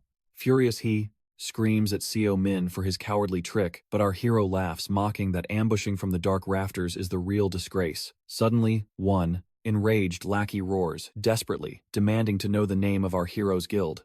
Sumin simply flashes a devilish grin, treating the furious interrogation as an absolute joke. He instantly triggers a binding rune, coldly declaring he demanded an answer, first and now. He will get his blood. The mystical chains brutally crush the thug, forcing out agonizing shrieks as the deadly magic violently constricts. The commander fakes a surrender while secretly channeling a dense azure destructive aura in his trembling palm. Without warning, he erupts with the fierce lion's roar, manifesting an absolute defense wall to save his squad. Behind the glowing aegis, the terrified grunts scramble into safety, desperately clinging to their pathetic lives. The captain checks his injured men, while Sumin glares with killing intent from the dark side of the magic glass. Sumin lets out a sinister laugh, mocking that this fragile dome is merely a pathetic warm-up. The broken guards cough up blood, whining that his ribs are completely pulverized. Out of nowhere, a blazing inferno whip violently impales the invincible barrier, utterly crushing the commander's proud shield. Faced with absolute despair, a desperate subordinate drags his broken body and snatches the forbidden elixir. Pushed to the absolute brink, the thugs swallow the demonic pill, screaming that our hero will face absolute hell. The corrupt poison ignites their veins, instantly mutating their torn muscles with monstrous demonic energy. The two corrupted warriors rise, gasping heavily with twisted, bloodthirsty grins, roaring that they will tear Sumin into shreds. One monster explodes forward, unleashing an apocalyptic shockwave while screaming for his absolute demise. Sumin effortlessly evades the strike, realizing their combat potential has terrifyingly evolved beyond normal limits. The second berserker charges relentlessly, executing a devastating cross-style execution art at our hunter, but he gracefully sidesteps, calculating that their destructive force is now massively amplified. Floating in the mid-air, Sumin arrogantly taunts the monsters, asking if this beating will cure their addiction. He channels an absolute lockdown art, clapping his hands to seal them away eternally. But in a shocking twist, our hunter is instantly swallowed by a crushing azure prison. Flashing a knowing smirk, he acknowledges his fatal blind spot. The final threat remained. The heavily stitched boss erupts into absolute maniacal laughter, ordering his mutated hounds to execute the captured prey. Out of nowhere, a fierce woman's battle cry echoes as she knocks a blazing arrow to turn the tides of fate. A flawless flaming comet violently pierces the boss's skull, erasing him before he even blinked. The majestic Guildmaster emerges from the heavy smoke, scolding Sumin for constantly rushing blindly. She and Sejun finally step in as ultimate reinforcements, declaring that this time they will stand by their master's side. Kun straightens his suit, noting that those underlings fought with impressive tenacity. The Guildmaster cracks her knuckles, declaring that the sinister power radiating from that substance is entirely unnatural. Yet, even with that forbidden boost, they stood no chance against true S-rank hunters. Sumin pivots toward the duo, his piercing gaze, demanding to know how they tracked him down. Sejun begins to tease that his partner came rushing in a panic, but she fiercely denies it. Flustered and red-faced, she shifts the blame, explaining that the mysterious little girl navigated them through the labyrinth of sewers. Right. Then, little Sion peeks through the doorway, boldly declaring that a 3-on-1 ambush was completely unfair. Sio gently pats her head, thanking the child for tipping the scales of destiny in his favor. However, Sejun and the Guildmaster exchange worried glances, warning that a battlefield is no place for a fragile child. The hunter's eyes darken as he stares at the floor, confirming that the demonic enhancer has infiltrated Korea. His partner inspects the fallen bodies, revealing that this toxic elixir binds the soul and slowly rots its users from the inside. Sejun questions the whereabouts of the demon hunters, while Seo narrows his eyes, sensing a dark link to the drug's shadowy creator. The scene shifts to the three defeated henchmen, now bound and unconscious, awaiting their grim fate. Witnessing this, Sejun contemplates if the demonic realm is pulling the strings from the shadows. Sumin nods grimly, his instincts screaming that this level of corruption surpasses mere human malice. The chilling atmosphere thickens around the finest desolate warehouse, heavy with the terrifying realization that the criminal underworld has forged a blood pact with actual demons. Kun gravely notes that Su's legendary name was erased for 10 long years, and this spark might ignite another catastrophic war. Glaring at the unconscious scum, Seo observes their strange numerical tattoos, calculating that at least 10 of these freaks exist. He crouches with predatory intent, whispering that he will rip the truth from the captured dealers once they awaken. Suddenly, Sion's instincts flare. She bolts in sheer terror, screaming at the top of her lungs to brace themselves. Sejun and the Guildmaster snap into battle, stances utterly bewildered by the unseen threat. In a split second, a catastrophic explosion violently rocks the room, but Seo throws himself over Sion, becoming her absolute shield. The two unrestrained dealers are instantly vaporized by the merciless blast, paying the ultimate price. As the chaotic dust settles from the suffocating smoke, a sinister new squad of enemies steps forth, exposing themselves as the true masterminds behind this slaughter. Sumin instantly recognizes the missing squad members, while Sejun hastily conjures a brilliant mana barrier to shield their party. He grunts, warning that the enemy's mana pool is monstrous, easily an A-rank threat, or even higher. An arrogant newcomer steps out of the shadows, sneering that the hunters saved them the tedious hassle of hunting them down like dogs. The legendary trio immediately shifts into combat formation as Sayo locks eyes and asks if he is the kingpin of this Samo's pathetic gang. The sunglass-wearing villain instantly identifies the two guild masters, proving his intelligence network is terrifyingly accurate. Without missing a beat, he barks the kill command, ordering his dogs to slaughter the S-rank anomalies and their worthless lackey. Countless glass vials of the drug mercilessly shatter on the concrete, engulfing the warehouse in a toxic sea of glowing blue powder. The wicked leader smirks, promising they will leave this tomb in body bags. Before charging forward with explosive, earth-shattering momentum, Sejun declares he will guard their blind spot, ordering the guildmaster to rain down heavy support. With her mystic bow, Sumin steps up to the vanguard, and a deadly dance of flying fists erupts dead center in the explosive arena. He reads the enemy's fighting style in an instant, but openly scoffs, mocking that his master must have been absolute trash. The insulted leader is blinded by furious rage, channeling his aura into a devastating full-power strike. The two titans brutally collide in a blinding flash of raw destruction, sending violent energy tearing through the walls. Witnessing the impact, the guildmaster gasps in horror, screaming his name while drawing a glowing arrow. The piercing shot buries itself deep into the leader's shoulder, sending shockwaves of agonizing pain through his veins. Driven by sheer madness, he conjures a massive sphere of crackling energy, hurling it straight at the archer in vicious retaliation. The guildmaster freezes, shocked that he manipulated her own mana to supercharge his counterattack. In that fatal blind spot, an assassin materializes, behind her blade raised to strike, while she is caught off guard. But the lethal blade crashes against a flawless magic barrier, saving the huntress from certain death. Sejun shouts to leave the worthless small fry to him, effortlessly neutralizing the creeping assassins. He roars at Sayo to push the offensive, but the legendary hunter is pinned to the floor, his muscles burning from the enemy's bizarre skill. Su lazily scratches his head, telling Sejun to quit his relentless nagging, sparing him the lecture. However, a nostalgic smirk crosses his face as he declares his blood finally remembers the thrill of fighting as a true Team A. Vivid memory of his legendary old squad flashes by, a testament to an era where they fought in absolute glorious harmony. Sejun then casually adjusts his glowing glasses, mockingly, asking if those two are finally finished with their pathetic warm-up. Hearing this, Yoa flashes a fierce, confident smile, fully bracing her spirit for the impending carnage. Seaman's aura explodes outward, boldly swearing he will obliterate them all in exactly 10 minutes. The brutal battle erupts with catastrophic force as our main character charges like a blazing meteor, wrapped in a blood-red aura. The leader takes a direct hit and violently coughs up blood, his ribs cracking from the godlike blow. Seaman glares down like an apex predator, revealing he knew this trash was trying to force him to awaken a much darker power. He advances with absolute killing intent, sharply deducing that the bastard's main trick lies entirely within his right hand. The terrified leader explodes in humiliated fury, screaming at him to shut his mouth while unleashing a terrifying torrent of intense blue energy.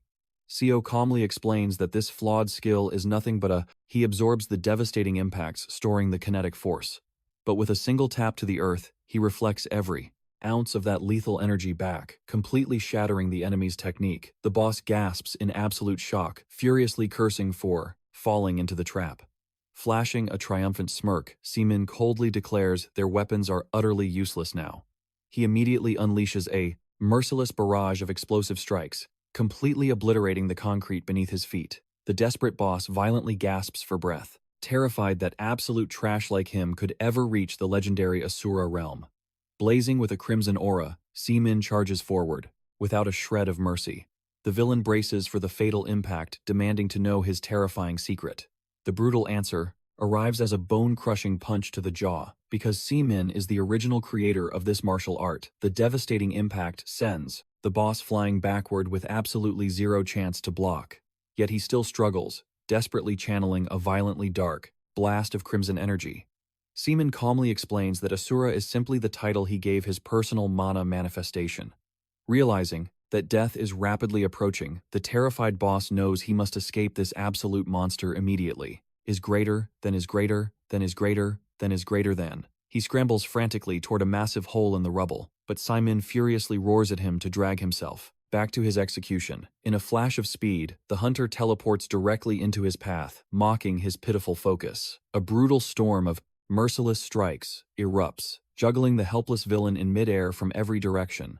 With one apocalyptic final strike, he is smashed into the reinforced concrete, shattering the entire structure. The legendary battle concludes, and Sumin calmly crouches to retrieve a mysterious enhancement vial from the blood-stained debris. He glares down at the broken enemy, annoyed that his polite answers were met with such extreme disrespect. Sumin stalks toward his bleeding prey, coldly warning that refusing to cooperate will turn this into a lethal interrogation session, and he will pay in blood for every single fallen comrade lost today.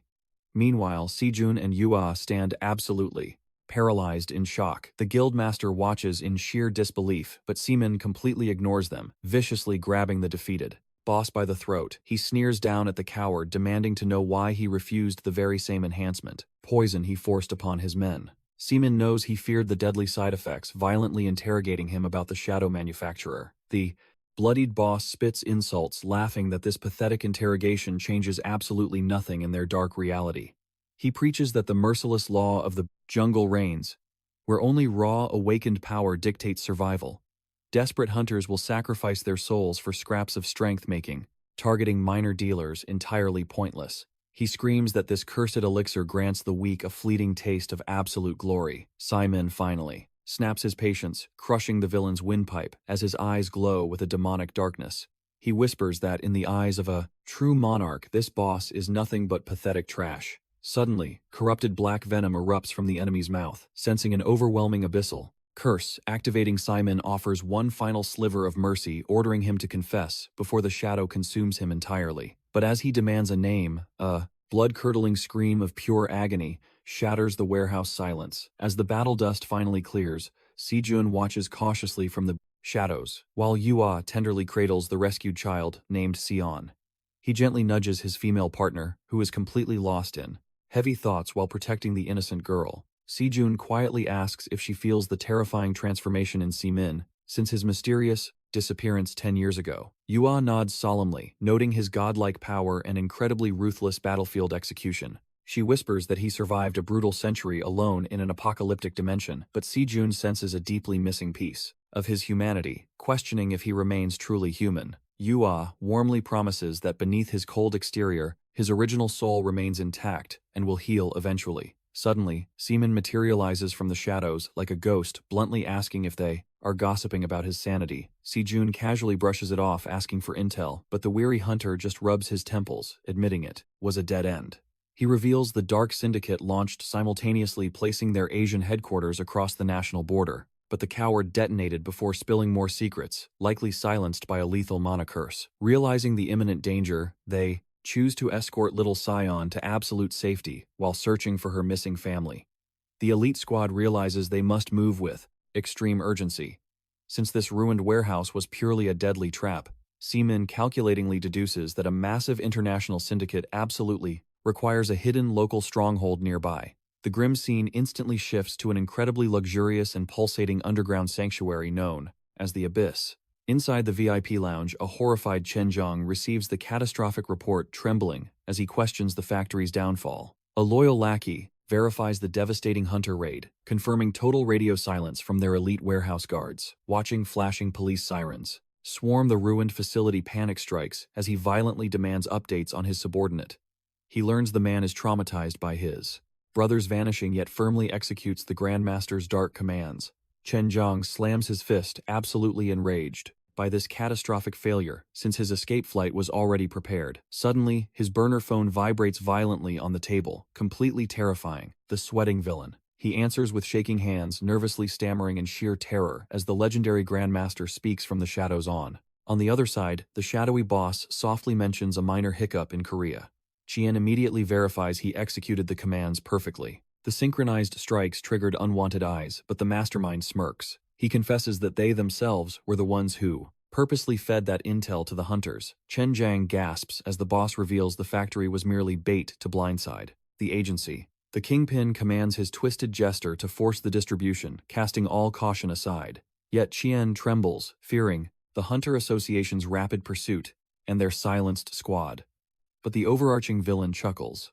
Dead men tell no tales. And those elite hunters are already rotting. With a chilling grin, he hangs up. Their only mission now is guarding the abyss. Meanwhile, high-ranking officials scramble. Sayo just obliterated a nest of junkies and smugglers hiding within the ruined factory. He shattered their dark syndicate. Logically, he deserves a medal for this raid. The terrifying catch is, he mercilessly slaughtered every last soul, pushing those forbidden combat stims. The camera cuts to the tense walls of the Hunter Agency. Inside the roaring director's office, Seo Min stands his ground. An ally shields him, arguing they secured absolutely priceless blood samples and explosive intel tracing the toxic source. Boiling with frustration, Junggu snaps. What else could they do when hell broke loose? The chaos was absolute. The vein-popping director pivots to the trembling side squad, demanding if they salvaged a single shred of worth. They sweatingly confess to grabbing 0 solid clues. Worse, their prime targets vanished into thin air. The director instantly erupts, like a volcano tearing into their pathetic incompetence. Do your damn jobs, Junggu. Steps in questioning if this crisis truly mirrors this absolute doomsday scale. They are drowning in cases. The director spits venom, roaring that Central Command never bluffs. Even the Japanese hunter boarders are on blazing red alert. He slams the desk. Seo's bloody loot is utterly worthless, without bulletproof evidence. In the hushed background, agents mutter bitterly. This desk jockey only thirsts for his shiny next promotion. From the central brass, suddenly Junggu sweeps the room. Wait, where is Hunter Min? Shockingly, it seems. Seo casually vanished on personal leave to handle private shadows. Far from the chaos, Sejun unveils a breathtaking estate, asking if the main character cherishes this massive gift. Seo blinks, momentarily stunned. He genuinely loves it, yet hesitates to claim a treasure so overwhelmingly grand. Yo warmly insists it is his rightful throne. He carries the heavy fate of so many souls now. Hearing this, Segun remembers how he sheltered 2 vagabonds, Hamchu and that fragile little gem Seon. Seo gently admits he scoured the city for her, but awakening as an unranked, powerless soul meant a brutal survival. Yo is totally captivated by the girl's hidden, mysterious charm, as little Seon timidly confesses her fondness for the crimson-haired lady. Smiling warmly, Segun proudly declares he tanked half the astronomical bill, claiming this paradise as his backup sanctuary. Yo eagerly tugs Seon to scout their kingdom. Seo Min simply smiles, seeing right through their heartwarming plot. Instantly, boisterous footsteps flood the courtyard. Hamchu shakes with pure, unbridled hype for their legendary new base. Stepping inside, their jaws drop at the godly aesthetics. No way their broke master funded this. Xiaolong narrows his eyes, highly skeptical. Why forcefully cram their fates together under one roof? But Seo just gently pats the boy's crown, whispering that he needs his entire flock within arm's reach. A fierce, unwavering grin paints his face. He swore an ironclad vow to shield his newfound bloodline. Against any storm, Yo playfully scolds Xiaolong's whining. The brat bites back, barking that Seo is not their actual dad. Watching this chaotic harmony, Seo Min's soul trembles. For a grueling century, he survived solely on phantom memories. The screen shatters into a tragic flashback. Minjun weeps, bitterly crushed by the agonizing guilt of failing his precious comrade. Snap to reality, Seo Min's vibrant new family charges toward the glowing manor. A glorious rebirth. His eyes ignite with absolute blazing resolve. In this life, destiny will be completely rewritten. History will not repeat. Suddenly, tiny Sion forcefully yanks his sleeve, pouting that he is lagging behind like a turtle. Seo Min flashes a wicked smirk. Pred is completely unprepared for the incoming storm. He playfully assures the child, stepping out of the shadows and joining his warm light inside. The panels fade to midnight. Seon slumbers beautifully, clutching her stuffed guardian under the silver moon. In the dark, Seo Min dials Jonggu. Are these lethal enhancers secretly chained to the demonic realm? Jonggu admits the strange aura flowing inside is totally unregistered, yet that means absolutely nothing. He casually notes that such corrupted energy is not even a rare anomaly. In this broken era, their analysis perfectly aligns with the top brass. Before severing the connection, he drops a heavy truth. Nobody dares ignite war with the demonic factions over ghost stories. Seo Min's blood boils. The demons successfully brainwashed humanity into total trust over the bleeding past 10 years. He violently punches a mental wall. This entire crusade is a suffocating trap of dead ends. Gritting his teeth, he grips a weathered ancient diary. Did Minjin ever dive into the abyss of demonic aura? Slumping aggressively before his glowing monitor, he boots up the system. He refuses to quit without cracking these ancient digital ruins. His fingers furiously type, hunting for demonic signatures tied directly to Minjin's legacy. Boom, a forgotten, ghostly blog surfaces. The hidden archives perfectly mirror his desperate hunt, but slamming into a digital brick wall, the access is heavily encrypted and aggressively locked. Frustration erupts like hellfire as he sharply curses Minjin, was an absolute fanatic about digital security. But wait, a strange detail in the link catches his eye. He wonders, what does EZ stand for? Heavy tension fills the room. Is this a mere coincidence, or a sinister hidden truth? Suddenly, little Scion peeks through the doorway. Why is he still awake? He jumps startled, insisting he didn't even sense her presence. But the girl insists she knocked. He urges her to sleep, yet she whispers that the ghost already leaked his late-night call. Suin groans. Will he ever get any privacy? She just shrugs.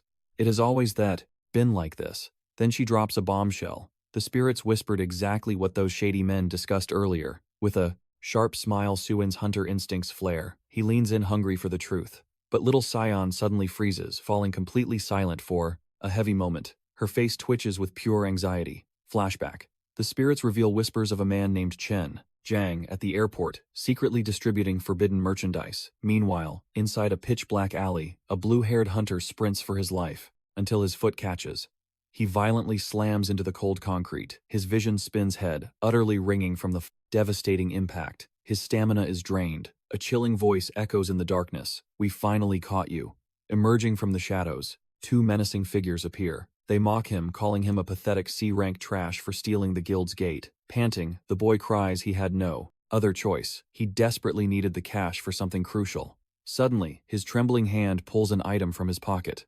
The thugs merely scoff at him, but the desperate hunter bites down on the strange object. He roars that, with this power, they are absolutely nothing. Boom. In a blinding flash of terrifying energy, a massive explosion obliterates the entire alleyway and its surroundings. The scene cuts to a tense emergency meeting. The horrifying news of illegal enhancers has finally leaked. At the HMCS Grand Headquarters, a grim leader warns everyone. This demonic plague will spread like absolute wildfire. Vice President Blackwood severely frowns. The situation is completely catastrophic. He demands to know if anyone has made real progress. A nervous attendee then mentions the infamous Korean factory case. The Korean branch director immediately shrinks under the crushing pressure. The speaker continues, stating that their reports show zero progress. He openly questions the rogue hunter assigned to it. Cargill rudely scoffs at this pathetic situation. He ruthlessly criticizes Blackwood for assigning a mere rookie to a critical mission. But a rival sharply cuts Tim off. Those are awfully bold words from a greedy snake who only worships money. A senior director forcefully demands absolute silence. He firmly states that the vice president definitely has a master plan. He cleverly suggests officially appointing this wild new hunter as the supreme lead investigator for Korea. After all, he might just pull off a miracle. Smirking sharply, he immediately turns and demands the final opinion of branch director Jian Ho Bei. The poor director completely panics. He stammers nervously, totally overwhelmed by this highly political battlefield. 2 days later, back at the Korean base, Jung-Yu is utterly shell-shocked to discover that Suin is now the grand lead investigator. Suin casually explains the grim reality. The case is public, and higher-ups are using him as the perfect sacrificial scapegoat. But Suin smirks coldly. He will completely turn this trap into his greatest advantage. He slams a paper, demanding an immediate full-scale investigation. Jung-Woo stares at the terrifying document. What the hell does the word abyss even mean? Suin calmly explains everything. It came straight from the rescued factory girl's chilling testimony. The abyss is the ultimate key. Jung-Woo remains incredibly skeptical, loudly pointing out that the mystery isn't solved. Abyss could literally mean anything, but Suin's supreme confidence is unshaken. It won't take long to pinpoint the target with their new absolute jurisdiction. Jung-Woo practically loses his mind. A chaotic nationwide search is a catastrophic ordeal. What if Abyss is merely a decoy password? Suin rubs his chin in deep thought. Then his eyes gleam as he concocts a brilliantly insane new plan. Let's demand the total cooperation of the almighty 7 heptagram guilds. Jung-Woo is left completely stunned. He frantically argues that this investigation is top secret, but Suin firmly declares that their absolute priority is crushing the blessed illegal distribution. Jung-woo panics. Those arrogant, prideful mega-guilds will never bend the knee. But Suin could not care less. He reveals that Yoa and Sejun are already firmly under his command. Only 5 massive guilds remain, slamming his fist heavily on the desk. He orders Jung-woo to quit whining and summon them immediately. He severely warns that without action, every single hunter across Korea will be corrupted by these demonic drugs. The scene dramatically shifts to the Blue House. Jillian, the legendary master of the Infinitum Guild, steps into the grand presidential office. She gracefully bows, displaying perfect aristocratic decorum, before the absolute most powerful man in the entire nation. President Daisu Choi sharply questions her. Is this urgent crisis directly threatening her guild? She solemnly presents a classified document. The HMCS has officially demanded the absolute cooperation of all 7 heptagram guilds. The president's eyes narrow with deep intrigue.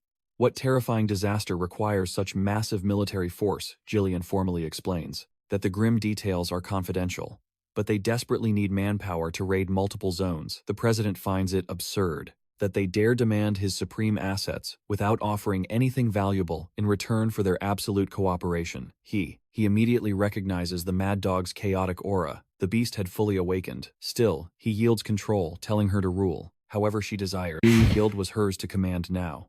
Gillian offers no words, her cold eyes focused as she writes upon her clipboard in absolute silence.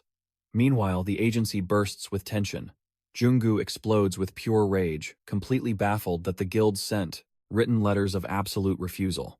An agent nervously reports that the Infant Item and Frost Soul guilds have completely denied the urgent plea for backup.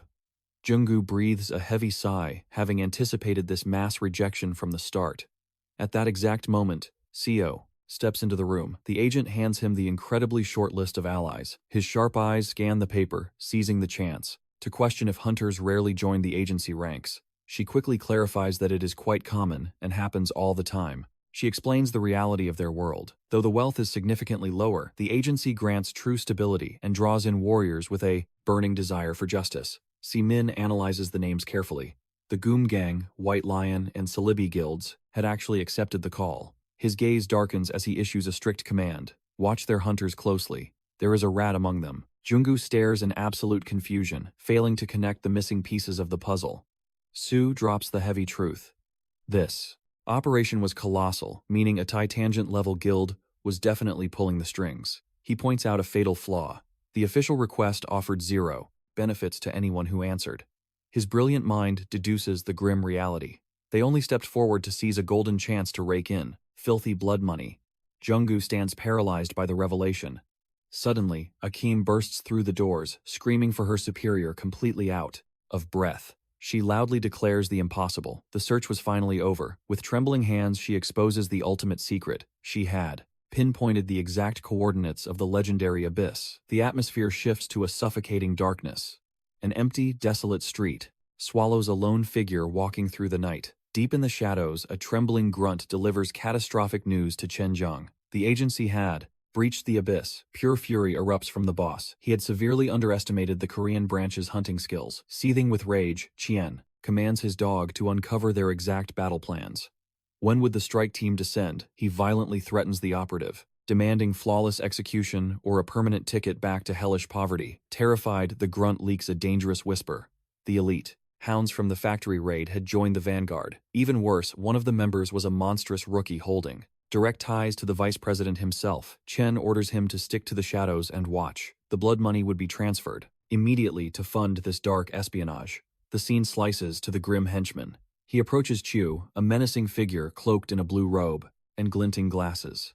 Chen Zhang thrusts forward the highly classified target list. Every investigator's name was on it.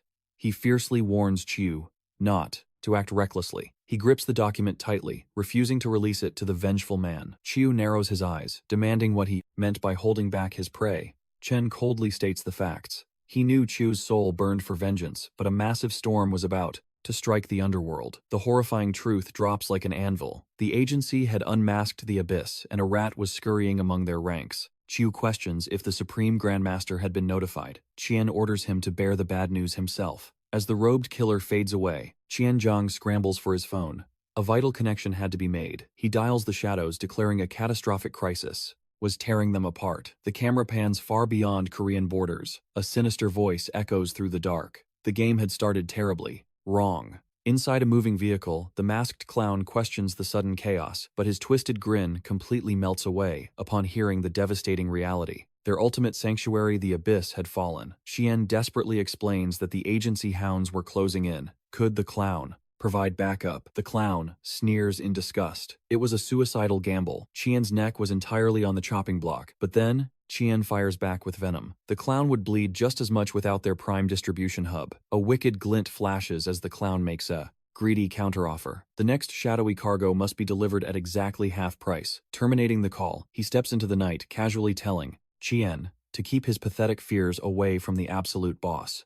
Oozing dangerous arrogance, he proclaims he would face the Grandmaster directly to seal this dark pact. Stepping into an overwhelmingly opulent chamber, he playfully greets the supreme Grandmaster, but the long-haired sovereign simply glares at the city below, a mountain-like presence radiating pure, deafening silence. The clown quickly reports that the Abyss was compromised by the surprisingly lethal Korean agency.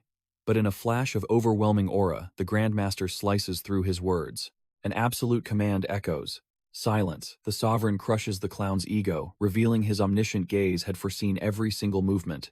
In the shadows, he casually exposes the clown's ties to the Forbidden Elixir Syndicate, the true master of the darkness, scoffs at their petty ambitions. Every single breath taken in this underworld belonged to him, exuding absolute authority. He lays out his golden rule. Pay the blood toll and the shadows are yours to command. A wicked grin returns to the clown's face. Exactly as expected from the absolute sovereign of Asia's criminal empire, the masked villain chuckles, claiming their dark mission was incredibly basic. Flood the streets with the forbidden substance, nothing else. But his tone darkens with a chilling warning. The Korean hounds were terrifyingly strong, catastrophic if they are discovered.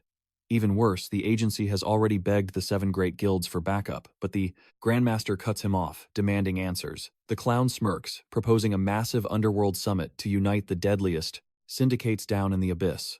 With the bloody stage set, his deranged followers scramble to set this chaotic nightmare into motion. No villain would dare reject this summon, especially when tempted with a taste of forbidden power to hook their greed. The Grandmaster pauses, acknowledging that such bait will only lure in arrogant fools blind to the hell they are stepping into. Yet the clown cackles, swearing this cannon fodder is exactly what they need to obliterate the hunter agents. He presses his twisted logic, declaring an all-out war is their best move before the hunters shatter their sanctuary. With a theatrical bow, the jester vanishes into the shadows, eagerly anticipating his lord's arrival. Left alone, the Grandmaster stands in dead silence, his cold gaze piercing the sprawling city lights. Suddenly, the shadows part, revealing a painful memory of a frail girl weakly calling out as he begs her to just call him Big Brother. Utterly desperate, he swears upon his life to drag in enough gold to heal her failing body. She offers a heartbreaking smile, dreaming of returning home, once the nightmare ends. Her fragile voice whispers his name, witnessing the agonizing battle he fights to hold back his tears in her presence. Yet she gently rejects the bloody coin, pleading that her final wish is simply for him to find true happiness. The very next frame is pure agony, portraying a shattered boy kneeling beside her cold, lifeless corpse, plunging deeper into his haunted past. Master Yeoman discovers the broken youth offering to take him as a disciple. Without hesitation, the boy accepts, craving absolute power to shield everyone he loves. Glaring into his master Yeoman's soul, he declares the older man is a mountain to conquer, and that one day, his own strength will eclipse the heavens. Through burning tears, he carves a blood oath to never watch a loved one die again. Snapping back to reality, the Grandmaster scoffs at his own tragic origin, viewing it as nothing but a pathetic hollow illusion. He practically drowns in limitless wealth and wields terrifying god-like authority, yet the crushing truth eats at his soul. He conquered the world but has absolutely no one left to protect. Eyes darkening with pure malice, he pivots, commanding the shadows lurking behind him. A loyal enforcer steps into the light, bowing deeply to his absolute ruler. With chilling authority, the Grandmaster decrees a massive underworld summit in Korea. Meanwhile, inside the highly secure Hunter Coalition headquarters, Seo Mine gears up to unveil Operation Abyss. He steps forward, introducing himself as the Vanguard Inspector, leading the charge against the demonic combat enhancers. Releasing a heavy pressure, he dares anyone foolish enough to question his authority to take their whining straight to High Command. A screen flickers to life, exposing the abyss, not as a dungeon but an elite resort in Incheon. The strike squad realizes this playground is actually the corrupt heart of Asia's black market. Suin grimly notes, the boss remains a total phantom, while commanding countless underground rings.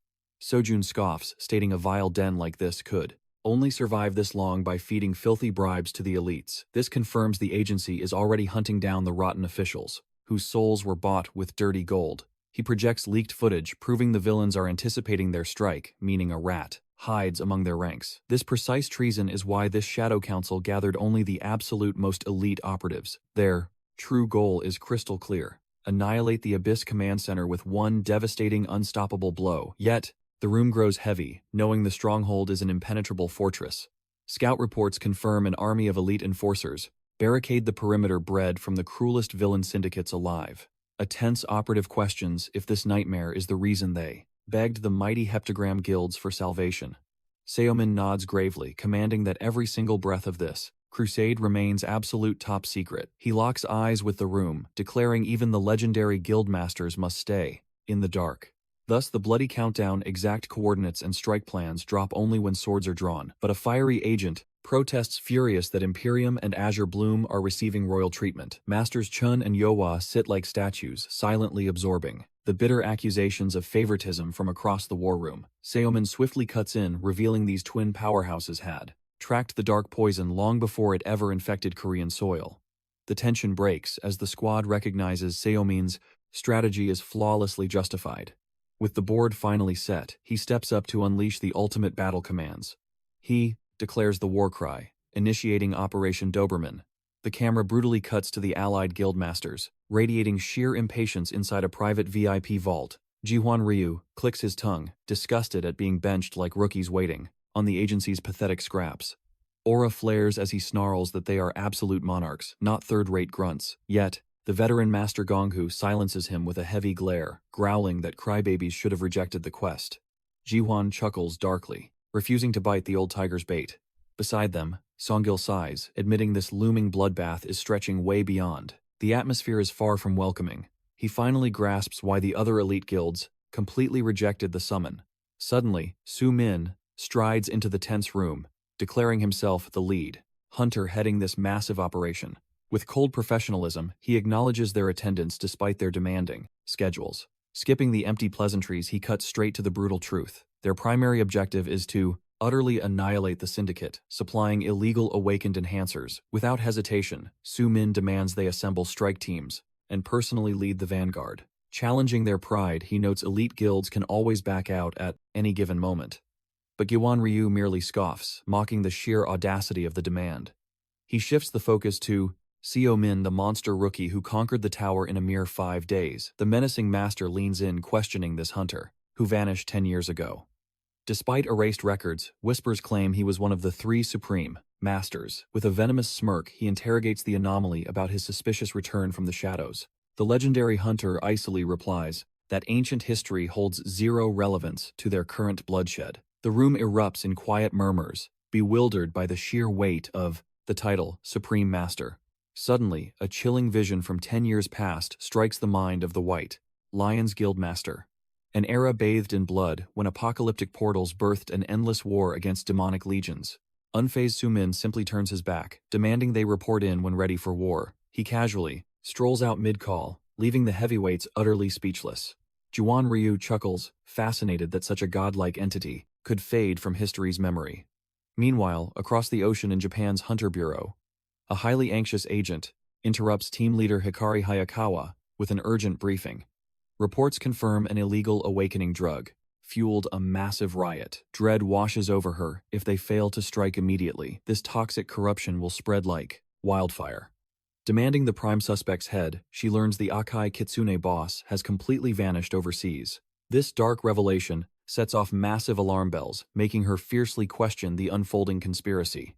She pieces together how multiple underworld bosses have mysteriously fled Japan. Out of nowhere, Kumo bursts through the doors, waving and observes the process. Absolute mandate from the global headquarters. He frantically reveals it is an extreme directive targeting the demonic drug syndicate. Instantly, Hikari orders her subordinate to grab his gear. They are boarding a flight to the battlefield immediately. Flashing a predatory smirk, she declares it is payback time. The stage transitions to the bustling terminal where Laia grumbles about this sudden disruption to her mission. Over the comms, Sumin bitterly protests, playing chauffeur for unsolicited backup. Right on cue, the lethal duo of Laia and Hikari touch down. The explosive blonde enthusiastically ambushes him. Unimpressed, he notes their fierce energy hasn't dulled, strictly reminding them this is no tropical vacation.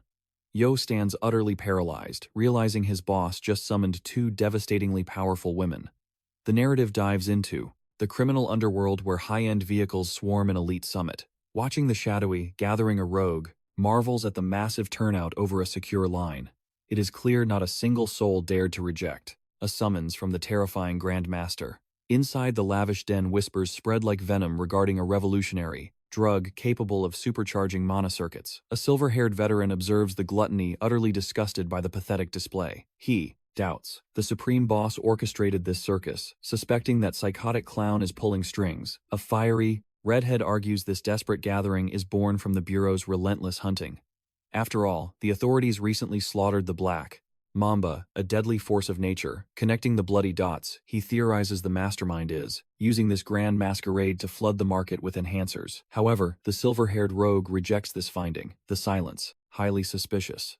A lethal femme fatale interjects chillingly, suggesting this banquet is actually a death threat. Failure is no longer an after-action option. Boiling with rebellious fury, the redhead vows to slaughter the boss once his usefulness expires. Suddenly, a hulking thug crashes their table with pure malice burning in his eyes. Projecting heavy killing intent, he demands their syndicate affiliation.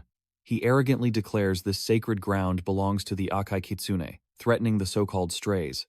But before the words can leave his throat, a devastating fist shatters his jaw. Following up, the shadow-clad assassin ruthlessly stomps the groaning thug, mocking the room full of brainless cattle. Witnessing this brutal disrespect, the Akai Kitsune boss erupts in absolute fury, while his lackeys scream for backup. A rival enforcer violently shatters a chair over a grunt, mocking their pathetic low tier. Awakened strength. Backed by a terrifying lightning-wielding queen, he orders the fool to kneel or face an agonizing demise. But the chaos halts as Chu descends, radiating overwhelming pressure, threatening to obliterate anyone who continues this arrogant display.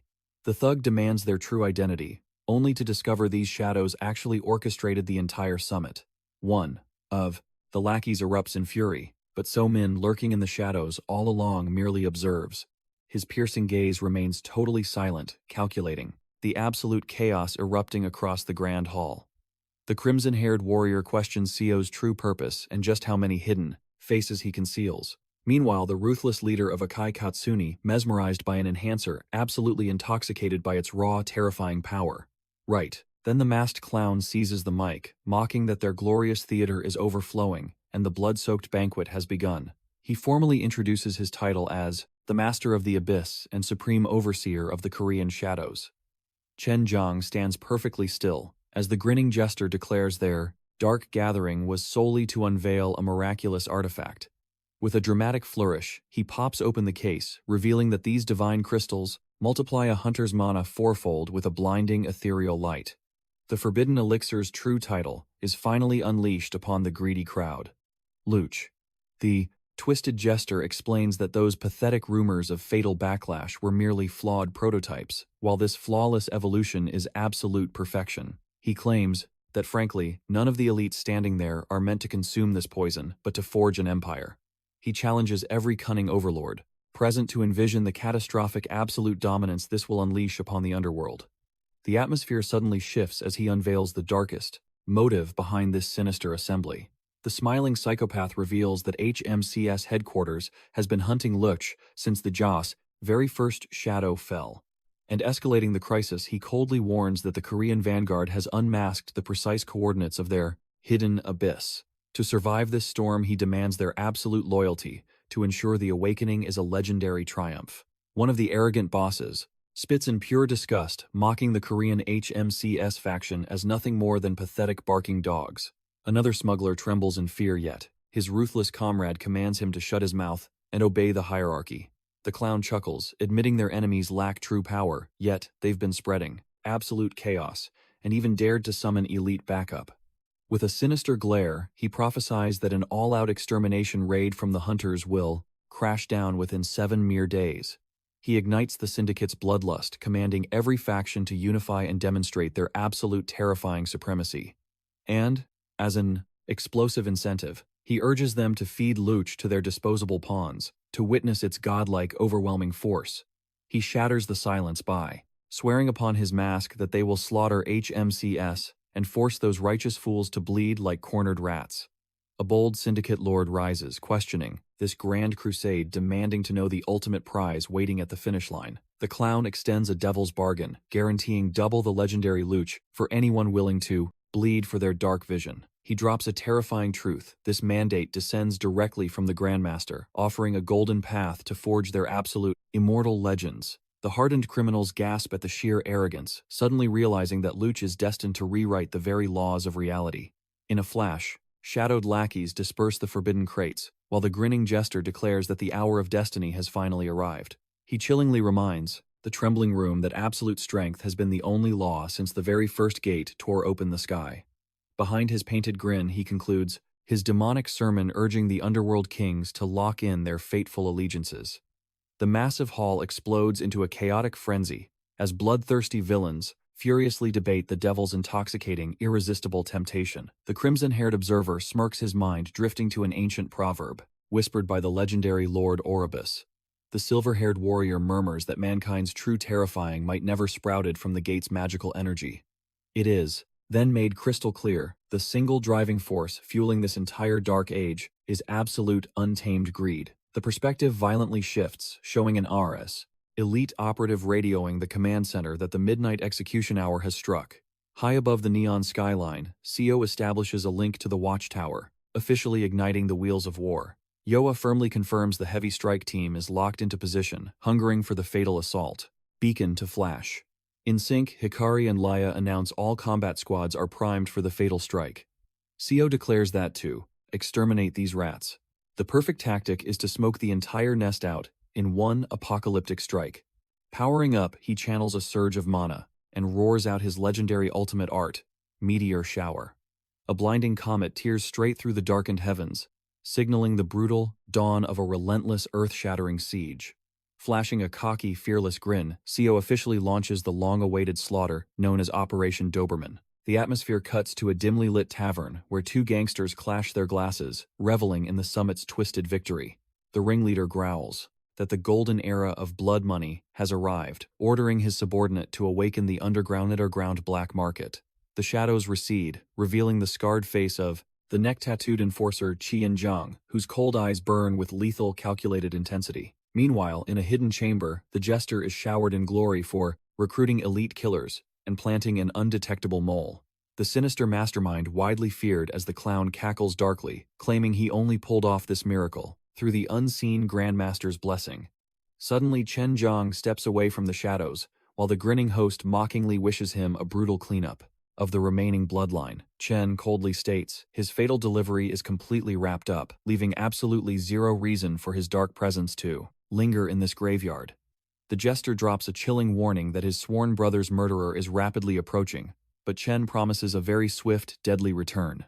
In a DE, surprisingly grave, whisper the painted demon demands. His loyal hound returns before 7 sunsets fade, but without warning, an absolutely catastrophic, heaven-shaking explosion obliterates the silence, sending a shockwave of pure terror through the syndicate's core. The clown's killing intent explodes, demanding the source of the blast, as his psychotic eyes glow with predatory rage in the pitch-black abyss. A terrified operative sprints frantically down the fractured staircase, shrieking that a complete disaster has struck. She bursts in, gasping for air. He screams that unseen forces are blasting the perimeter. One of the syndicate bosses is paralyzed with shock. Who dares to launch an assault in the heart of the city? The clown gnashes his teeth, seething with absolute fury over his shattered grand design. Meanwhile, high above the chaotic streets, Sejun gets an urgent transponder call, totally caught off guard by the transmission. Through the comms, a White Lion Guild commander bitterly gripes that this whole raid is sabotaging their delicate alliance. Sejun cuts the feed. He grasps the politics, yet his piercing gaze remains locked upon the impending bloodbath. Right on cue, his elite operatives confirm that the ultimate tracking wards have successfully enveloped the compromised tower. The hunter squad channels their mana, erecting an impenetrable magical fortress, guaranteeing that absolutely no prey slips through their fingers. Smirking coldly, Sejun realizes the syndicate mole totally botched the intel leak. He clicks his tongue, annoyed that only the Salabi Guild answered the call to arms, but his vanguard declares it absolute overkill. With all rat holes sealed shut, the strategy shifts to suffocating the enemy until they crawl out begging. Deep within the fortress, the crimson-haired Huntress Yoa knocks a lethal arrow to her bowstring. Her vanguard has completely dominated the lobby, and now storms the ascension points. With the perimeter secured, a scout mocks the pathetic power levels of their foes. Yoa commands the squad to mercilessly drag the captives back to headquarters. The rookie beams a confident salute, vowing to execute his commander's absolute will. But Yoa's expression darkens. The lethal contraband is still missing alongside the shadowy ringleaders. Without warning, a monstrous, gelatinous aberration materializes in the corridor center. The hunting party freezes in absolute dread. A vanguard operative screams at Yoa to seal the escape route. As they unsheath their weapons against the abomination, Yoa violently shifts into a combat stance, roaring at Sejun to unleash something. Anything to obliterate it. From the shadows, a villainous scoff echoes. Fools, he sneers. You are facing an apocalyptic rank, A. Biological weapon. The desperate vanguard shrieks for Sejun to hold the encroaching nightmare back, but he sharply commands her to shut her mouth. Raising his arcane staff, a cold sweat breaks across his face. If that monstrosity detonates indoors, they are all dead meat. Unleashing a deafening roar of absolute zero, Sejun channels a devastating blizzard directly into the beast's core. The horrific entity begins to solidify, unleashing an ear-piercing shriek of agony. It violently thrashes against the magical frost, and a scout shrieks that the mass is swelling up to. Shatter the frozen cage. Sejun bellows for an immediate shield wall, pouring every ounce of his roaring mana into maintaining the glacial prison. Seizing the opening, Yoa commends their iron will, and orders them to chain the beast down. With lethal grace, she draws back her bowstring, manifesting an arrow of pure scorching hellfire. She is fully primed to incinerate the threat. The blazing projectile strikes dead center, triggering a cataclysmic shockwave of flames that engulfs the entire hall. The lurking shadow broker whistles in pure awe, utterly mesmerized by such devastating firepower. High above the carnage, a mysterious observer smirks.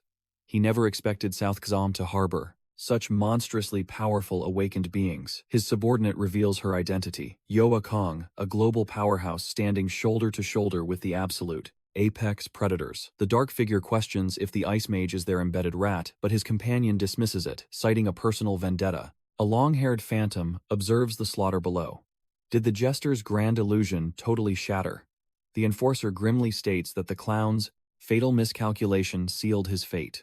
Their supreme directive is to avoid clashing with the Hunter Bureau. Down below, an operative drops to one knee, declaring he has successfully shadowed the jester. The rogue is smuggling the lethal cargo through an underground labyrinth, desperately trying to secure a phantom gateway to freedom. The long-haired executive coldly declares that their dark syndicate Pandemonium is washing its hands of this mess. With the mission scrapped, the orange-haired rogue turns his back, but his commanding officer sharply demands why he is cowardly deserting the front line. Hidden beneath his hood, he realizes this is the absolute graveyard for the Akai Kitsune faction. The surviving thugs are paralyzed with terror. They are trapped in a cage with South Korea's legendary S-rank monsters. A trembling foot soldier begs to fall back as their mana cores are completely drained, and the main gates are rigged with death traps. But their prideful kingpin violently rejects such a humiliating defeat, grinding his teeth until his gums bleed. Erupting in a torrential blood-red aura, he roars that he will carve a path through flesh and bone. He orders his trash to stay back. His loyal dogs weep tears of absolute devotion at their boss's suicidal bravery. Igniting every last ounce of his life force, he rockets forward, roaring for the Bureau hounds to clear the path or face total annihilation. Sejun's eyes widen at the sheer explosive velocity of DP. The death charge screaming Yoa's name in pure panic, channeling a desperate lethal intent. The syndicate overlord unleashes a devastating aura blade that ripped through the very air toward the huntress, but Yoa instantly parries the execution strike with her reinforced bow. A deafening metallic clash reverberates through the hall. Out of thin air, Guanggong Huo, the legendary guildmaster of Salabai, materializes. A terrifying grin flashes across his face, his lethal katana casually resting upon his broad shoulder. Meanwhile, in the blood-stained upper levels, the contraband smugglers are scrambling like cornered rats. They desperately sprint for survival. But a ruthless bureau operative cuts off their escape, vaporizing a thug with a merciless blast of concentrated mana. One of the syndicates, absolutely high, out of his mind on enhancement, stimulants cackles maniacally and vows a total massacre. As the rats scatter into the shadows, a desperate shout warns. The enemies have breached the entire first floor. The crime boss trembles in absolute panic, screaming that at this rate, leaping from the roof is their only escape. But a crazed villain smirks, telling him to relax, because he is about to slaughter them all. A sinister purple energy whip materializes, slashing viciously at the approaching hunters. However, the elite strike team surrounds him instantly. They declare his resistance futile, demanding immediate surrender. One hunter coldly states they are exactly who he fears. Their fierce leader, Hikari, confirms it with a deadly smirk. Instantly, the notorious criminals are pinned to the ground. These are globally wanted targets. Hikari beams with thrill, never expecting to hunt down such massive prey all at once. She loudly orders their total arrest and her squad moves to secure the perimeter. But out of nowhere, a crimson-clad woman descends. She blocks the exit with a deafening explosion. An agency hunter barely survives the devastating shockwave. Stunned by her overwhelming power, the female assassin commands the criminals to flee, swearing that she will annihilate the hunters herself. Hikari narrows her eyes, recognizing their infamous uniforms. These are no ordinary grunts. They belong to the Blue Syndicate, ruled by the underworld kingpin. Assessing the deadly threat, Hikari taps her wristband. Eager to unleash her newly acquired legendary power, a colossal purple energy serpent bursts forth, twisting into reality. As she screams the divine name Kagetsuchi, the crimson assassin gasps, barely evading the strike while cursing these relentless creatures. Blocking her path, she blindly charges forward, only to be swallowed by a massive magical explosion. Hikari mocks, her struggling foe boldly declaring her summons are no mere beasts. The desperate woman leaps skyward to dodge another fatal blow, while Hikari locks onto her target from below. In that terrifying instant, the enemy realizes these manifestations are ancient spirits. Before she can react, the serpentine spirit brutally crashes into her, detonating a shockwave of dark energy across the entire lobby. Kumo, Hikari's loyal partner, cheers, wildly amazed that her terrifying strength has grown even further. But a syndicate thug exploits the distraction. He launches a lethal sneak attack at Kumo, roaring that his grave awaits. The young hunter blocks the vicious blow at the final split second, yet the crushing pressure forces him back. He immediately realizes it is a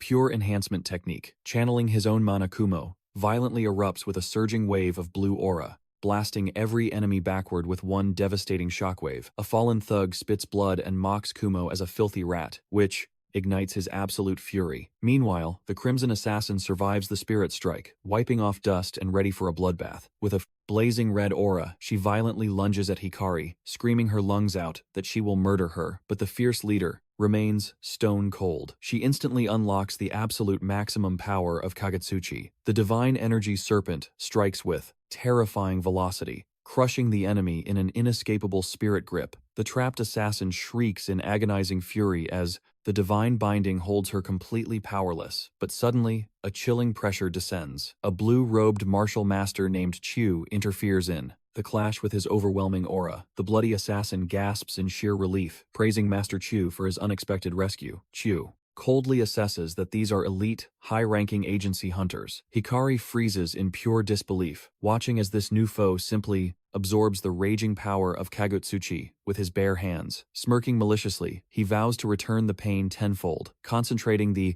stolen spirit energy. He unleashes a blinding blue destruction beam straight at Hikari, turning her own ultimate move against her. The hunter is utterly defenseless. Realizing he possesses a legendary counterattack skill, Kumo screams his partner's name in pure despair, watching the lethal blast engulf her. But just as death approaches, Sojun Min flashes out of thin air. He catches her gracefully, preventing the absolute worst. Hovering in midair with Hikari in his arms, Sojun coldly declares that he never granted them permission to escape. Hikari gasps in absolute awe, recognizing the legendary hunter Min, who saved her life. Down below, Chiyu glares upward with venomous eyes, instantly recognizing the godlike figure dominating the city sky. He then gnashes his teeth in pure hatred, roaring that Sojun murdered his blood brother.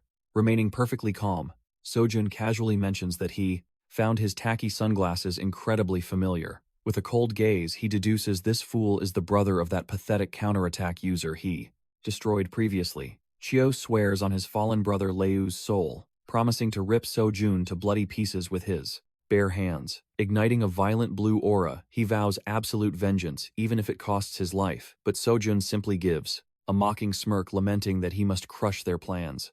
Exploding with a red aura, he charges at Godspeed, stating there is no happy ending, landing an earth-shattering blow. Far away, two figures watch the carnage, confirming their escape route is totally secured. A green-haired subordinate respectfully calls him Sir, but his eyes remain locked on the battlefield. He analyzes Sojun's terrifying golden aura, realizing it glows with a truly sinister menace. The orange-haired mastermind then summons his elite shadows Arumu and Raban, issuing a ruthless command. He orders them to stay back and reinforce the clown, ensuring his survival at any cost. Meanwhile, the psychotic clown watches the others fall back, anticipating an epic clash.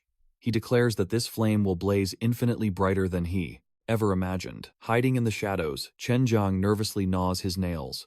Regretting following Chu into this deadly mess, he watches the fierce battle from afar. Just who is this mysterious hunter radiating power like an S rank? Thinking it is his golden chance to escape, he moves, but suddenly, a massive explosion erupts right before his eyes. Si Jun. Min coldly crushes the defeated Chu beneath his boot, ordering the trash to stay down. Kumo frantically rushes to Hikari's side, and she deeply thanks Si Jun, saying she owes him her life again. He brushes it off, stating her power was crucial in clearing those upper floors. Si Jun reveals that their foe is a high-ranking executive of Blue Guy, and they completely blindsided them with this attack.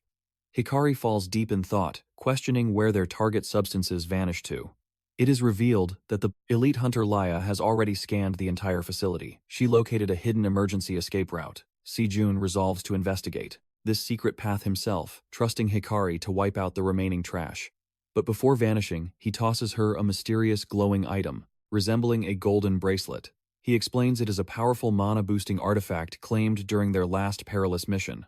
Hikari's eyes widen, recalling how Si Jun's overwhelming aura inspired her relentless training. She confesses her burning desire to be of greater help on the battlefield, lamenting her current weakness. Kumo instantly panics. He desperately asks if she is truly giving away her legendary item. Takizuchi Kumo throws a massive fit, demanding to know if Hikari has fallen for Si Jun to gift a mythical relic. She gets wildly flustered. Blushing heavily, she argues it is just to repay her life debt, scolding him to focus on their mission. Internally, she grumbles that Kumo is completely overthinking things. Just because Si Jun saved her does not mean she loves him. But then, Si Jun's breathtaking face flashes in her mind, painting her cheeks red. The fierce hunter stammers helplessly, completely lost in her romantic daydreams. Suddenly, Si Jun shatters the tension. He snatches the fleeing Chen Zhang, dangerously asking where he thinks he is scurrying off to. The rat panics, lying through his teeth. He begs, claiming he is just a pathetic, unawakened civilian. But Si Jun sees through the garbage. He threatens to crush him, making the coward instantly beg for mercy. He coldly questions how a scum peddling demonic drugs can suddenly fear death so much. Unleashing a terrifying, bloodthirsty glare, Si Jun commands the rat to spill the stash location unless he wants his bones shattered. Shaking like a leaf, the broken dealer violently confesses that their main underground sanctuary lies in the deepest basement. He stammers about a secret VIP elevator, granting access, doubling as their ultimate escape route. Si Jun aggressively clicks his tongue, thoroughly sick of these endless, twisted games. He immediately taps his tactical communicator to contact Junggu, relaying the updated critical mission coordinates. Si Jun and Yoa sprint into action, leaving the chaotic lobby in the hands of Master Ganggu to rescue the vanguard team. Crashing into the basement, Yoa screams Si Jun's name, pointing ahead at a truly horrifying bloodbath ahead. The entire elite advance squad lies scattered across the floor, utterly crushed and unconscious. Suddenly, two sinister figures step forth. Arumu and Raban smirk, declaring this hallway their graveyard. Si Jun tenses up instantly, realizing these monsters exude an aura far deadlier than anyone they have fought. Yet Arumu coldly warns her arrogant partner to maintain absolute focus, since their sole mission is stalling until the terrifying clown arrives. Si Jun fiercely grips his magic staff, roaring to his allies that the terrifying enemy onslaught has begun. He blitzes forward with a devastating swing, but Raban casually kicks him back, flexing his overwhelmingly monstrous strength. Unfazed, Si Jun summons a raging fire pillar, roaring he will burn them and their demonic drugs to ash. But Arumu reacts with lightning speed. She conjures dark chains, mocking that it will not be so simple. Her spell forcefully redirects the blazing inferno, leaving Sejun absolutely stunned by her mastery. The deflected fire pillar crashes directly into Yoa. She screams in sheer agony as, engulfed by her ally's magic, Rabon instantly seizes the bloody opening. Charging like a beast, he roars that it is game over. For this pathetic archer, he materializes a massive energy axe to execute her, but Yoa intercepts the strike, smirking that he understands nothing. With a fiercely confident smile, she reveals a shocking truth. For archers like her, raw physical strength is everything. She unleashes an uppercut coated in explosive red aura directly into his jaw. The brutal impact violently shatters his teeth. Blinded by pure fury, Raban savagely bull-rushes Yoa with an incredibly lethal and bloodthirsty counterattack. Suddenly, the terrifying clown materializes at the doorway. He sighs, complaining he ordered them to transport the cargo to a secure vault. Watching the chaotic brawl from the shadows, he casually wonders why they hired such brainless henchmen. At that moment, Sejun snaps his head back, frozen by the sight of the masked clown. Yoa desperately screams Sejun's name. Arumu ruthlessly exploits this deadly opening to fire a piercing energy blast. The malicious attack strikes the archer dead center. She shrieks in agony as the treacherous surprise strike connects. The terrifying force violently slams her into the concrete wall, leaving her defenseless. The twisted clown mockingly praises the duo for their entertaining assistance, ordering them to vanish before the authorities arrive. But out of nowhere, Seo phases into existence. He coldly confronts the clown, demanding why he stands alone. The masked freak merely scoffs. He boasts that the blue guy vanguard was pathetically weak, ordering his men to secure the loot. But suddenly, Sumin materializes, blocking the exit. He violently demands where they think they are scurrying. The trio freezes in absolute terror. This hunter's speed was practically invisible. With eyes like absolute glaciers, Min commands the garbage to freeze, but the masked clown merely chuckles. He mockingly applauds the hunter for this devastating ambush, which completely shattered his grand scheme. He whines about burning a fortune on this secret base, only to see it ruined. Finally, he begs the hero to claim the win and just let him walk away. Dripping with sarcasm, he claims the hunter's superiors will definitely shower him with praise. He smirks, warning that battling further is absolutely useless, seeing his comrades crushed into the dirt. Emitting a murderous aura, Sumin asks if this clown broke his team. Furious Raben roars that they have wasted enough breath and refuses to chat anymore. Screaming for blood, he violently lunges forward, completely prepared to slaughter Sumin on the spot, but the hunter activates his Iron Fist art. He effortlessly catches the axe bare-handed. Arumu watches in pure horror. Sumin annihilated Raban using just one strike. Sumin finally realizes this mocking jester is the true mastermind in the shadows. She desperately begs her boss to flee, but he vows to crush the enemy alone, ordering her to guard the stash.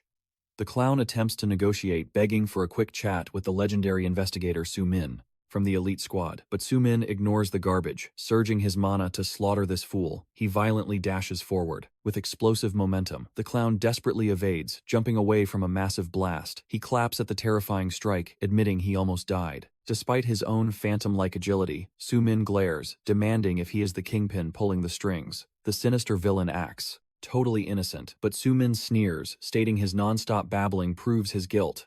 The fierce hunter interrogates him about the drug source, ordering the clown to confess before his jaw gets shattered. The masked freak cackles wildly, highly entertained by the threat and oozing wicked confidence. Rubbing his gloved hands, he taunts Sumin, asking if the hunter believes he is mere fodder. Suddenly, the clown blitzes forward with godlike swiftness. He completely catches Sumin off guard, landing a bone-crushing strike, forcing the mighty hero to his knees from the heavy shockwave. Then he executes a devastating spin kick, launching the hunter violently across the concrete. Sumin is genuinely stunned. This monster's velocity completely outclasses even Daisu's legendary agility. Yet he senses the physical strength is severely lacking.